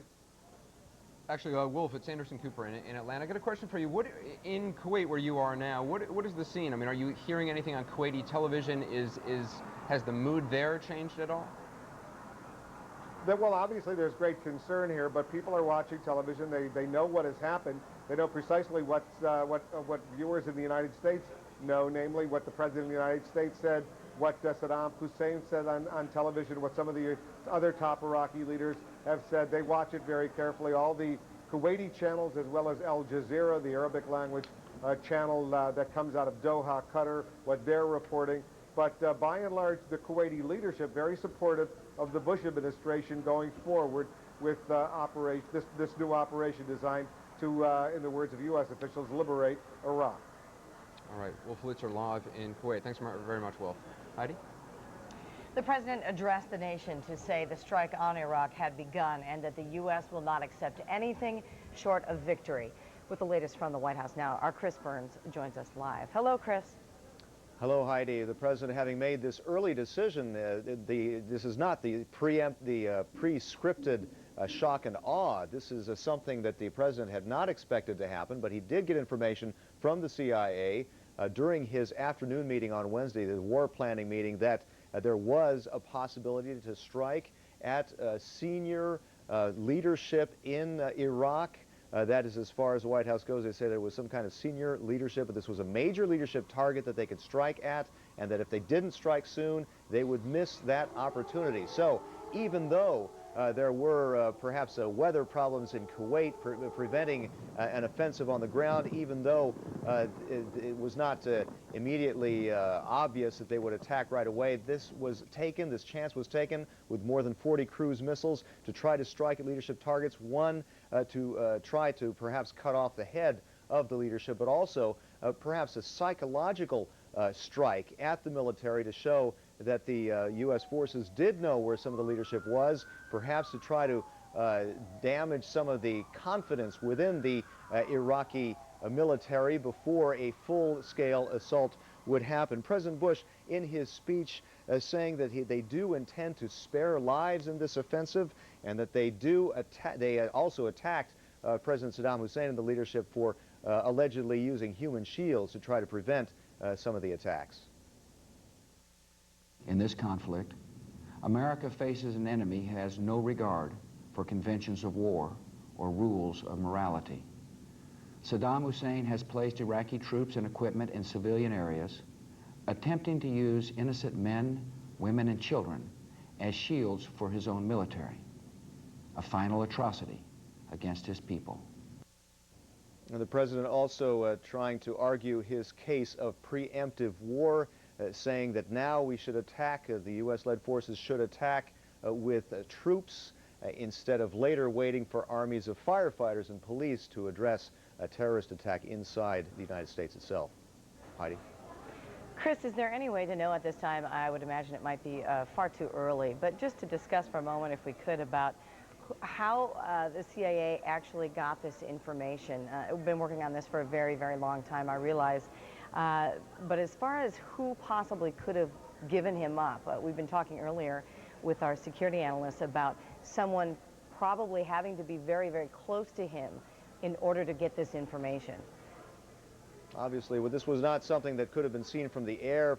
There's plenty of satellite surveillance and so forth that is going on, but this is obviously something that had to involve some reconnaissance on the ground, contacts on the ground. The exact indications were not given to us from that meeting, but obviously the president getting some good hard evidence from the CIA during that meeting that they were planning ahead of the deadline, the 8 p.m. deadline, that they got that information, decided that it was time to act before they lost that opportunity. Any further details we don't have at this point. Heidi? All right, CNN's Chris Burns from the White House. Thank you. Well, nearly 300,000 U.S. and British troops in the Gulf are awaiting word on their next move. Our Chris Plant joins us from the Pentagon. Chris, what's the latest word you're getting? Hi, Anderson. Well, as Chris was just saying, tonight's episode was sort of a pop-up opportunity, a target of opportunity, as the Pentagon calls it. It wasn't, they weren't expecting to launch the campaign this evening. In fact, all indications at the Pentagon earlier today were that everyone could go home and get a good night's sleep, that the main campaign would begin much later. At the last moment, as Chris was describing, the president got some intelligence that they may have known where Saddam Hussein was. They decided to take the opportunity. 40 cruise missiles, 40-plus cruise missiles, were launched from a series of ships in the Red Sea and the Persian Gulf. In addition to that, 2 F-117 fighters dropped bunker buster bombs on the locations. You can see the cruise missiles launching from one of the ships here. CNN had personnel aboard one of the ships, the USS Milius. Chris, I'm sorry to interrupt. This is Anderson in Atlanta. We're going to have to come back to you shortly. Right now we have Frank Buckley on a phone line on the USS Constellation. It's often hard to get live reports, so we just want to go to him directly. Frank, what are you seeing and hearing? Well, Anderson, we're getting a great deal of detail now, more detail than we had before, from Rear Admiral Barry Costello, who is the Constellation Battle Group commander, about both the first strike and some of the ongoing sorties going on into Iraq. He now tells us that there were, in fact, 6 U.S. Navy vessels involved in the first strike. We have the names of the 6 vessels now. They were the Cook, the Cowpens, the Cheyenne, the Milius, the Bunker Hill, and the Montpelier, all of them sending Tomahawks into Iraq in this first strike. We're also being told now that you heard Chris talking about the F-117 strikes that took place, that 2 EA-6B aircraft, these are the radar jamming aircraft from the USS Constellation, also helped the F-117, supported them in that mission. I asked the Admiral why the F-117s would need that assistance given that they have stealth technology. He said, well, you can never have enough. Additionally, he tells us there have been 24 strike sorties into Iraq, southern, western, and central Iraq during the past 24 hours. Targeted in these strikes were military installations, communications facilities, and air defense sites, those air defense sites near Basra, and that these occurred during what he described as a transition period between Operation Southern Watch, which is what the Connie has been involved in for the past several months, and the first strikes of the war that have been planned for quite some time. He described these strikes that have been ongoing as more in the area of prepping the battlefield and also reaction to Sapphire incidents, that is, surface-to-air firing incidents of recent days. One last bit of information, pretty significant. The aircraft flying over Iraq have dropped now 2.5 million leaflets were dropped over Iraq during the past 24 hours alone. They encourage people to surrender and to suggest that they not use weapons of mass destruction, and tell them what radio stations to tune into for information from coalition forces. Anderson? Frank, we have been following this story that has been circulating now for a couple of hours, that this initial strike was obviously a decapitation attempt to get some of the top leadership, including Saddam Hussein, a strike based on what we believe would be human intelligence on the ground in Baghdad. What is interesting to note is that when the information, when the order was given from the White House, the Tomahawk cruise missiles on some of these ships had to be recalibrated. Do you have any information on how long that took? It certainly is a sign of how far things have come from this conflict to the first Gulf War in 1991, when that simply would not have been possible to do in such a short amount of time. Well, in fact, I did talk to one of my colleagues who is on the Bunker Hill. The Bunker Hill sent 13 Tomahawks in on this particular first strike, and this person, who's actually with another news organization, was telling me that via email that they did have to wait for some period of time. I believe it was roughly an hour, perhaps 45 minutes, while they were retargeting, and that during that period, the officers on the bridge had to continually move the ship to keep it steady and to keep it in the proper waters. So there was a period of time when the targeting was put into place. These new Tomahawks, compared to 1991, have GPS. They've always had the internal navigation systems.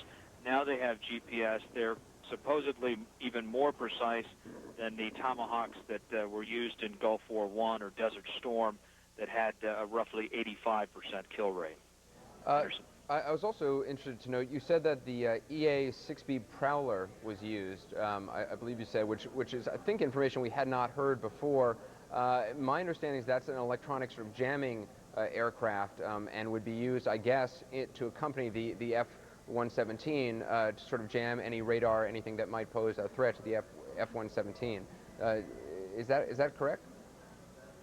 That's absolutely right, and the EA-6Bs, the Prowlers, do in fact jam radar. The F-117s that went in on this first strike have stealth capabilities, so in theory at least they shouldn't have shown up on Iraqi radar at all, but the EA-6Bs went in support of those F-117s, jammed the radars. One of the ECMOs, as they call the electronic countermeasures officers, has told me that in effect what happens is that as they're flying into a target, what they attempt to do is to jam the other person's radar, and that what that person would see in effect is like a white fuzz, almost like you would see on your old black and white television. The Prowlers on this ship described their mission as opening a window, letting strike fighters go in to do their job, and then as they come back out, closing the window behind them. And in this case, they did that for the F-117s. And Frank, just so I'm absolutely clear, you had also earlier in the report said that 6 U.S. Navy vessels were involved in this operation, which I also think is new. Previously, we had only heard about, I think, 3. But the F-117s, they also were dropping Tomahawk cruise missiles. Is that correct? That part, Anderson, I don't know. I'm not sure what the F-117s were dropping. I'm not sure what the munition was for the F-117, but you're correct. The information we have now is 6 U.S. Navy vessels.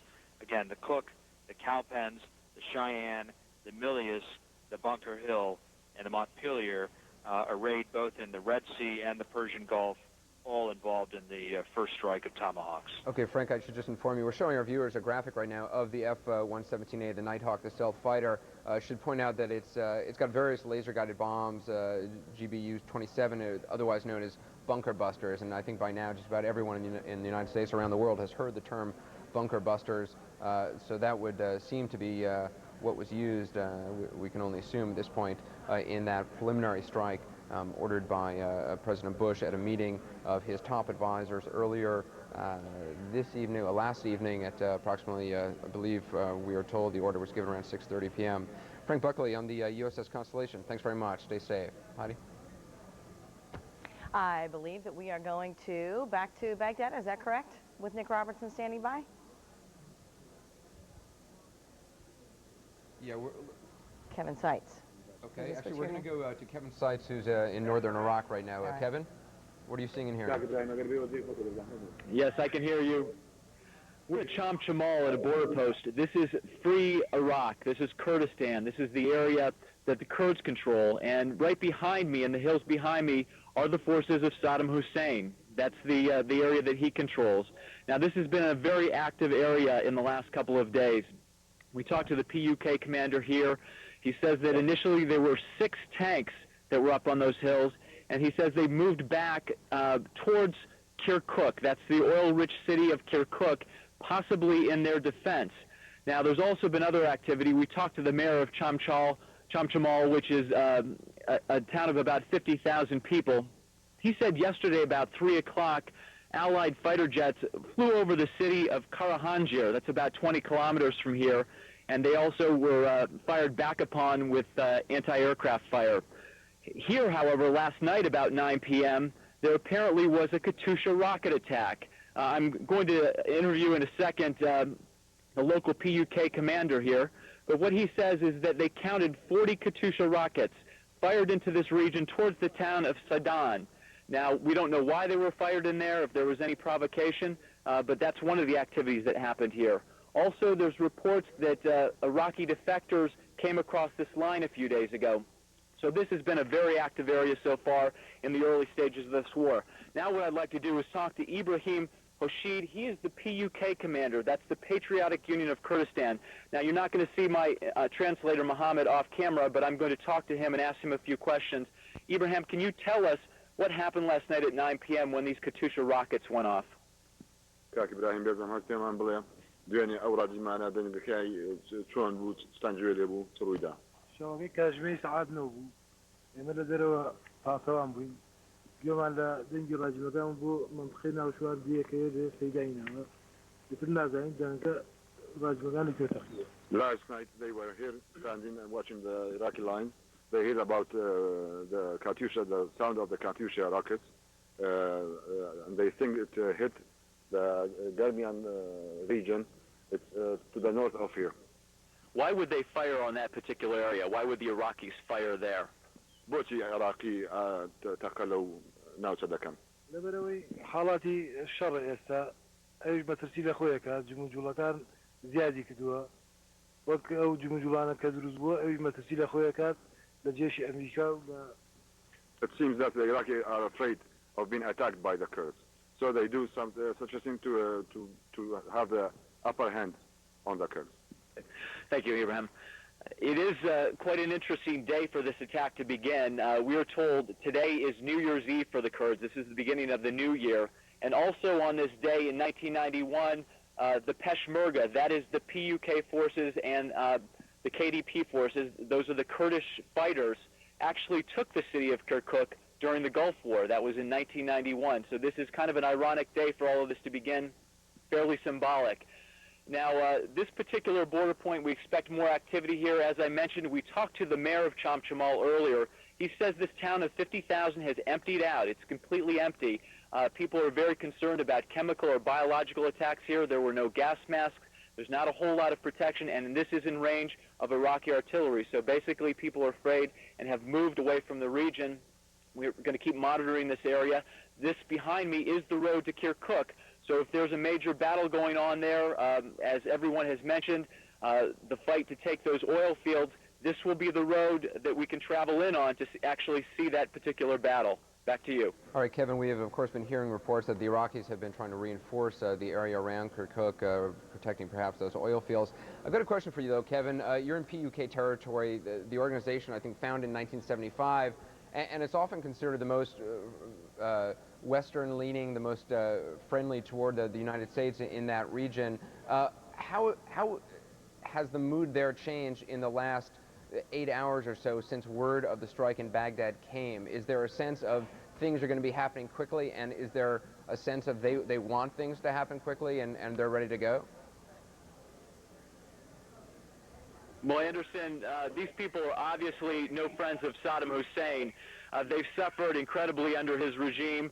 As you remember, the attack on Halabja with chemical weapons, 5,000 people died there, 10 to 15,000 were injured. We visited that a few days ago on the 15th anniversary of that chemical attack.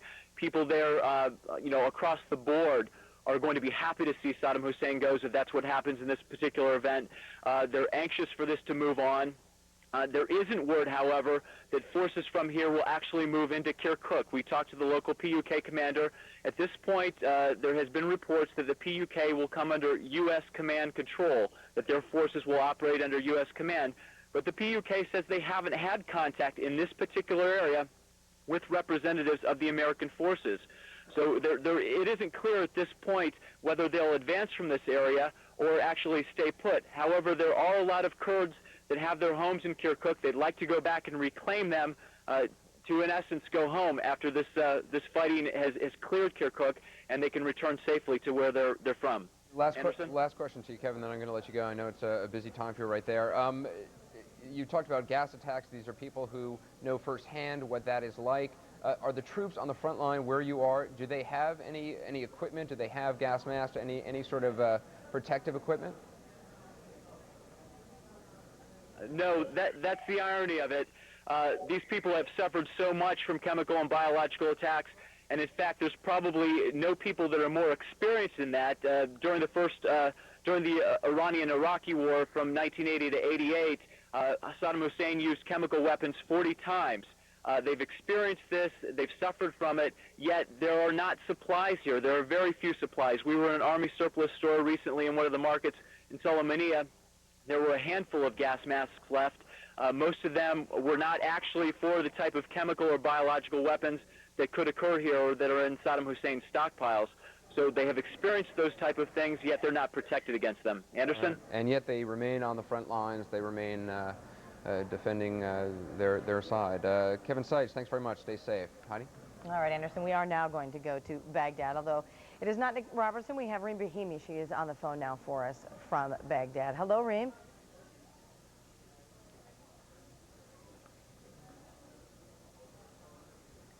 Reem Brahimi, can you hear me? All right, we're going to check back with Reem in just a little bit. Actually, we will try with Kelly McCann in D.C. in our Washington bureau there. Kelly McCann, can you hear me? I can hear you, Heidi. I'm so glad that you can. Tell us what you have for us. So much going on, and specifically, you had mentioned earlier a few of the things about what's happened tonight, in particular, this intelligence from the CIA, and that is what I'd like to talk with you about the knowing where Saddam Hussein was.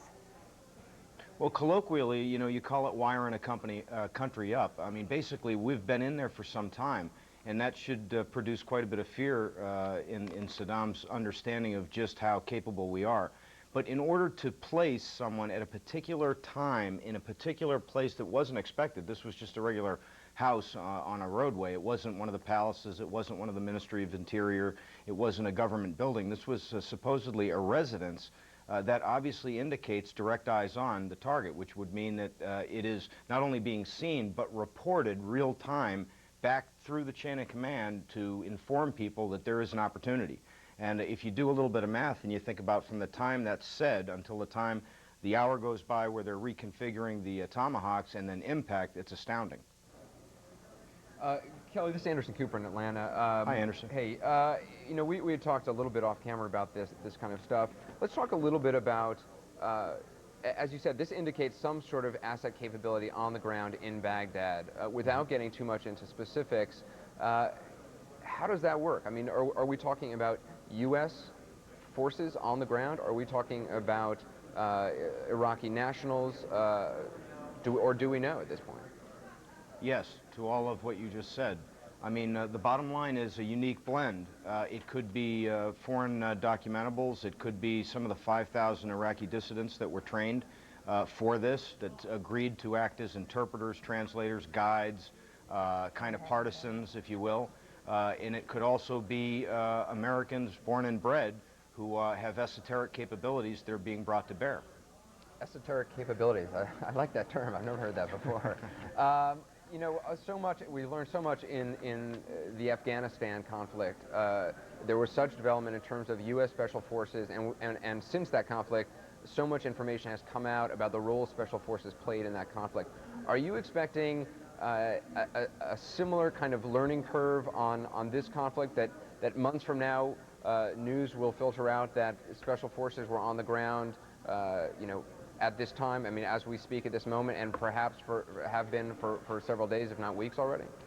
It's doctrine. They had to have been. In other words, you wouldn't go into a battle without having eyes and ears, without having reconnaissance surveillance out, without having your OPs out, your observation posts, without being able to confirm target lists, without being able to make sure that you can confirm routes of axes, troop movements.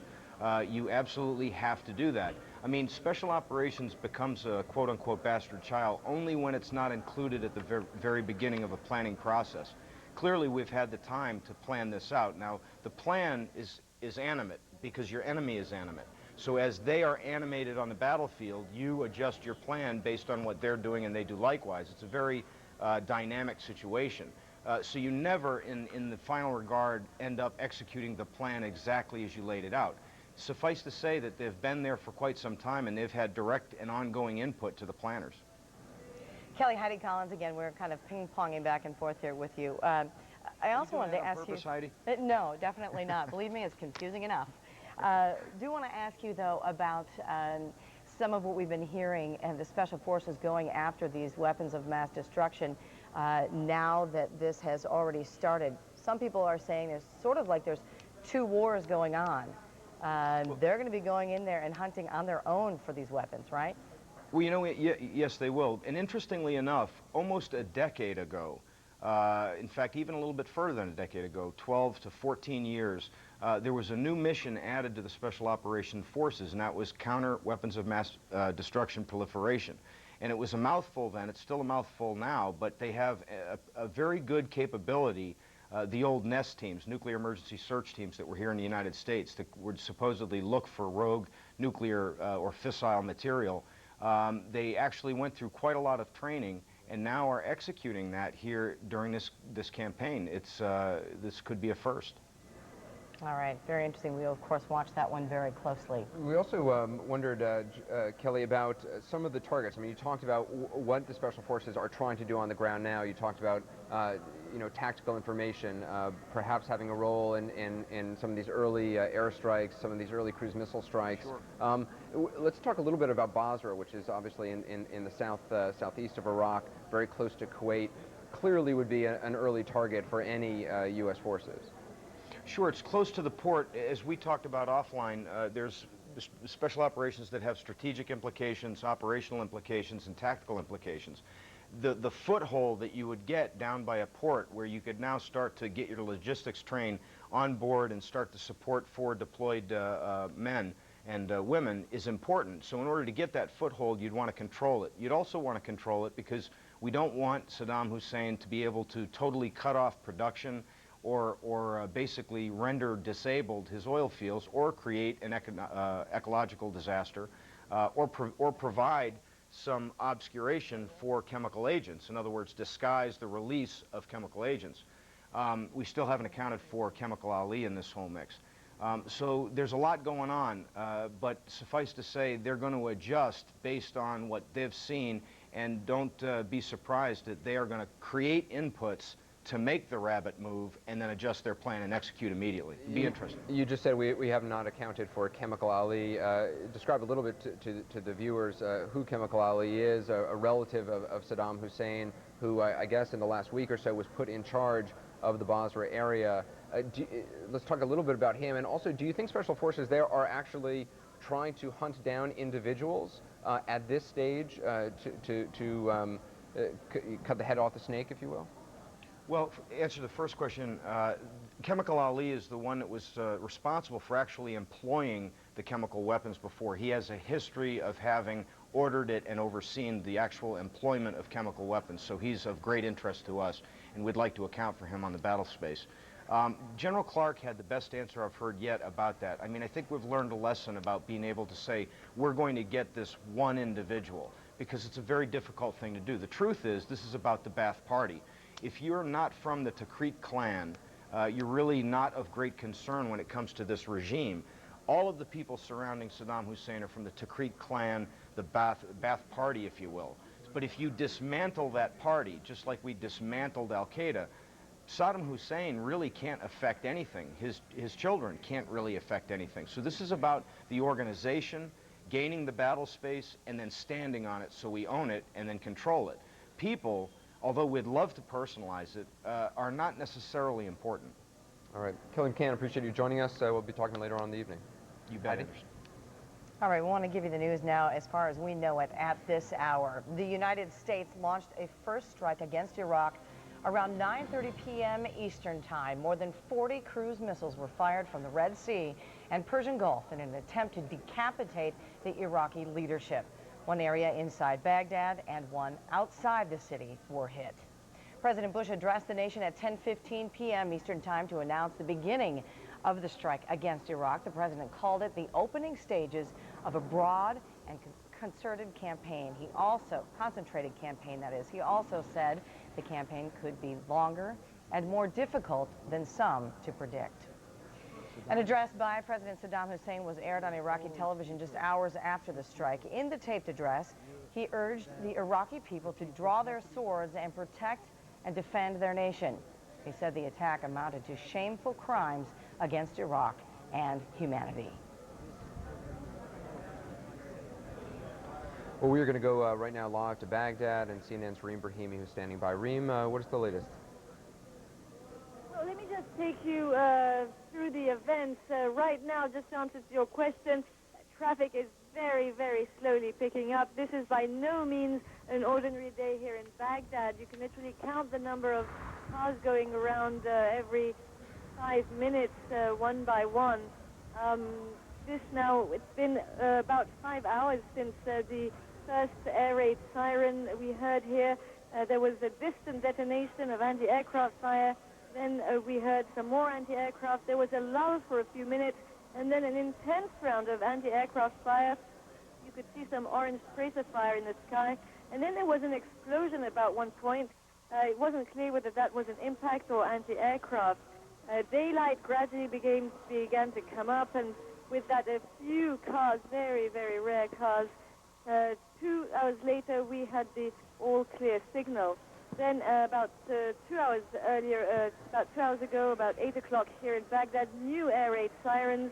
And shortly after that, President Saddam Hussein was shown speaking on TV. Now, clearly a speech aimed, first of all, at putting an end to potential rumors on what may have happened to him.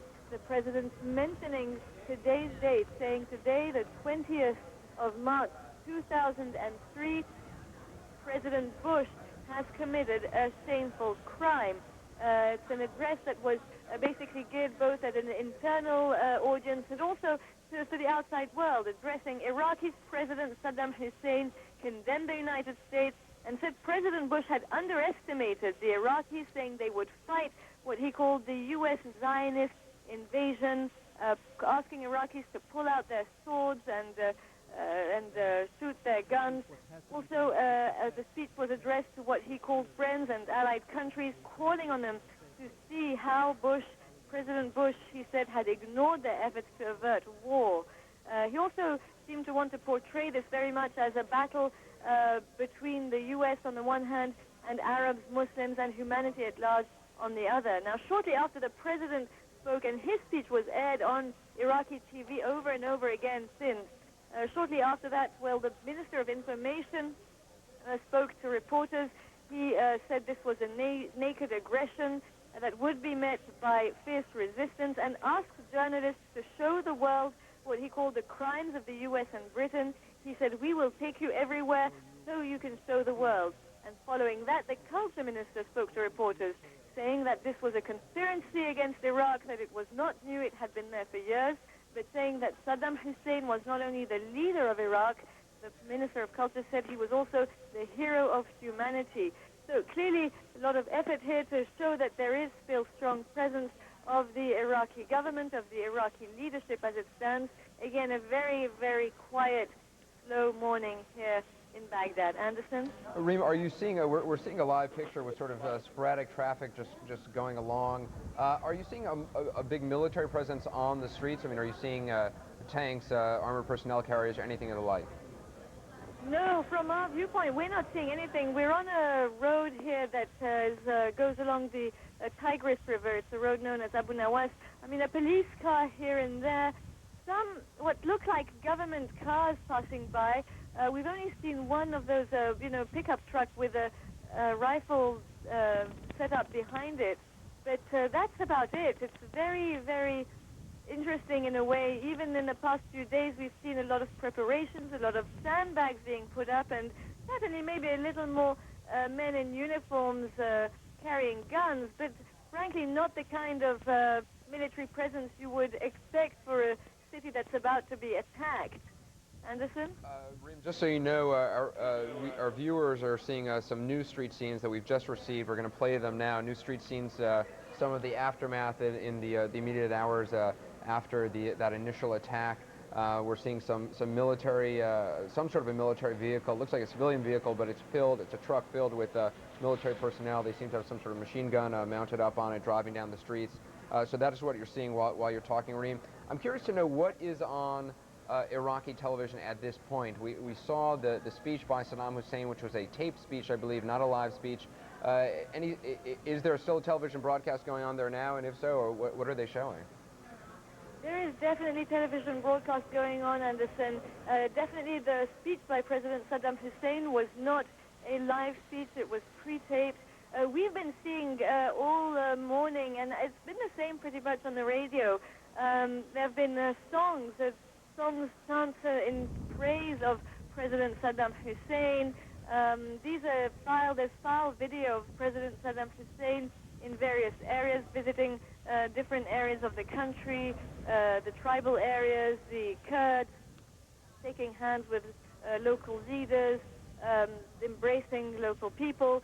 This is file video that we're shown on a regular basis on Iraqi TV, but of course now this has been put on non-stop on Iraqi TV since the morning.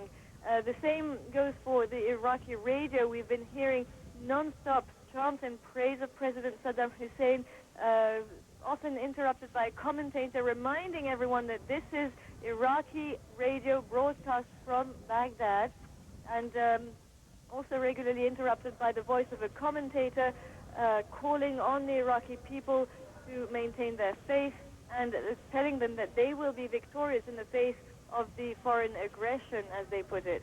Anderson? All right, Reem Brahimi live in Baghdad. Stay safe. Heidi? All right, we are going to head over to Wolf Blitzer now, who is in Kuwait. And Wolf, we were just looking at some pictures, I'm not sure if you could see them or not, of the street scenes after the missiles hit. Wondering what you're seeing there on the streets where you are. Relatively normal here in Kuwait City. There's traffic, it's bustling. There's obviously deep concern. Kuwaitis are very nervous about what might happen, but by and large they're pretty confident that the U.S. military, which has an enormous presence here in Kuwait, is going to protect the Kuwaitis from any kind of Iraqi retaliation. There are significant numbers of U.S. troops up in the northern part of Iraq. They're massing, they're getting ready to move into southern Iraq, the northern part of Kuwait. They're getting ready to move into the southern part of Iraq when the order is given. Remember, the initial battle plan that was envisaged would be a day or two of massive airstrikes. Those massive airstrikes have not yet begun. There was a limited cruise missile attack, as you know, against this limited target in and around Baghdad. The massive airstrike has not begun, and it was only going to result after a day or two or three, perhaps, with the start of a U.S. military, a ground force operation into Iraq. So the troops, by and large, more than 150,000 U.S. troops in Kuwait, another 30 or 40,000 British troops in Kuwait. They're standing by. They're getting ready to move. But at some point when the order is given. On the streets of Kuwait, Kuwaitis are just watching TV. They're watching what people all over the world are watching. They were seen earlier tonight, this morning here actually in Kuwait, watching television as Saddam Hussein's taped address to the Iraqi people was broadcast on Iraqi television. And they watched him issue his defiant statement to the President of the United States, George W. Bush. Very significantly, that was a taped address, even though he did mention March 20th, 2003. Still unclear whether that address was taped before or after the cruise missile strike. That's something that intelligence officials in the United States and around the world are going to be studying very carefully to determine whether or not Saddam Hussein is in fact alive. Heidi? All right, Wolf Blitzer from Kuwait, thank you so much. We are going to head on now to speaking with Jonathan Isle. He's going to tell us a little bit more about his perspective on what has gone on here today. Jonathan, can you hear me? Jonathan Isle. Hello, I can hear perfectly all right. All right. Okay. Jonathan, let me ask you, tell us a little bit about how the U.S.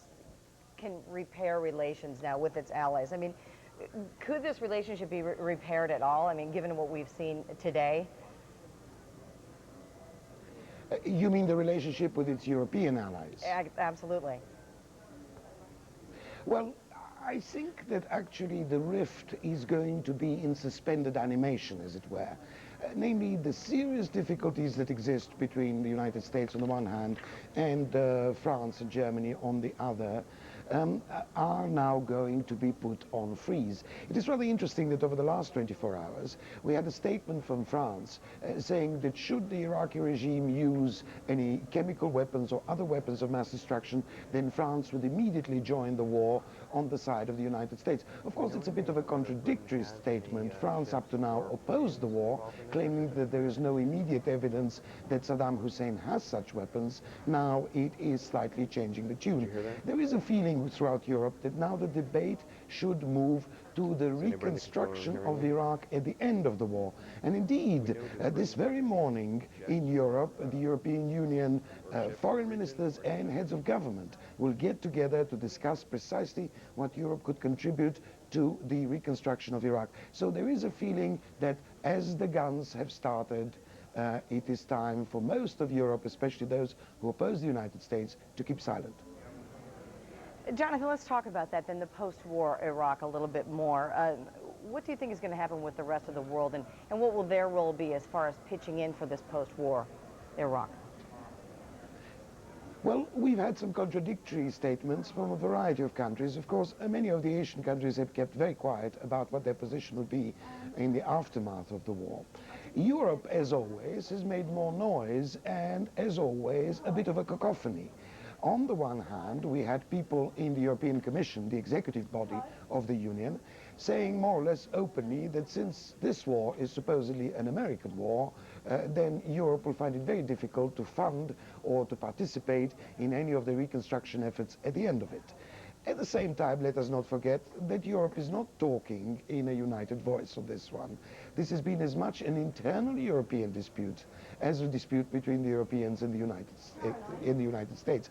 So countries like Britain, Italy, Spain, the East Europeans, countries that altogether provide about 60% of the decision-making votes in the European Union, will be pushing for a close cooperation with the US in the reconstruction of Iraq. The key is going to be under which mandate is it going to be? Is it going to be a United Nations mandate? Or is it going to be another international arrangement done on a bilateral basis between key contributing countries? Jonathan, one last quick question for you. You know, back in the Gulf War, we know that what happened afterwards and largely the military campaign, the bill for that was footed by Kuwait. But of course, the mission was very different then. This mission is now to have regime change. So who then will foot the bill? Will that mostly be the United States, or where do you think, what can we learn from that? Well, there's no doubt that a lot of the European countries will be asked to contribute, as indeed would a lot of the Middle Eastern countries be asked to contribute. It is one thing for Middle Eastern pro-Western governments to refuse at the moment to consider any kind of assistance. It is quite another when a new government is put in place. So the United States will have to be engaged in some careful footwork, in diplomatic terms, immediately at the end of this war with potential allies.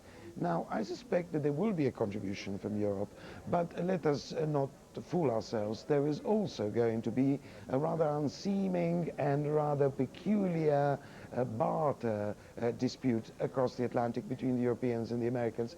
A lot of European countries are owed money by Iraq. A lot of these debts are not for very honorable causes. For instance, a lot of weapon sales to Iraq in the 1970s and the 1980s. A lot of these European countries are expecting to be repaid very quickly, which is precisely what the new Iraqi regime cannot do. So the question of money will be extremely complicated. If we're lucky, it would be discussed very calmly and very honorably. If we are not, we are going to witness quite a dispute across the Atlantic. All right, we certainly hope it will go that way. Jonathan Ayo with the Royal United Services Institute for Defensive Studies. Thank you for your time. Anderson? Well, in order to get a post-Saddam Hussein Iraq, first the U.S. military has to get Saddam Hussein, and that is what they are, of course, trying to do right at this hour. We have a bulletin from Reuters, Reuters reporting that Britain was not part of the, did not take part in the missile attack overnight. 42 cruise missiles fired in this initial attack from a number of USS ships, U.S. troops, the USS Cook, the Cheyenne, the Bunker Hill, Montpelier, among others, were all involved, as well as some F-117 stealth fighters, probably dropping some sort of bunker buster munitions. So that a report from Reuters crossing right now on the wire that Britain was not part of the missiles attack overnight. Becky Diamond is standing by on the USS Milieu, which is on a destroyer. Becky, what are you seeing and hearing? Well, Anderson, this morning about 5 a.m., this ship Milieu launched 8 Tomahawk cruise missiles. I could see in the distance about half an hour earlier the Bunker Hill launched a salvo as well. So plenty of cruise missiles were launched this morning. Of course, we don't know the targets here on the ship. Spectacular sight. Now, these missiles travel above about 700 to 1,000 miles. they were launched successively about 10 seconds apart. So for a minute and a half, it took about a minute and a half to launch all 8 on the Iliad. Anderson? It must have been just an extraordinary sight. We're actually seeing some of the video right now of some cruise missiles launching. I'm not sure if it's from the ship you're on, Becky, but just an extraordinary sight this morning, and we've yet to learn what the effect of those 42 cruise missiles, which were targeted, we know at this point, targeted towards Saddam Hussein and some of his leadership, apparently, reportedly meeting in a house, just an everyday house in Baghdad. We do not yet know the impact, both the literal and well, the literal impact those munitions had. Becky Diamond, thanks very much for that report. We are now going to where should we? We're going to stick with the idea of military strategy, in fact, Anderson, and we are going to head over to Miles O'Brien, who has Alec Fraser with him to talk a little bit more about that. Hi, Miles. Hi, Heidi. I'm joined by retired Navy Captain Alec Fraser, and let's talk a little bit about these cruise missiles and the flight of them. We should point out, we don't know the specific targets, exactly where they are. We do know the point of origin, generally speaking. We know we're talking about the Red Sea and the Persian Gulf as the point of origin for these 42 cruise missiles, which ultimately ended up in and around the Baghdad area, we believe, although there might have been some other targets. Nevertheless, what we've done is, through the help of some of our animation folks here, we've created a bit of a computer model to give you a sense of how these cruise missiles fly. TLAM, I should point out, stands for Tomahawk Land Attack Missile. This is staged, as you can see, from the Red Sea. SSN stands for submarine down there. And as you can see, flying across the Saudi Arabian Peninsula. Alec, what are we watching for here? I noticed they kind of zigzag. Well, they're zigzagging because you can pre-plan it to avoid radar detection or avoid people seeing it. So you can come in undetected, hit the target from a number of angles, as we'll see here shortly, and it can achieve the surprise level you're trying to get. This idea of convergence, is it often part of the plan? There's that zigzag we're talking about. Is it often part of the plan to have cruise missiles coming from very separate directions arrive at the same time, at the same place? The air tasking order, which puts all the missiles onto a target at a given time, deliberately tries to come in from various angles and from various platforms in case one or two don't perform correctly or a ship's not able to do something for whatever reason. All right. There's a lot of background. Now, you'll note we had an F-117, a white line in there, which was drawn. The F-117, as you well know, is the, or you may or may not know, most people would know it as the Nighthawk. It is the stealth fighter. Dates back to the 80s. This was the first stealth aircraft in the U.S. inventory. Able to carry 2 bombs in its bomb bay door, laser-guided weapons, GBU-27 most likely. That's that bunker buster we were talking about, kind of a mini bunker buster. But what's interesting about this is, as we told you many times, supposed to be invisible to radar. That's the design. Nevertheless, this particular aircraft, we know today, had an escort. And Alec knows quite a bit about this. This is the EA-6B Prowler. It is designed to make radar screens just go to hash. That's essentially its mission. Tell us what it does. Well, it does. There are 2 people that sit in the back of this aircraft, and their job is to monitor the electronics, the radars that are coming out from the opposition forces, lock onto those radars, capture the signal, actually enhance the signal, and send it back to the radar repeater so it looks like a lot of fuzz when you're looking at it. And so it's interesting. I guess you could put this in the category of overkill. If you've got a stealth aircraft, to use the EA-6B Prowler is, I guess, belt and suspenders might be the way to Well, I think we learned back during the Gulf War that the stealth actually can be seen when it's real close or various radars happen to lock onto it by happenstance. The EA-6B can jam those radars and make sure that they don't achieve the kill that they're trying to do. Watch this scenario right here. There's the EA-6B. As it comes in, there's the radar operator. He's either going to see kind of a white out there, and in some cases, they can get multiple false targets, which can obviously make it very easy for stealth and non-stealth aircraft to accomplish their mission. So that gives you a sense of what's going on. Lots of moving parts in all these missions. What's interesting and what's worth pointing out here is this really isn't the official start of what we're calling this shock and awe approach. This is just a kind of, by comparison, a very small strike, isn't it? I think so. 40 missiles is not a lot for an opening salvo, and we've been hearing a lot of the people saying that we think that there's going to be a large attack all at one time. 40 missiles is not very much, fired by a few ships. There's a lot more yet to come. All right, Alec Fraser, retired Captain of the United States Navy, thank you very much for giving us those insights. Back to you guys. Actually, Miles, I'd be interested in sort of knowing a little bit more about how long does it take to reprogram one of these Tomahawks? And we heard reports that the order was given around 6:30 at the White House by President Bush after a discussion of some of the top officials in the Bush security team. Once that order is given, is it a simple operation to reprogram one of these things? And how different is that than it was in 1991? In 1991, it was very difficult because all the targets were programmed back in the United States and sent via satellite. Today, however, you can do this programming on the aircraft carrier because of the GPS system that is now installed on a number of these missiles, not all of them. But the timing necessary to do that is just down to a few minutes. Put in the GPS, and then the missile's ready to launch. And most of the weaponry in 91 didn't have GPS. No, it didn't, and you had to pre-plan the targets, and you were concerned about weather, concerned about dust storms, concerned about snow reflecting off the radars as they went in. And so those type of problems don't exist anymore. And just to underscore that point, essentially what they used before GPS, they actually matched terrain. They had pre-programmed terrain matches. They looked for a certain type of mountain range and try to match it and fly to it accordingly, right? Right. There's a TERCOM, a terrain matching radar, and it would match in its memory, digital memory, what it was seeing underneath, line itself accordingly, and then hit the target at the exact window that it wants to go through. Right. We should also just point out to the viewers who are tuning in, though it is very quiet at this time as far as we know, there is much we do not know at this hour. We know that there was this strike in Baghdad, perhaps in the surrounding area, 42 cruise missiles that we know about, but it is sort of an open question what is happening elsewhere in the country, in Basra, some of the other areas. Is that fair to say? I don't think we know exactly where the targets were. We'll know in the coming days or weeks. The targets could have been in the no-fly zone. They could have been in the Baghdad area. That's yet to be determined. We will not know that for some time. Well, you know, of course, the Pentagon was saying, Anderson, that this was a decapitation move, but as part of that whole effort, particularly when you're talking about bringing in the F-117s, it might very well have been some of the radar operations that they went after with these cruise missiles before they brought the 117 in there. So we don't have good situational awareness, as the Pentagon would tell you right at this moment. And though we have pictures of Baghdad cameras throughout that city, we really do not have those capabilities elsewhere in Iraq. So, I mean, something major could be happening, and we simply don't know about it at this hour. I think to say we have blinders on is an understatement. All right, fair enough. Gentlemen, thanks very much. Heidi? All right, we are going to head to the UN now, Anderson, and we have Michael Oku standing by to tell us what is happening from that angle. It is early there now, of course. Hello, Michael.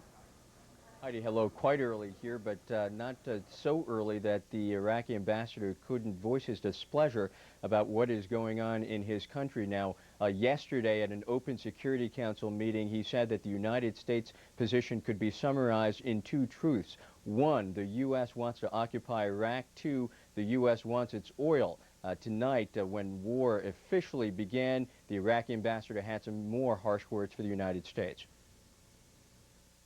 It seems that the war of aggression against my country started. We listened to President Bush, and we knew that the war started.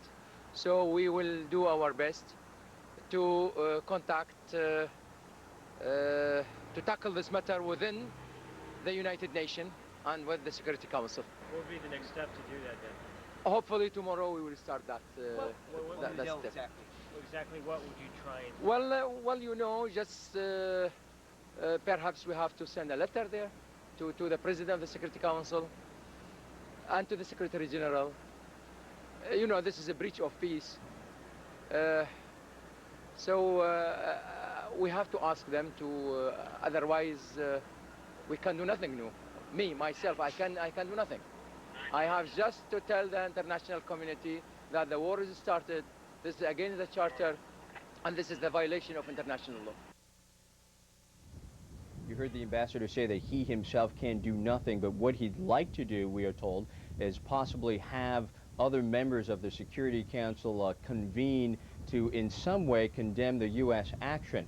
Now, we don't expect that the Security Council will come forward with some sort of new resolution. They will probably fall short, we are told by diplomats, of making some sort of official Security Council presidential statement. But we do believe that there will be countries on the Council who would like to speak on the record condemning the U.S. action. Obviously, of course, the United States also has some friends on the council.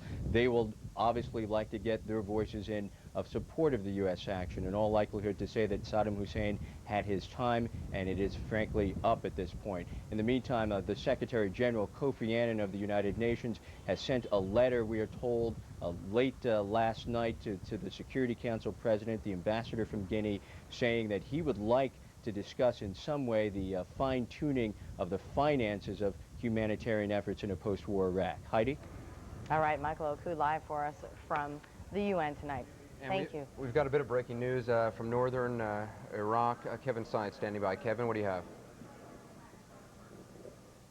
Hi, I'm in Cham Chamal at the border checkpoint. This is Kurdish-controlled territory. Just a few moments ago, 2 outgoing mortar rounds from the Iraqi position, probably 82-millimeter mortars from the sound of it, about a kilometer away from us.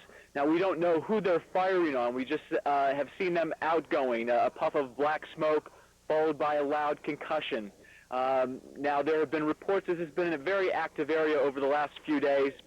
PUK, the Patriotic Union of Kurdistan, soldiers that are based here, the Kurds, told us last night that there were 40 Katyusha rockets fired off from this position as well towards the town of Seydan, which is just a little ways from here. Now, these 2 outgoing rounds are basically just right in front of us, about 1 kilometer away. However, we did not see where they're impacting. We haven't seen where they're landing. So we're not exactly sure who the Iraqis are firing on at this point. They're not firing on our position, even though this is a PUK fortified position. Well, Kevin, you mentioned earlier that the PUK does not anticipate going forward. If that's the case, do they just plan on sitting on their lines as they are now and waiting for the U.S. to come and somehow facilitating the U.S., or what are their intentions in the coming weeks? Well, it's not certain whether they don't plan on going forward. They say at this point they don't have orders to go forward. They may wait, you know, as we saw in Afghanistan with the Northern Alliance troops, wait for the bombing campaign to commence in earnest, and when that happens, they may go ahead and move towards Kirkuk. A lot of Kurds in this area have their ancestral homes there. They would like to return, reclaim their homes, and probably will move when they think it's safer. But right now, this is a pretty active line. As we can see, there are still Iraqi troops behind us. We thought over the last few days, with the tanks pulling back and some of the other troops pulling back, that perhaps this line may be moving back to Kirkuk completely, that maybe all the forces were moving back, but we've got evidence that that isn't happening right now with these latest 2 mortar rounds just being fired off. All right, Kevin Seitz live in northern Iraq. Thanks. Well, it is 3:03 here on the East Coast. We're going to get a look at what's happening at this hour. This is a cruise missile being launched last night in what the U.S. called a decapitation strike against Baghdad. 42 cruise missiles and bunker buster bombs from F-117s were aimed at Iraq's leaders in what the Pentagon called a target of opportunity. There is no official word on the outcome of that strike. But 3 hours after the strike, Iraq TV played a taped speech, and important to note, it was a taped speech by Saddam Hussein. Now, in the speech, Hussein gave today's date. He also derided President Bush and accused the U.S. of, quote, shameful crimes against humanity. He concluded by saying Iraq would be victorious. President Bush addressed the people of the United States minutes after the first cruise missiles rained down on Baghdad. He said Operation Iraqi Freedom would not be a campaign of half measures, and he vowed the U.S. will accept no outcome but victory. And the order to launch that decapitation strike on Baghdad came from President Bush, who had a very, very busy day, as you would imagine. More on this now from CNN's Chris Burns, who is standing by in Washington. Hi, Chris. Hi, Heidi. Well, the president having turned in for the night several hours ago. However, the president, yes, did have a very busy day, as he has in the last few days of this week.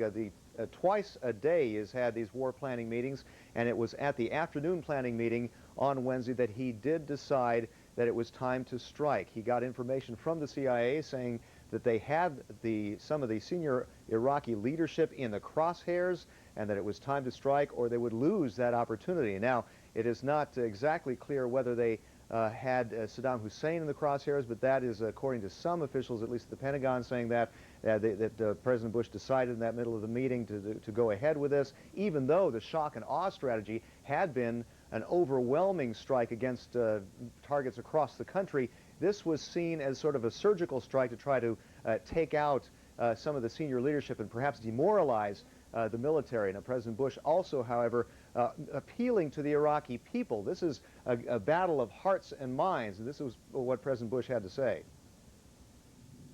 I want Americans and all the world to know that coalition forces will make every effort to spare innocent civilians from harm. A campaign on the harsh terrain of a nation as large as California could be longer and more difficult than some predict. And helping Iraqis achieve a united, stable, and free country will require our sustained commitment. We come to Iraq with respect for its citizens, for their great civilization, and for the religious faiths they practice. We have no ambition in Iraq except to remove a threat and restore control of that country to its own people. Now, what is in play here is how will the U.S.-led forces be received when they arrive in Iraqi cities, and also the question of the Arab Street beyond Iraq. That is also a concern of the U.S. administration, those two being addressed by President Bush in that speech. But however, a few hours later, Saddam Hussein, at least the recording of him coming back and appealing to his Iraqi people, predicting victory, predicting the defeat of the U.S.-led forces, and also wrapping himself in religion, wrapping himself also in the Israeli-Palestinian conflict, the Palestinian cause, obviously trying to stir up the Arab Street beyond his borders. Heidi? All right. Chris Burns, I do have one quick question for you. I'm curious to know a little bit more about, we were talking about how busy the president is, obviously, at a time like this.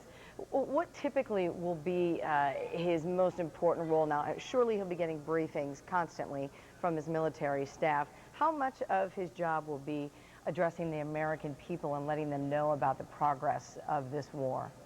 Now, that is probably his one of his primary causes, is he has to sell this to the American people as being a just cause.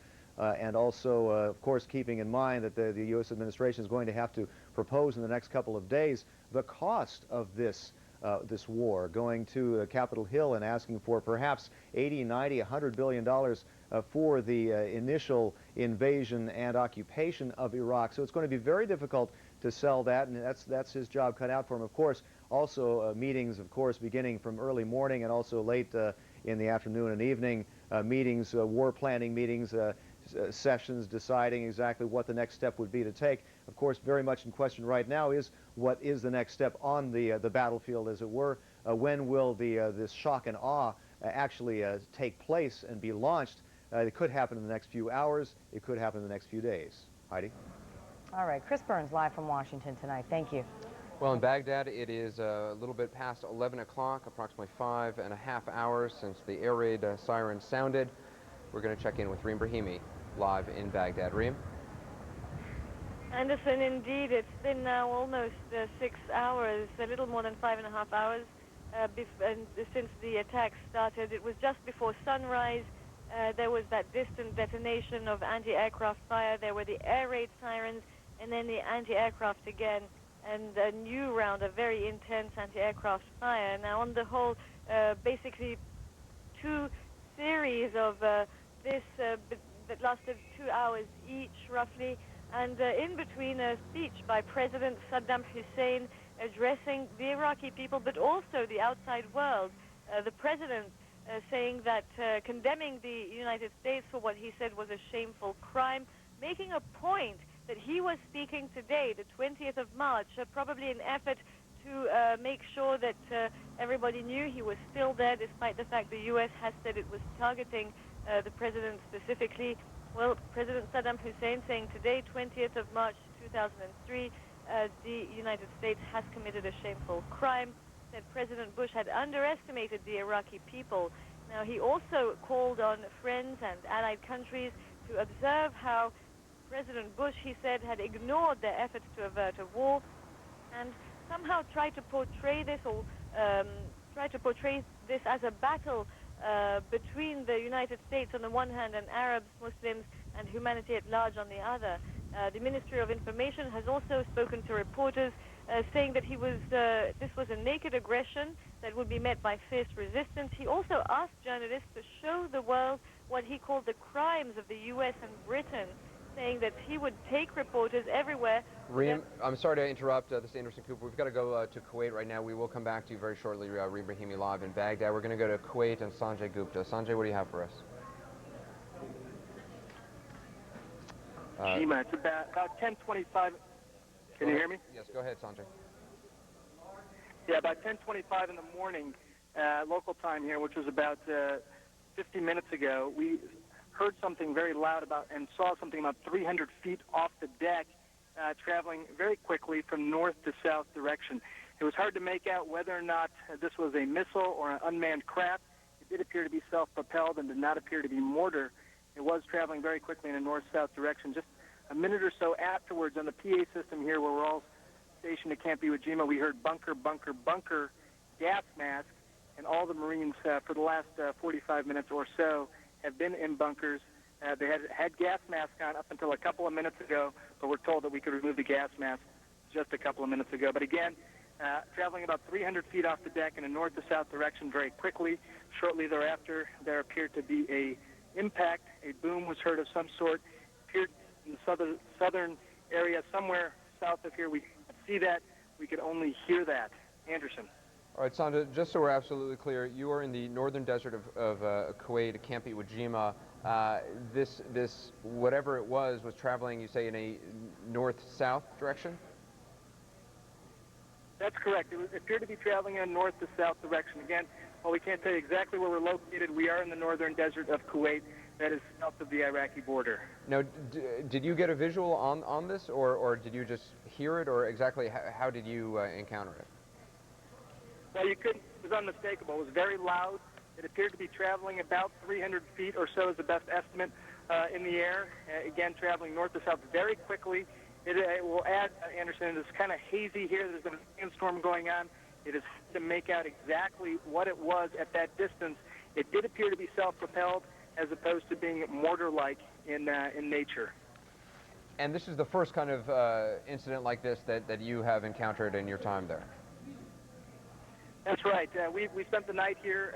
Certainly there were some concerns about that earlier, but this was the first time we actually had a bunker call since we've been here. What happens in that situation is that literally all the Marines put on their gas masks. They have 9 seconds to do that, and they all run into the bunkers. There are several of them around the camp. There's about 50 or so, I would say, in the bunker that I am right now. Again, we've been here for about 45 minutes. Most of the time, they're in full gear, including artillery jacket, gas mask, helmet. Just a couple of minutes ago, they got a signal that they could go ahead and take off the gas mask, but we're still staying in the bunkers with the rest of our gear on. Anderson? So as we speak, you are in the bunker with your gear close by, yes? That's right. I'm here with the CNN crew, Mark and Tristan Smith, along with 50 Marines or so. We are here with all of our gear on. The gas mask, like I said, had just come off, but we have not been given the all-clear signal to actually leave the bunker as of yet. It's been about 45 minutes. Okay, I'm not sure how long you've been at Camp Iwo Jima. I'm just interested to know how the mood there has changed in the time you've been there since the first strike in Iraq. Have you sensed a mood change? Have soldiers, have Marines been saying anything to you, indicating, you know, something is different? Yeah, you know, Anderson, we spent quite a bit of time actually asking that question this morning. Certainly about 3:30 this morning, local time, about 30 East Coast time. Sense of movement around the camp. Still people, some people still watching television. Everyone sort of keep in the back of the mind that the 4 a.m. time would be the 48 hours that we've been hearing so much about. When people first heard of the strikes here, I definitely would say that the mood changed. As you know, Anderson, I was here a few weeks ago. Back then there was this just sense of sort of waiting. The mood has definitely changed to being much more anticipatory, much more expectant at this time. A lot of people see this as a home. That was clearly the mood has been, I would say, to what it was a few weeks ago when I was here. Okay, and just so absolutely clear. I'm also getting a note, Anderson.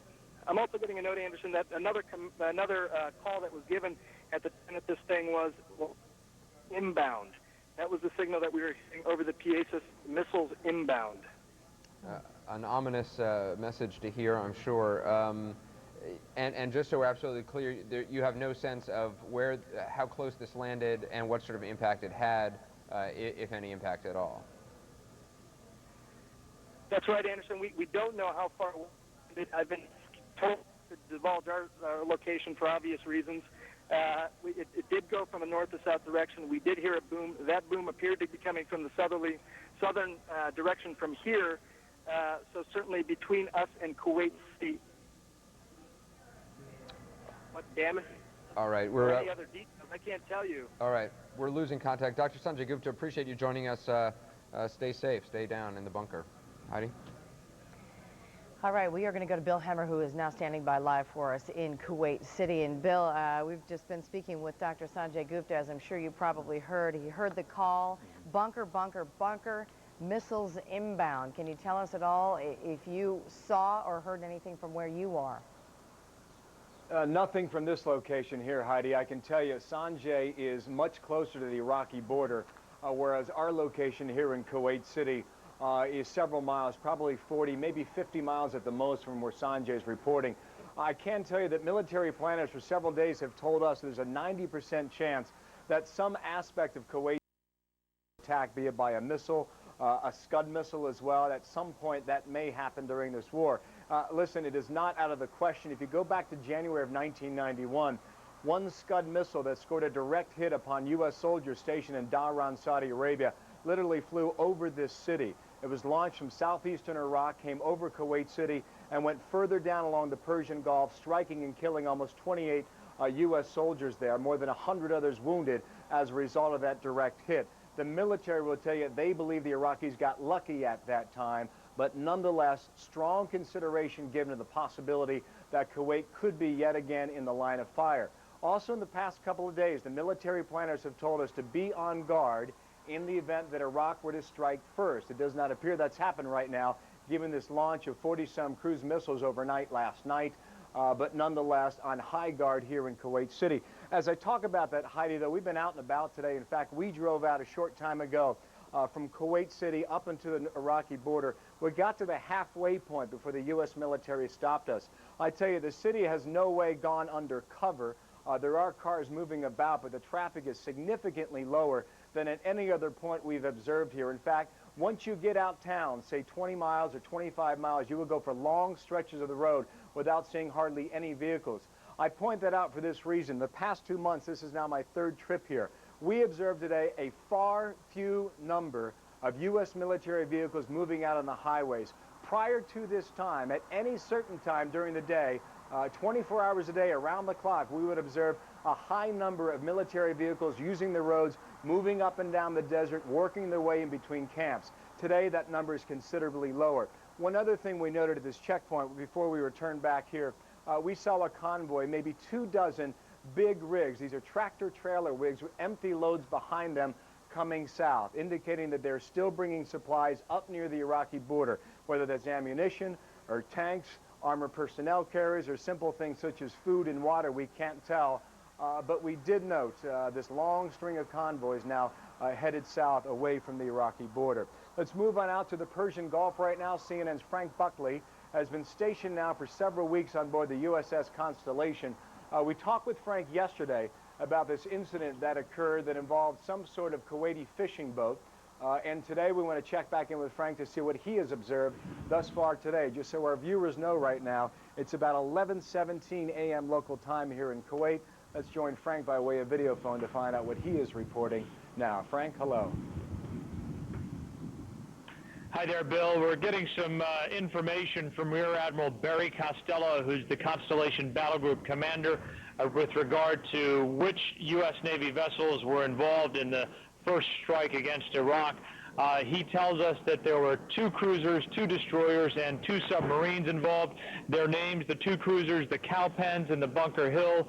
The destroyers involved the Milius and the Donald Cook, and the 2 Los Angeles class attack submarines, the Montpelier and the Cheyenne. We also got some information regarding the support of the F-117 stealth aircraft. Admiral Costello telling us that 2 EA-6B radar jamming aircraft from the USS Constellation flew in support of the stealth aircraft that went in and with the initial strikes.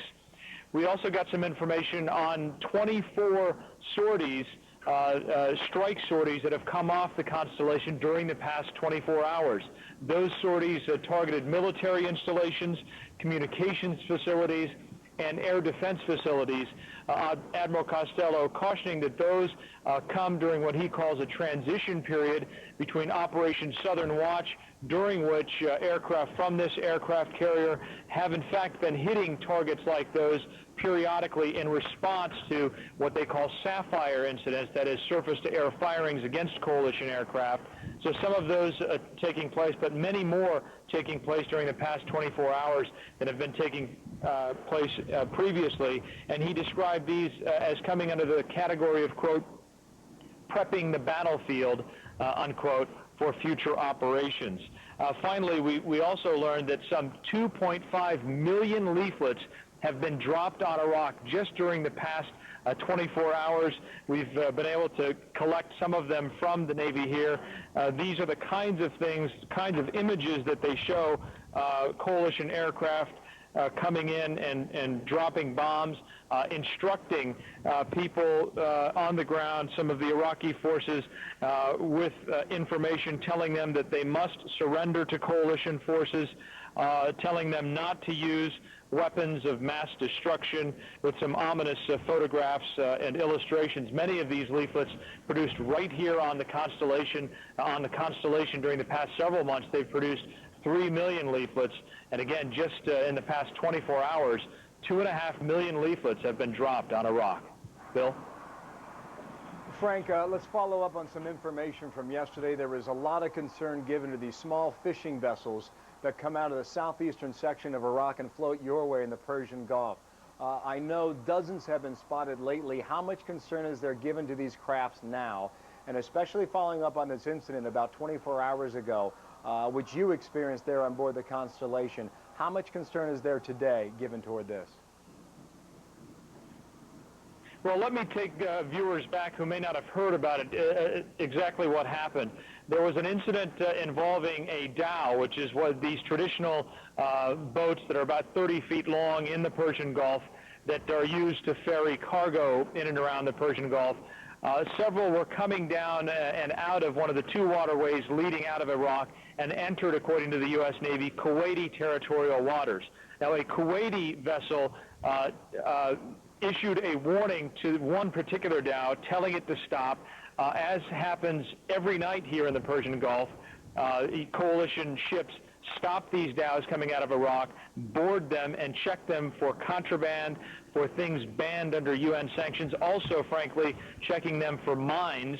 Admiral Costello's primary concern is that no mines end up in the Persian Gulf. But anyway, in the course of one of those checks, this particular dhow did not stop, and the Kuwaiti vessel, according to the U.S. Navy, fired what the U.S. Navy believes were warning shots at this dhow. And in the process of that incident, one person, one Iraqi citizen, as we understand it, was killed on the dhow.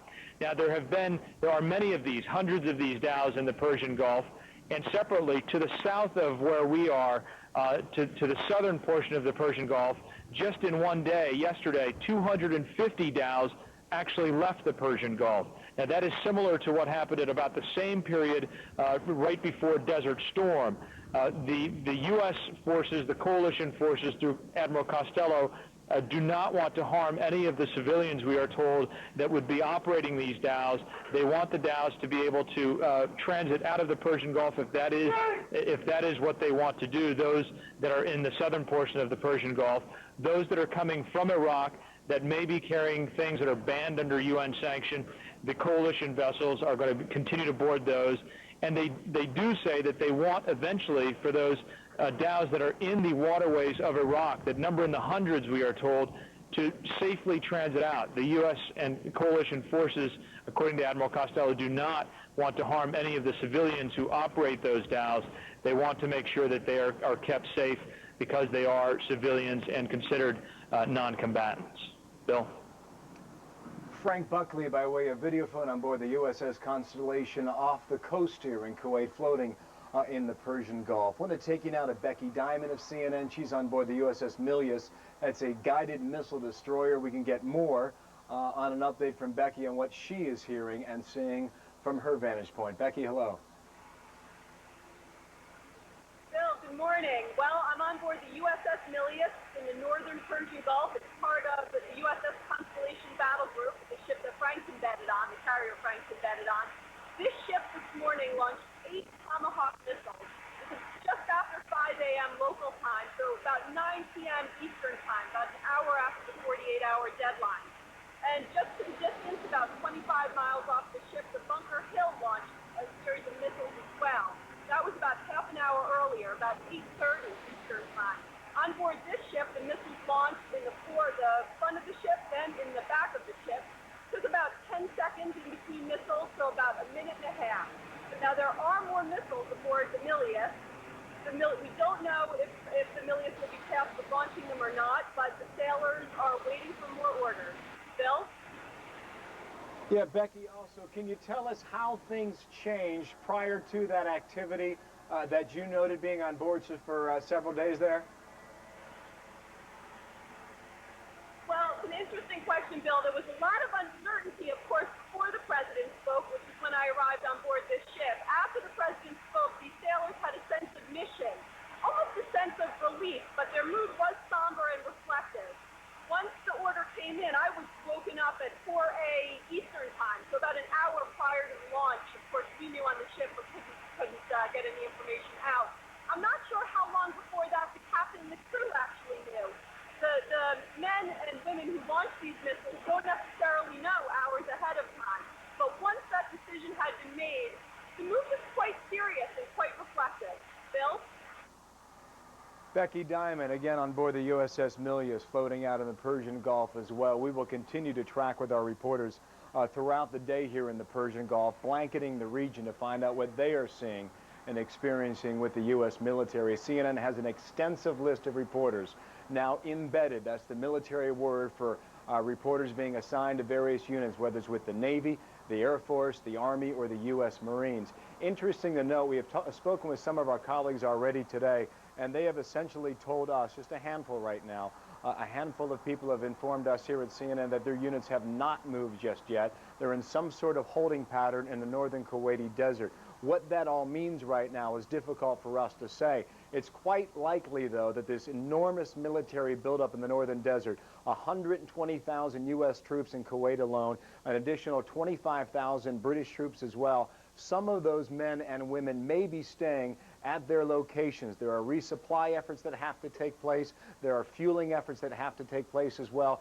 If at some point there is a movement across the Iraqi border en masse, it's quite likely the greater majority will go, but yet again, it's also possible that some of these troops may stay behind and to further the effort of resupply of those troops. I mentioned earlier today about daily life here in Kuwait City. I don't want to leave anyone with the impression here that this place is shut down.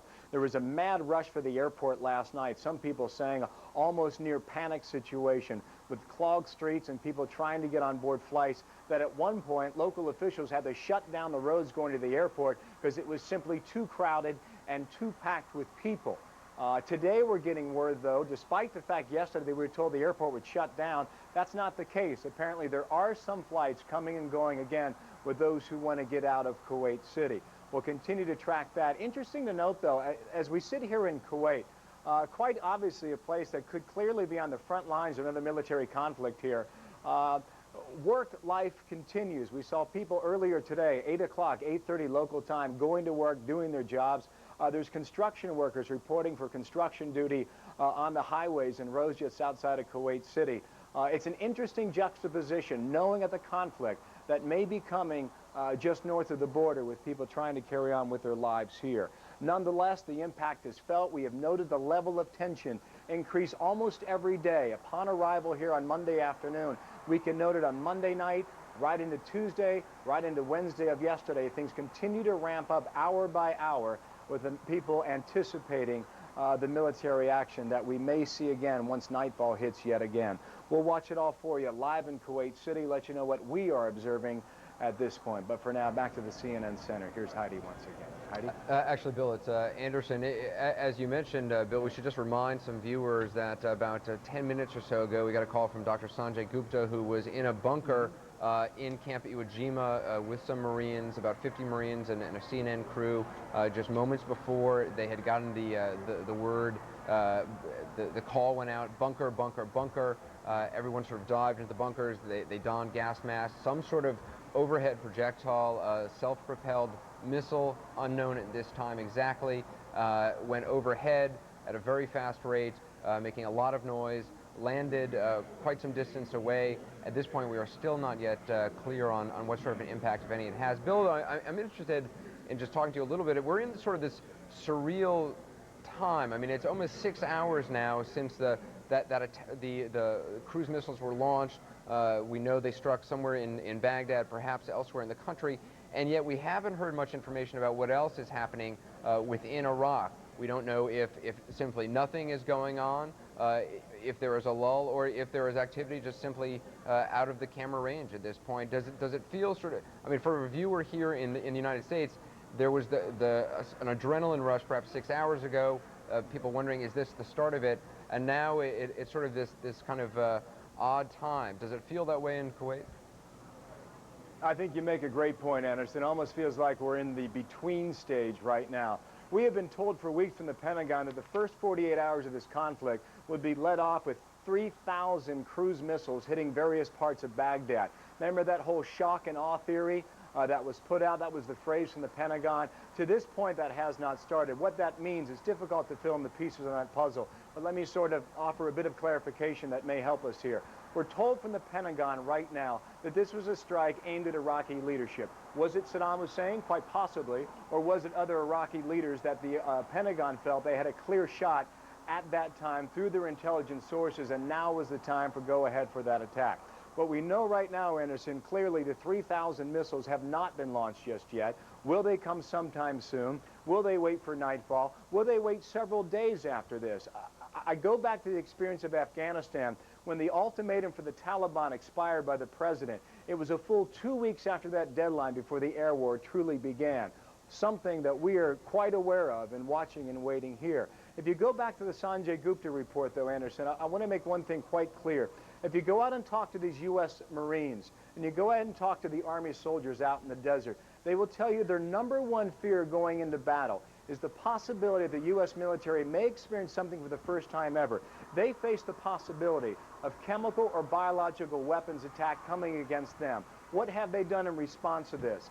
Deliberate and heavy, extensive years of training with equipment and preparations in the event that they may have to face this. I was talking with some Marines about a month ago, and I asked them about this very image and this very prospect. They tell me that they train inside these chambers, whether it's mustard gas, VX nerve gas, sarin gas. They train with equipment inside controlled chambers to make sure that things will work the way they wanted to. And they'll come back and they'll tell you they do feel safe, they do feel confident because they believe the training works and the equipment works. And we are told once they cross into Iraq, it's quite likely a number of these soldiers and Marines will be wearing those chemical suits just in case of chemical or biological attack. Anderson? And Bill, you know, I'm sure all the training in the world, and as good as the training is, I'm sure when that call comes in, gas, and you have 9 seconds to don your mask, while the training kicks in, it has got to be unlike anything any of those soldiers have experienced before. Bill Himmer live in Kuwait. Thanks very much. Heidi? I want to update you now on the news happening at this hour. It is about 33 past the hour. Time to update you on the latest developments in the strike on Iraq. Iraqi President Saddam Hussein was the target of the first bombs and missiles to fall on Baghdad. Pentagon sources call it a decapitation attack against a target of opportunity. More than 40 cruise missiles were fired from warships, and F-117 stealth bombers also joined the attack. But Saddam Hussein may have survived that attack. About 2 hours ago, he appeared on Iraqi television in a taped address to his nation. He said his countrymen will be victorious against what he called the criminal acts of the U.S. President Bush addressed the nation less than an hour after the first missiles fell on Baghdad. He said the only outcome the U.S. will accept is victory. And speaking directly to U.S. troops, he said, quote, "The peace of the troubled world and the hopes of an oppressed people now depends on you." We also want to let you know we are just getting reports of significant military action today in Afghanistan. Military sources say more than 1,000 U.S. troops were involved in a raid near Kandahar. The troops were hunting for al-Qaeda in an operation dubbed Valiant Strike. It was said to be the largest U.S. military operation in Afghanistan in nearly 1 year. No word yet on the success of that operation. We're going to go now live to the Pentagon, where we have Chris Plant standing by. Hi, Chris. What can you tell us? Hi, Heidi. Well, I just wanted to run through what happened this afternoon with the strike on Baghdad. This was not as it may have appeared to be, certainly if you were in Baghdad, the opening volley of the shock and awe campaign that's been promised by the Pentagon. This was instead what the Pentagon intelligence community refers to as a target of opportunity situation. Intelligence detected, or thought that they had detected at least, the whereabouts of Saddam Hussein. They believed that they knew where he was at a certain point in time. The president was briefed on this, and it was decided that the U.S. would go ahead and take a shot at decapitation, as it's called, going after the leader of a country. Some 40 cruise missiles, a total of 42 cruise missiles, were tasked with going after the targets, at least 2 targets in and around Baghdad. 6 Navy ships were involved, 4 surface ships and 2 submarines spread out between the Persian Gulf and the Red Sea on either side of the Saudi Peninsula. And as you said, also involved 2 F-117 stealth fighters, the smaller of the 2 stealth aircraft. And each of these carries 2 precision-guided munitions, bunker busters. The effort was apparently not successful based on the taped statement that came from President Hussein afterward, but it is the type of thing that you would expect to see in a situation like this. The Pentagon officials sort of informally waved people off of the big attack starting tonight, and it was really quite a surprise for pretty much everyone around here, including a lot of senior Pentagon officials who were left out of the loop on this operation since it popped up at the last minute. But final preparations are being made throughout the region with U.S. forces, as we've been hearing, up along the border. Don't have word yet on when they're going to go, and that too is not surprising since a number of factors come into play before the president makes the decision to launch, or General Franks makes the decision to move troops. Weather could be a factor. Sandstorms, as we all know, have been cropping up in the last couple of days, and it's kind of a wait and see for us here, but we're expecting it certainly, if not when night falls tonight, then within the next couple of days. Heidi? And Chris, you know, all along in the build-up to all of this that has happened today, or actually it would be yesterday now, we talked a lot about the military strategy and how, of course, they would have contingency plans. And clearly this could have been one of them that they were planning on. But what I want to know a little bit about from you is the Iraqi capability. We've been hearing about the Stealth 117, knowing that it is a stealth aircraft. Do the Iraqis have some sort of capability to detect it on radar? We've heard so much about how dilapidated everything has become since the Gulf War and their capabilities. What are they at this point? Well, to some extent it depends on who you ask, and it depends on which units you're talking about. Regarding the F-117 stealth fighter, it is a stealth aircraft are what they call reduced visibility aircraft. A lot of people refer to it as invisible to radar. It is not technically invisible to radar, and there are certain types of radar that can detect movement. It may not appear to be an airplane. It may show up as some sort of an anomaly, or as even a bird formation, which radars sometimes pick up. So it doesn't appear to be an airplane, but occasionally it can be detected by certain types of radar.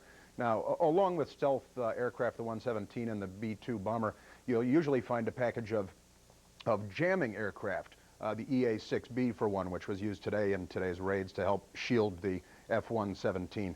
It's always possible. An F-117 was shot down during the conflict with Kosovo, so none of these systems are invincible, and you could always be surprised by the capabilities of your enemies.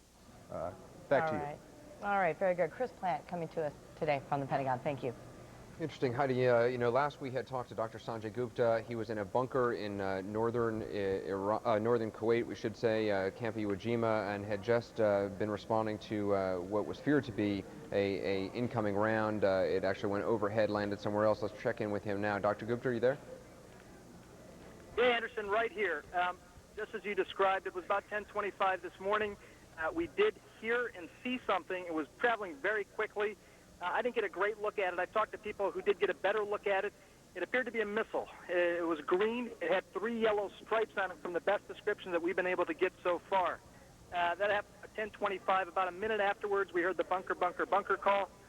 And then we heard the gas mask call. We all ran into the bunkers. About 50 Marines and our CNN crew were in one bunker with our gas masks on and all of our gear for about 45 minutes.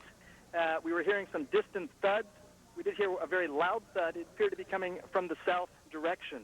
About 45 minutes after waiting, we were told that we could take the gas masks off. And about 15 minutes later, just a couple of minutes ago now, we were told that to go ahead. We got the all clear sign, so we're now out of the bunkers and walking around okay. A Marine did come by and alert us before we were let out of the bunkers that there had been, quote, hits.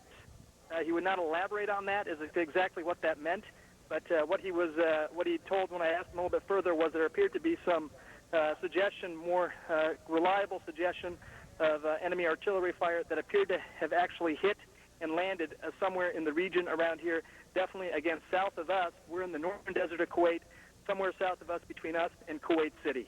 Anderson?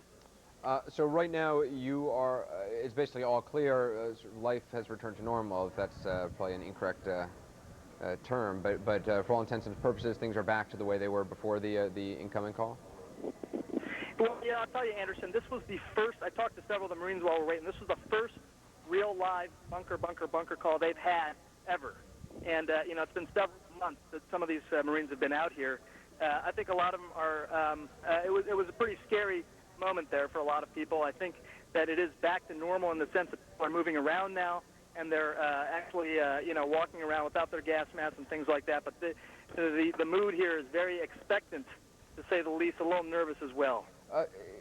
Sanjay, in the people you talk to, the Marines you talk to, how confident are they in the equipment they have? I mean, we have heard so much back and forth on differencing of opinion on the chemical suits, the gas mask, the quality of the equipment. What are you hearing there? Well, that's a good point, Anderson. We've actually done quite a bit of research on that. The gas masks that they have here are called the M40 gas masks. The Marines are very confident in this particular gas mask. They have nuclear, biological, chemical trainers on the various camps to actually instruct people how to do it. I got to see it firsthand just a few minutes ago with them actually getting these masks on and running into bunkers. You hear about the 9-second rule. These Marines had their gas masks on within 9 seconds.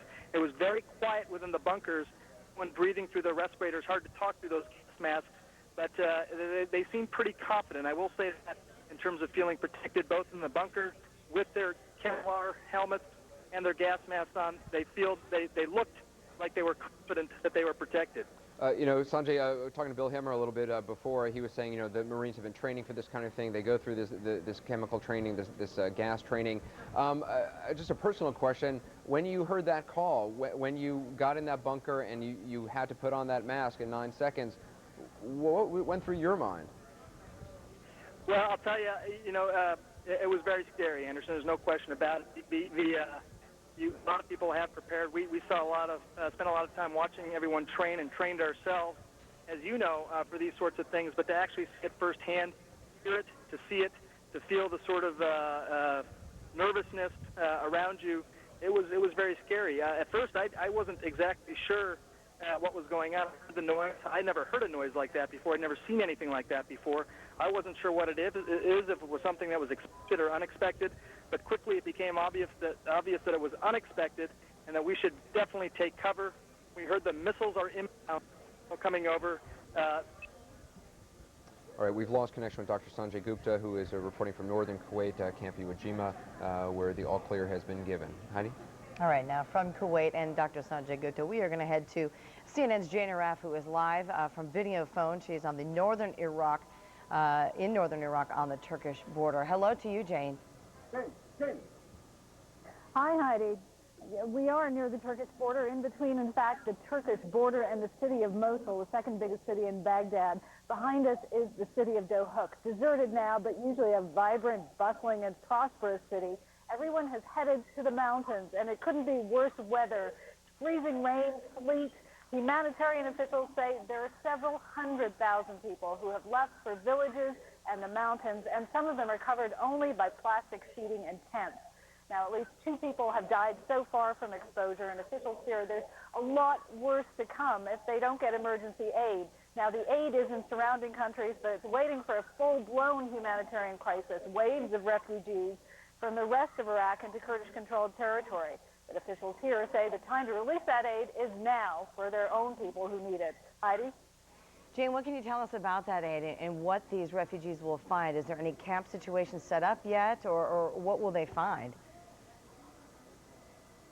There are tents that are set up. There are a number of tents, about 10 of them in this region, as well as a couple of camps that are meant for surrendering Iraqi soldiers. Now, this refugee crisis has been widely expected. In 1991, there were horrendous scenes of people freezing to death, being trampled to death. But it's a much different situation now. The area is under control of Iraqi Kurds. Instead of people fleeing Iraqi forces, there are likely to be people moving further north from Iraqi government-controlled territories, fleeing fighting further there. So it's not as dire as it was. But what officials say has happened is they've had an absolutely unexpected wave of internal refugees, if you like. Iraqi Kurds from the area who have just abandoned these cities. Behind me, all the shops are shuttered, the schools are closed, there's almost no life in the streets. And these people are heading for safety. They fear a chemical attack, and they believe the further away they get from this front line, this would-be front line that's just a few kilometers away from here, the safer they are, even if they are in the freezing mountains. Heidi? Yeah, it was quite a sight just the other night as we saw you standing out there on the street and all of the headlights and the stream of cars behind you as people were leaving. So, Jana Raff, we do appreciate your report tonight.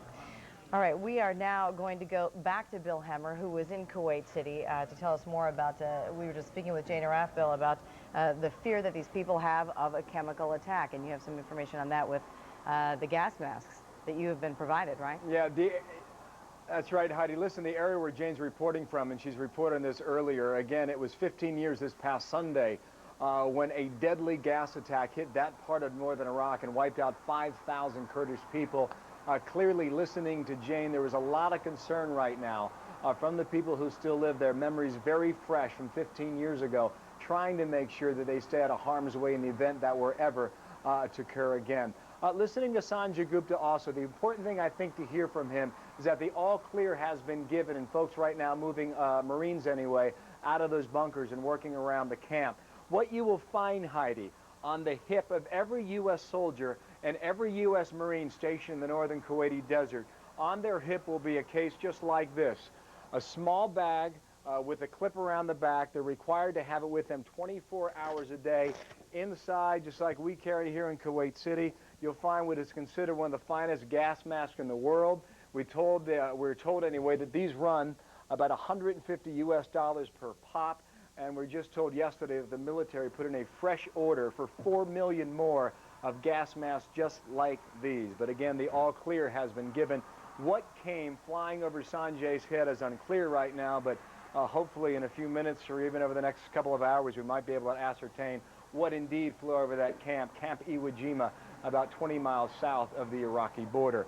Kelly McCann works with us here at CNN. He's now live in Washington, one of our security analysts who knows all too well about things like these. And Kelly, I think the one thing we should impress upon our viewers is that the military, by no small measure, takes very strong consideration to the possibility of incoming biological or chemical weapons. In fact, if you scour these camps, you know detection devices are set up 24 hours a day. There's different levels of security that are in place in the event they were to detect some of these devices incoming. As you sit there in Washington, shed some more light on what concerns the military at this point. Sure, Bill. You were in Afghanistan. You remember the terminology, the asymmetrical battlefield, that being a battlefield that has a lack of proportionality. Let me read you something out of the joint publications that has to do with threat and NBC policy. Where the threat of NBC, nuclear, biological, and chemical weapons exists, constraints on U.S. retaliation may increase the likelihood of an NBC attack. It goes on to say joint force NBC defense readiness to fight a campaign in an NBC environment is obviously necessary for survivability, but more important, for deterrence. So what I think the clear message should be to the Iraqi government is that we fully intend, if we are subjected to weapons of mass destruction, to blow through them and kill those who would unleash those weapons. You've seen that President Bush has never taken off the table in fact, tactical nuclear weapons, thereby mitigating or inducing symmetry again. We're trying to keep the Iraqis from getting or maintaining an asymmetrical battle space. So I think that everyone needs to understand that there is no more prepared force in the world than the U.S. to operate in that environment. Yeah, Kelly, just getting word here, confirmation, the Kuwaiti defense minister confirming now with CNN, 2 missiles have landed somewhere in the northern Kuwaiti desert. It could be that very sound and impact that Sanjay Gupta was describing to us. Kelly, I got to think this comes as no surprise at the U.S. military. They've been sitting in the desert upwards of 2 months right now, some longer than that. They've always been concerned about the possibility that incoming missiles could be targeted against those military positions, but whether or not the Iraqis could score a direct hit was the open-ended issue. In the old Gulf War, we used to actually look up at the Scuds when they were flying. It looked like Wrong-Way Feldman. I mean, a lot of these missiles have been altered. They're beyond their usefulness. Their shelf life is too extended. They don't have good guidance systems. They've been tinkered with. As you said earlier, the Scud that actually fell in Saudi, most claim that it was by accident. So again, I mean, if you try to look at this as a symmetrical battle space, what we're going to try to do is get the asymmetry to fall on our side, and clearly we have the technology to do that. Most chemical weapons, Bill, with the exception of biological weapons, pose really an area denial problem, a battlefield complexity, and certainly a downwind hazard, but they're not traditionally looked at as a weapon of mass destruction because they're limited in scope. It is the psychological impact. So once the troops have broken the mold, once they've kind of gotten the willies off of them, rest assured they will race through that if they have to and perform their mission as expected. Yeah, Kelly, listen, if you're on the Iraqi side of the border right now trying to calibrate these missiles, and at some point we do anticipate more to be launched, that's to be expected, we've been told anyway, by military planners, how likely is it that they're monitoring things like CNN right now to find out where indeed these missiles hit in order to change their course, alter the direction, maybe change the distance to try and increase their chances of a direct hit? You can bet that they are tuned into all the major news networks, in particular CNN. We've got such good coverage. You can bet that they are going to adjust things based on what analysts and other experts say. The other possibility is that they have forward observers on their side of the border that are actually putting eyes on those areas where people are staged in the attack area. And you can also bet that there will be security patrols out there looking to engage with them. So this is really high-stakes chess now, Bill. You are on point. Yeah, Kelly, I don't know how much you can address this, but if you go out to the bases, you will see at nearly every base in northern Kuwait MOP levels, M-O-P-P, and you know the military loves their acronyms. MOP stands for Mission Oriented Protective Posture. In other words, it goes, I believe, from 1 to 4, 4 being the most concerned, 1 being the least concerned about chemical or biological agents in the air. How much light can you shed for us and our viewers about these MOP levels for us? Well, there's a whole structure. There's on every 6 hours, there's a message generated on the wind speed, on the ground conditions, on what the downwind hazard could be based on the kind of agents that we think the Iraqis may have. I mean, there's a whole structure that will actually analyze this threat continuously. There are nuclear, biological, and chemical experts who truly are expert. In the last decade, we've put a tremendous amount of training and education towards getting people up to speed. We've got very, very increased capability who will really rudder steer that and make those decisions to provide to the operational commanders on the ground. Kelly, thank you. Kelly McCann, our security analyst, standing by for us in Washington, D.C. No doubt we'll talk again later today. Kelly, thanks for that. In the meantime, just to confirm again, the Kuwaiti defense minister confirming to us here that the 2 missiles were launched, landing in the northern desert of Kuwait. No reports of injuries, no reports of casualties. And again, the important thing we should underline and highlight right now, Sanjay Gupta, who heard those missiles fly over his camp where he's now stationed with the U.S. Marines, saying the all-clear was given possibly 30 minutes or 45 minutes ago. More when we get it. Anderson, back to you now for CNN Center. And Bill, just pointing out to our viewers, that's something was just confirmed by the Kuwaiti defense minister, something our viewers learned about from Dr. Sanjay Gupta firsthand about 30 minutes or so ago. I want to just, and Bill, I want to keep you in for this. We're going to show our viewers some of the different kind of missiles that the Iraqis have at their disposal. We don't know what sort of missile or two missiles were fired in this latest round, but these are the missiles they have at their disposal. The Scud-B missile, of course, everyone by now knows about the Scud, single warhead, 2,200 pounds, very poor accuracy. Missiles purchased from the Soviet Union in 1974. I'm just going to run through all three, Bill, and then we can talk about them a little bit afterward. Next one, the Al-Hussein. It's a ballistic missile, able to deliver chemical and biological warheads, 1,100 pounds. It's got a range of about 400 miles, so pretty good range there. And the last one, another missile that a lot of viewers to CNN will be familiar with, the Al-Samud, a short-range ballistic missile. That, of course, there are believed to be about 120 Al-Samuds. Those were targeted by the UN to destroy. Iraq had been in the process of destroying a number of them. It's a missile developed, of course, by Iraq. It's only about 660 pounds with a much shorter range, only 93 miles. Interesting that I think for a lot of American viewers, a lot of those missiles are almost household names at this point. The Scud, the Al-Samud. But again, Bill, I think go ahead. Sure. Go ahead, Bill. Yeah, two things I think that are important to remind our viewers about right now. The Scud missiles that were launched back in the war of 1991, the U.S. military never found and targeted and destroyed a single Scud missile. It was a huge frustration for the Pentagon for that entire conflict. And what they've tried to do over the past 12 years to rectify that, they've tried to send special forces into the deserts of western Iraq. In the event that Saddam Hussein were to launch Scud missiles toward Israel, or also in southern Iraq, again toward locations here in Kuwait, or maybe even in Saudi Arabia, depending on whether or not the U.S. military was stationed in the northeastern part of that country. But again, not a single Scud launcher destroyed. Many of these facilities can be mobile, which make them very elusive when trying to hit and target from the skies above. You mentioned the Al-Samud. Our viewers very familiar with that. But largely, the Scud has been used as a weapon of terror. Highly inaccurate, and we're told by some that the Iraqis like to fire as many up in the air to increase their chances of scoring some sort of direct hit. What we don't know, Anderson, this is the wide open question right now in this conflict.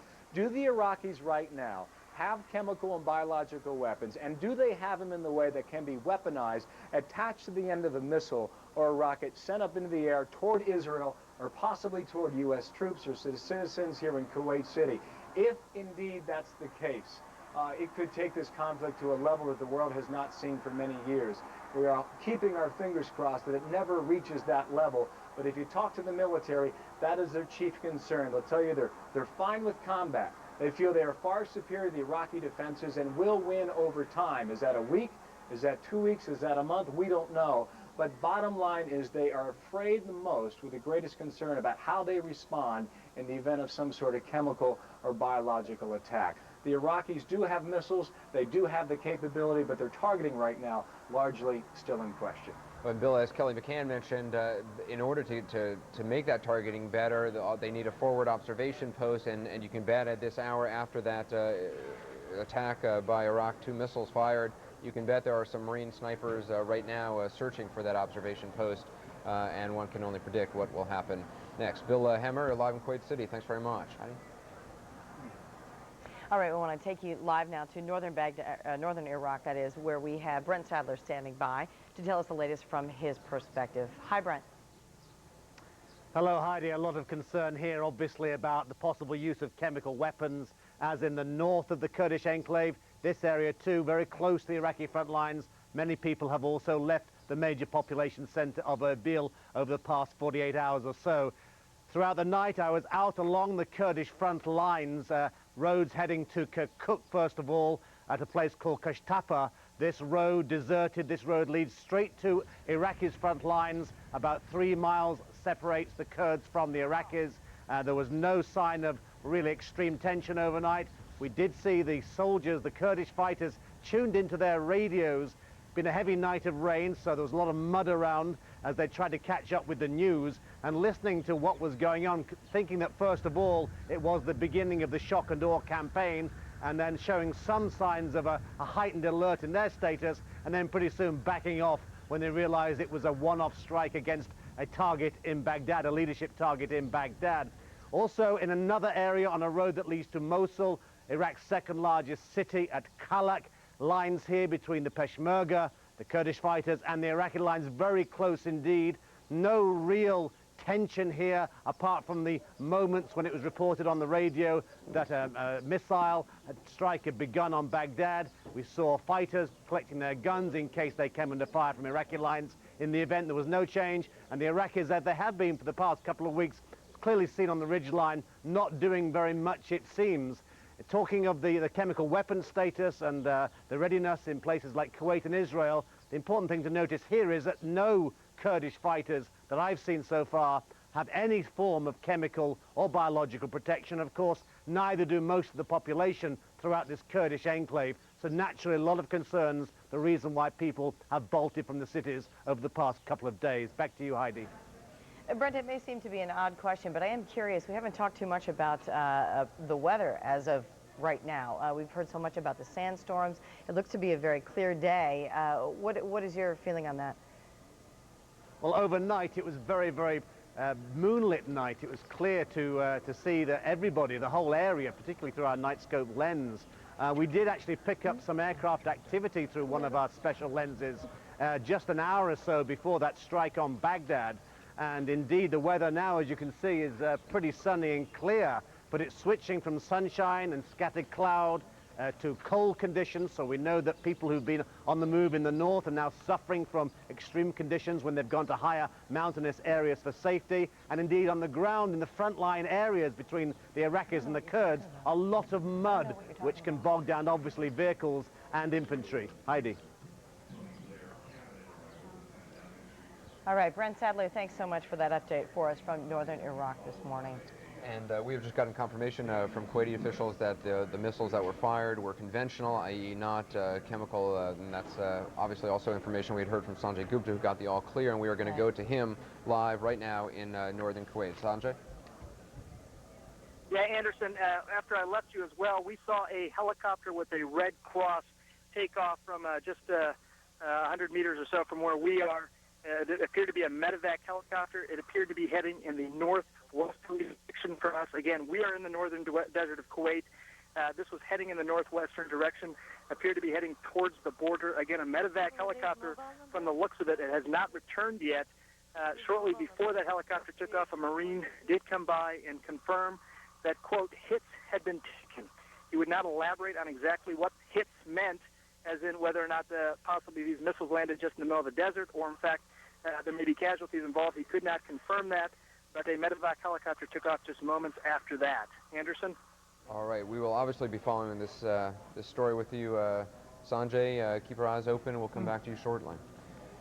All right. Well, it is 4 a.m. on the East Coast, and already just a little afternoon in Baghdad. Here now is the top news at this hour. More than 40 cruise missiles were launched at Iraq's capital city and a second target near the city in an attack aimed at President Saddam Hussein this morning. Pentagon officials called it a decapitation strike. But Saddam Hussein apparently escaped injury. He appeared on Iraqi television about 3 hours after the missile and bomb strike and made a point of mentioning Thursday's date. The Iraqi leader condemned the U.S.-led attack and pledged to confront what he called criminal Zionists. President Bush went on U.S. television shortly after the attack on Baghdad. He said the campaign against Iraq would not involve half measures and would end in victory. The president also had encouraging words for U.S. troops. To all the men and women of the United States Armed Forces now in the Middle East, the peace of a troubled world and the hopes of an oppressed people now depend on you. That trust is well placed. In another war zone, more than 1,000 U.S. troops have raided an area in southeastern Afghanistan. The target? Members of al-Qaeda. Military officials say Operation Valiant Strike began with an air assault near Kandahar after radio transmissions were detected coming from caves in the area. No word yet on the success of that operation.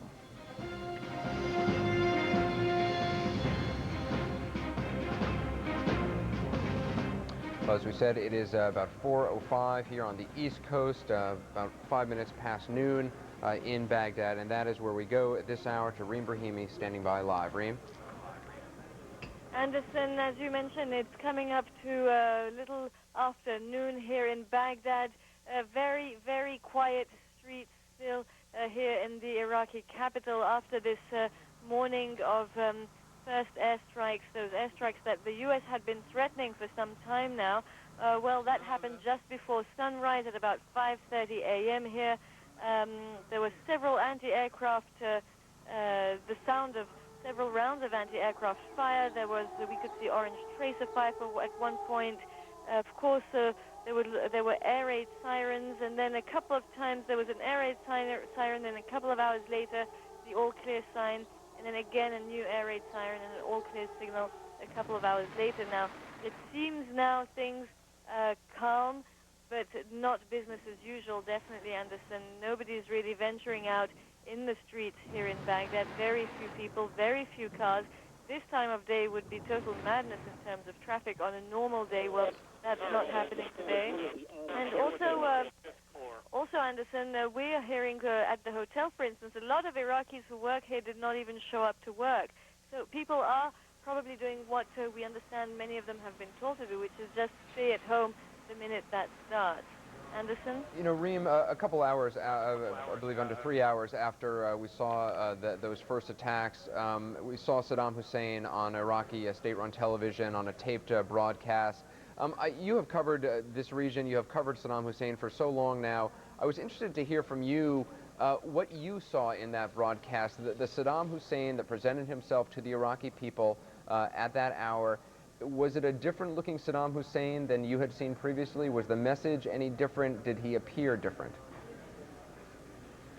He appeared maybe a little more strained than he has. Interestingly enough, in the past a week or so, we've been seeing him on a regular basis. He's been shown on Iraqi TV, meeting with military commanders, meeting with members of the ruling Ba'ath Party, members of the leadership of the party or his ministers, and always we've seen him very relaxed, a little bit almost laid back, smoking a cigar.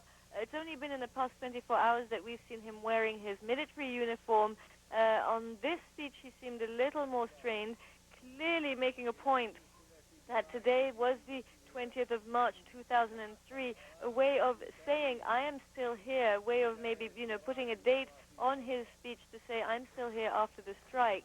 That probably also after there were rumors that his deputy prime minister, Tariq Aziz, had left the country or been killed. Well, Deputy Prime Minister Tariq Aziz came out at the Ministry of Information and spoke to reporters very soon after, again, to allay those rumors. And there'll be a lot of rumors coming out that the leadership here will try to allay. Now, the president also seemed to be addressing not only his own constituency, not only, it wasn't only for internal consumption. His address was also for a worldwide audience, trying in a way to portray this conflict as a battle waged by the United States, not only against Arabs and Muslims, but also against what he called the rest of humanity.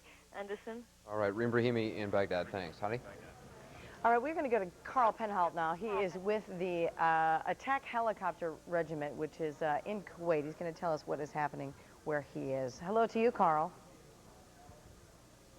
Yes, I'm here in the northern Kuwaiti desert, not far from the border with Iraq.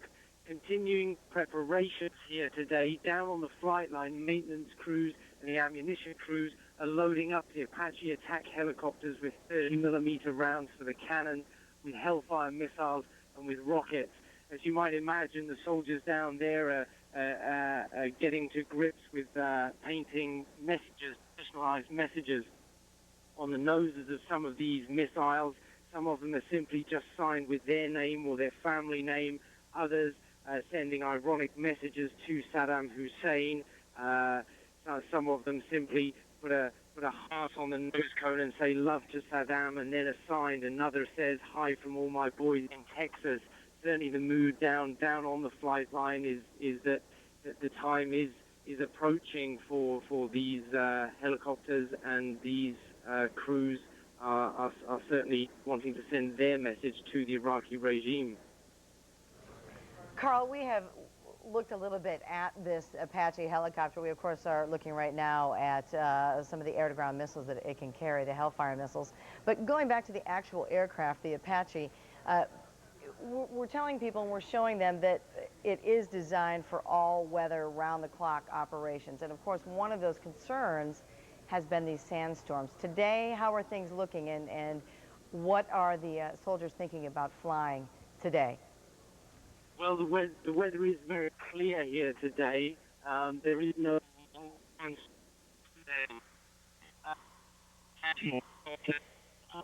doing routine training missions, keeping the helicopters turning over. Yesterday the helicopters were, and that's not because they can't fly in sandstorms and high winds. Simply it was a precautionary measure to reduce the maintenance needs for these craft. Certainly the later model Apaches, the so-called longbows, are very high-tech machines with a infrared and targeting equipment, and these can fly day or night and almost in any weather at all, the commanders here tell me. All right. Carl Penhall, thank you so much reporting to us from Kuwait today. Thank you. And what so many of the military commanders say about those Apache helicopters is that while they are an awesome fighting machine, the distance from Kuwait to Baghdad, I think it's some 403 miles or so, longer than they would like it to be to operate those Apaches efficiently. So they're going to have to establish forward command centers, basically, that will become basically gas stations, refueling centers for those Apaches. And that is probably going to be very early on in this campaign when it gets underway. You're going to see establishing those forward bases, and perhaps even special forces already on the ground looking for a territory that would be a good forward command post. It would be safe because, of course, anytime you come down to refuel, you know, you become more vulnerable. So that's something they'll have to really think hard about, I'm sure. So that was Carl Penhall with V Corps. We're going to go now to Bill Hemmer, who has been in Kuwait City quite some time now, and he joins us live. Bill? Hey, Anderson, thanks. Just to follow up on a couple of things you're reporting about no gas attached to those missiles incoming. We have confirmed to the Kuwaiti officials that 2 missiles did land in the northern Kuwaiti desert, just west and north of Kuwait City. Also, just to firm that up more, Kuwait State Television also reporting now no unconventional material attached on board these 2 missiles. Want to show you some videotape we just got in now. This is from the main headquarters where British soldiers are now stationed in northern Kuwait. Upwards of 20,000 to 25,000 soldiers now on the ground here by the British. We can see on this videotape soldiers putting on their gas masks, putting on their chemical suits. One soldier says this was the first real one, indicating that it was not a practice, it was not a drill. They say they heard bangs and everyone masked up. Now there have been, on several occasions over the past 2 months, a number of false alarms that have been reported throughout these various military camps, but this clearly was an incoming missile fired from the north, went over the heads of the U.S. and British soldiers stationed out there in the Kuwaiti desert. And at this point, we have no word, no indication, no word of casualties, whether that be fatalities or injuries. We're also hearing that the missiles landed in a town called Jarrah, that's J-A-H-R-A-H, in an area called Mutla, M-U-T-L-A-A. The reason I point that out is because along this desert strip, Highway 80, if you go back to the Persian Gulf War in January of 1991 into February, Highway 80 has come to be known as the Highway of Death. When the Iraqi army started their retreat, this is where a number of Iraqi soldiers lost their lives in that retreat, coming under heavy helicopter and jet attack, fighter jet attack by U.S. and coalition-led forces. Thousands of Iraqis lost their lives along Highway 80. It is the main thoroughfare that runs north right up to the Iraqi border. I can tell you from being out there over the past 2 months, there is virtually nothing out there. It is loaded with desert sand, and Highway 80 is about the only thing you will see. That was up until about 3 months ago. When the military, the U.S. military, started to build up their forces here in Kuwait, they took essentially camel country and the northern third of Kuwait that was essentially given to them by this country to set up, to drill, to set up their tent cities. And over a 3-month process, it was so impressive to see the military move halfway around the world, take this virtual desert camel country, and within 2 weeks move 8, 10, 12,000 soldiers and Marines in these various tent cities. We are told that within hours, these very tent cities can be packed up and moved, and we have indications that many of them already have as of 48 hours ago. I want to get you back out to Persian Gulf and Frank Buckley, again on board by way of video phone on the USS Constellation. Frank, what's the update from there? Well, Bill, we have the information, and we'll have some sound specifically from Rear Admiral Barry Costello on the airstrikes that took place off the USS Constellation. 24 airstrikes coming from the Constellation during the past 24 hours. We are told by Rear Admiral Costello that these are during the transition period between OSW and the so-called shock and awe air campaign that is expected to come at some point. These 24 airstrikes have targeted military installations, communications facilities, and air defense sites specifically near Basra.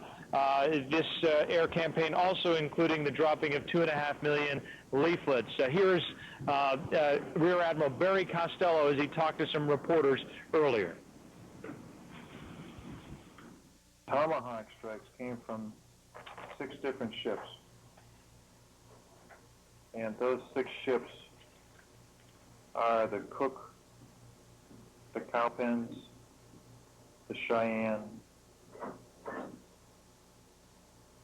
the Milius, the Bunker Hill, and the Montpelier. Those are the names of the ships. I cannot go into the specific number of missiles that they fired, nor their exact locations. Rear Admiral Barry Costello is the Constellation battle group commander. He was describing just now the 6 U.S. Navy vessels that were involved in the Tomahawk strikes against Iraq. The 2 of those were cruisers, the Cowpens and the Bunker Hill. The destroyers involved were the Milius and the Donald Cook, and there were 2 submarines involved as well, Los Angeles-class attack submarines, the Montpelier and the Cheyenne. 2 EA-6B aircraft also left from the USS Constellation in support of those F-117 stealth aircraft that deployed the bunker buster bombs against Iraq. Those 2 EA-6B aircraft from the Constellation are the radar jamming aircraft. We've talked to some of their crew members over the past couple of weeks, and they tell us that their job in any operation involving strike fighters is to open a window, if you will, to allow the strike fighters in. They jam the radar, the strike fighters go in, the strike fighters do their job, they come back out, and then they close the window, is how they put it. The ECMO that I talked to, this is an electronic countermeasures officer, said that an Iraqi radar operator, when they are doing their job on the EA-6B, would actually see, in some cases, simply a white screen, that it would look almost like a black and white television, that it would go to fuzz, so that it was any targets that might be on there, that is, any strike aircraft, would simply disappear when those strike aircraft were moving in. That's what they mean by this idea of opening a window and closing a window for the strike aircraft. One other thing with regard to the dropping of leaflets. 2.5 million leaflets dropped just within the last 24 hours in Iraq, and this is one of them. This is showing an ominous photo here with people wearing gas masks. You can see an explosion.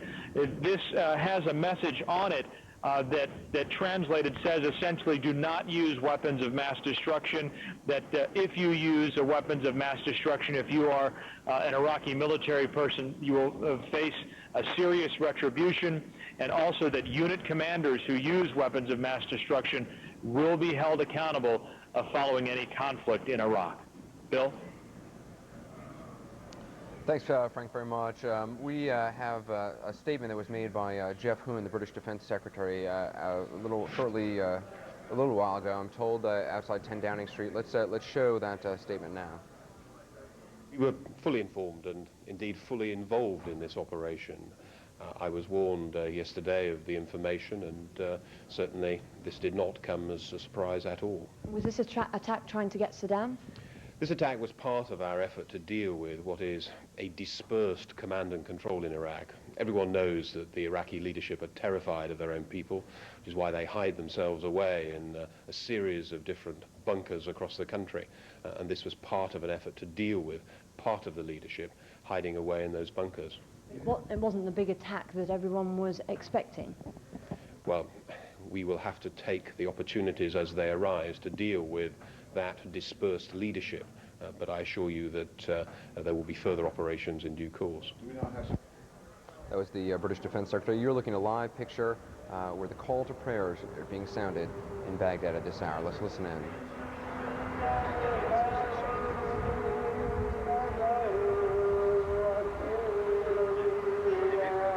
It is 12:20 in Baghdad in the afternoon, roughly, let's see, about 6.5 hours or so after 42 cruise missiles were launched by a variety of U.S.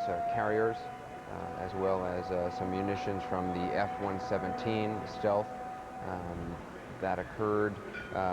Explosions rocked Baghdad just before daybreak. Anti-aircraft gunfire erupted throughout the city. Pentagon and the White House says that it was a decapitation strike, an attempt targeting Saddam Hussein directly, targeting some of his leadership. Quite a different scene right now in Baghdad. I wonder if that call to prayer is any different than what it has been in days past, and several times each day that we hear that after what has happened. All right, moving on now. In his address last night, President Bush accused President Saddam Hussein of committing an atrocity by putting civilians in harm's way as war begins. In this conflict, America faces an enemy who has no regard for conventions of war or rules of morality. Saddam Hussein has placed Iraqi troops and equipment in civilian areas, attempting to use innocent men, women, and children as shields for his own military, a final atrocity against his people. About 3 hours after a barrage of U.S. cruise missiles attempted to decapitate the Iraqi leadership, Saddam Hussein appeared on Iraqi TV, forecasting failure for the American-led attack on Iraq. The criminal, Junior Bush, committed, he and his aides, his crime that he was threatening Iraq with, and humanity as well. His criminal act comes from and the act of those who helped him and his followers. This is added to the series of their shameful crimes against Iraq and the humanity. This is a start for other additional crimes. The address was on videotape, although Saddam Hussein is known to have lookalikes. They never speak, and it is presumed this was, in fact, the Iraqi leader. We should point out that was a tape message, not a live recording, perhaps significant. It occurred some 3 hours after that cruise missile strike. Apparently, for all we know, they did not have live capabilities at that time, so a taped message from Saddam Hussein. We're going to go to the White House now. Chris Burns, who has been standing by for us for quite some time. Oh, actually, no, I'm sorry. We're going to go to Sanjay Gupta, who has been reporting for us in the last hour about the missile attack on Kuwait. Dr. Gupta, take it away in northern Kuwait. Yeah, Anderson, about an hour and 45 minutes ago, so now about 10:30 in the morning local time, we were all walking around this camp here, Camp Iwo Jima. It's in the northern desert of Kuwait.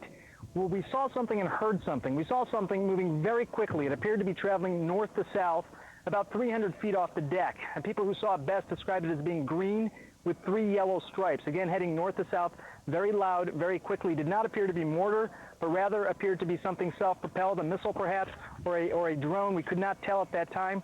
Shortly after that, we heard bunker, bunker, bunker, masks, masks, masks, which essentially is the alarm to get all the Marines to get their gas masks on and to get into the bunkers, which they did very quickly. They were there for about 45 minutes in all of their gear, all the gas masks. During that time, we heard another alarm, missiles inbound. Missiles inbound, you can see there just how it looks there, people basically running into the bunkers. The missiles inbound alarm came as well. Shortly after that, about 45 minutes into that, we heard that it was okay to take off our gas masks, and 15 minutes after that, we were given the all clear. Now, Anderson, in the interim, a Marine did come by and tell us that, quote, hits had been confirmed. Hits had been confirmed. He could not elaborate on what hits have meant. After that, we were able to confirm that more than one missile had been launched. That's all we could hear. More than one missile had been launched and appeared to land somewhere south of us, between us and Kuwait City, somewhere in the northern part of Kuwait. That is what we could confirm at this point. We've also seen what appeared to be a medevac helicopter actually take off from here just several hundred meters away from where we are now. That helicopter took off and traveled in a northwesterly direction. It has not returned as of yet. Anderson? Sanjay, so many journalists are embedded this go-around. It is really unprecedented, and lots of the reasoning behind that is to give a sense of what it is really like on the battlefield. I'm curious to know, as you're sitting there for 45 minutes in a dugout bunker with a gas mask on and with this protective clothing on, what is it like? What are you going through? What thoughts go through your mind? We've heard it's incredibly hot. We've heard it's incredibly uncomfortable. But what is it like not knowing if the air outside will kill you? Yeah, no question. That's a very good question, Anderson. And let me say a couple of things. First of all, there have been a lot of drills for this sort of thing. People had drilled on this several times in the past, but this was the first real thing. The first time that there was an actual bunker call, and that was the real deal. So when these Marines were moving, they were moving for real this time. It's a couple observations. First of all, it was very quiet in there. In part, that's because everyone had their gas masks on. Very hard to speak about that. Speak when you actually have that mask on. It was also very hot. Where a lot of these Marines wearing full gear. You can see I have T-shirt on, but most of the Marines are actually wearing jackets, which is obviously very warm. People were waiting for the all-clear thing. People were talking about where these missiles likely came from, and it was a very anticipatory sort of mood, very expectant. But, you know, we spent a lot of this morning, Anderson, talking to Marines, trying to figure out what their mood was after they heard about the missiles being launched last night. The mood was definitely optimistic in the sense that this may be a step towards going home. That's what I heard more than anything else, that this whole thing, they've been waiting so long for anything to happen, it's happening. And I think most of them welcome that now at this point after having spent so many months here in the desert. Anderson, let me also just confirm, someone just passed me a note confirming that no injuries at this point, no injuries from those missiles that we had previously described. No injuries confirmed. Well, that is a good confirmation to receive. You know, as you said, a Marine earlier had come up to you and said confirmed hits. Clearly, no information then about the injuries. So you're saying no injuries are being reported at this time. Dr. Gupta, Sanjay Gupta, thanks very much. Heidi?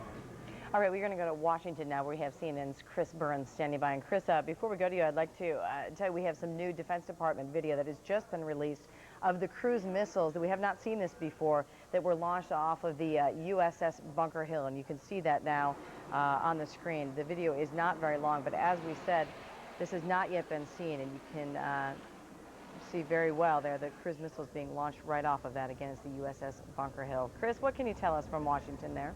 Heidi, those cruise missiles you've been watching were not scripted in the first place. They were the result of meetings during the day. President Bush, beginning this week, having had 2 war planning meetings, one in the morning, one in the afternoon, with the usual suspects, the members of the National Security Council, including George Tenet of the CIA, and he is the one who brought that information in the afternoon meeting that there was some kind of a major leadership target to strike at.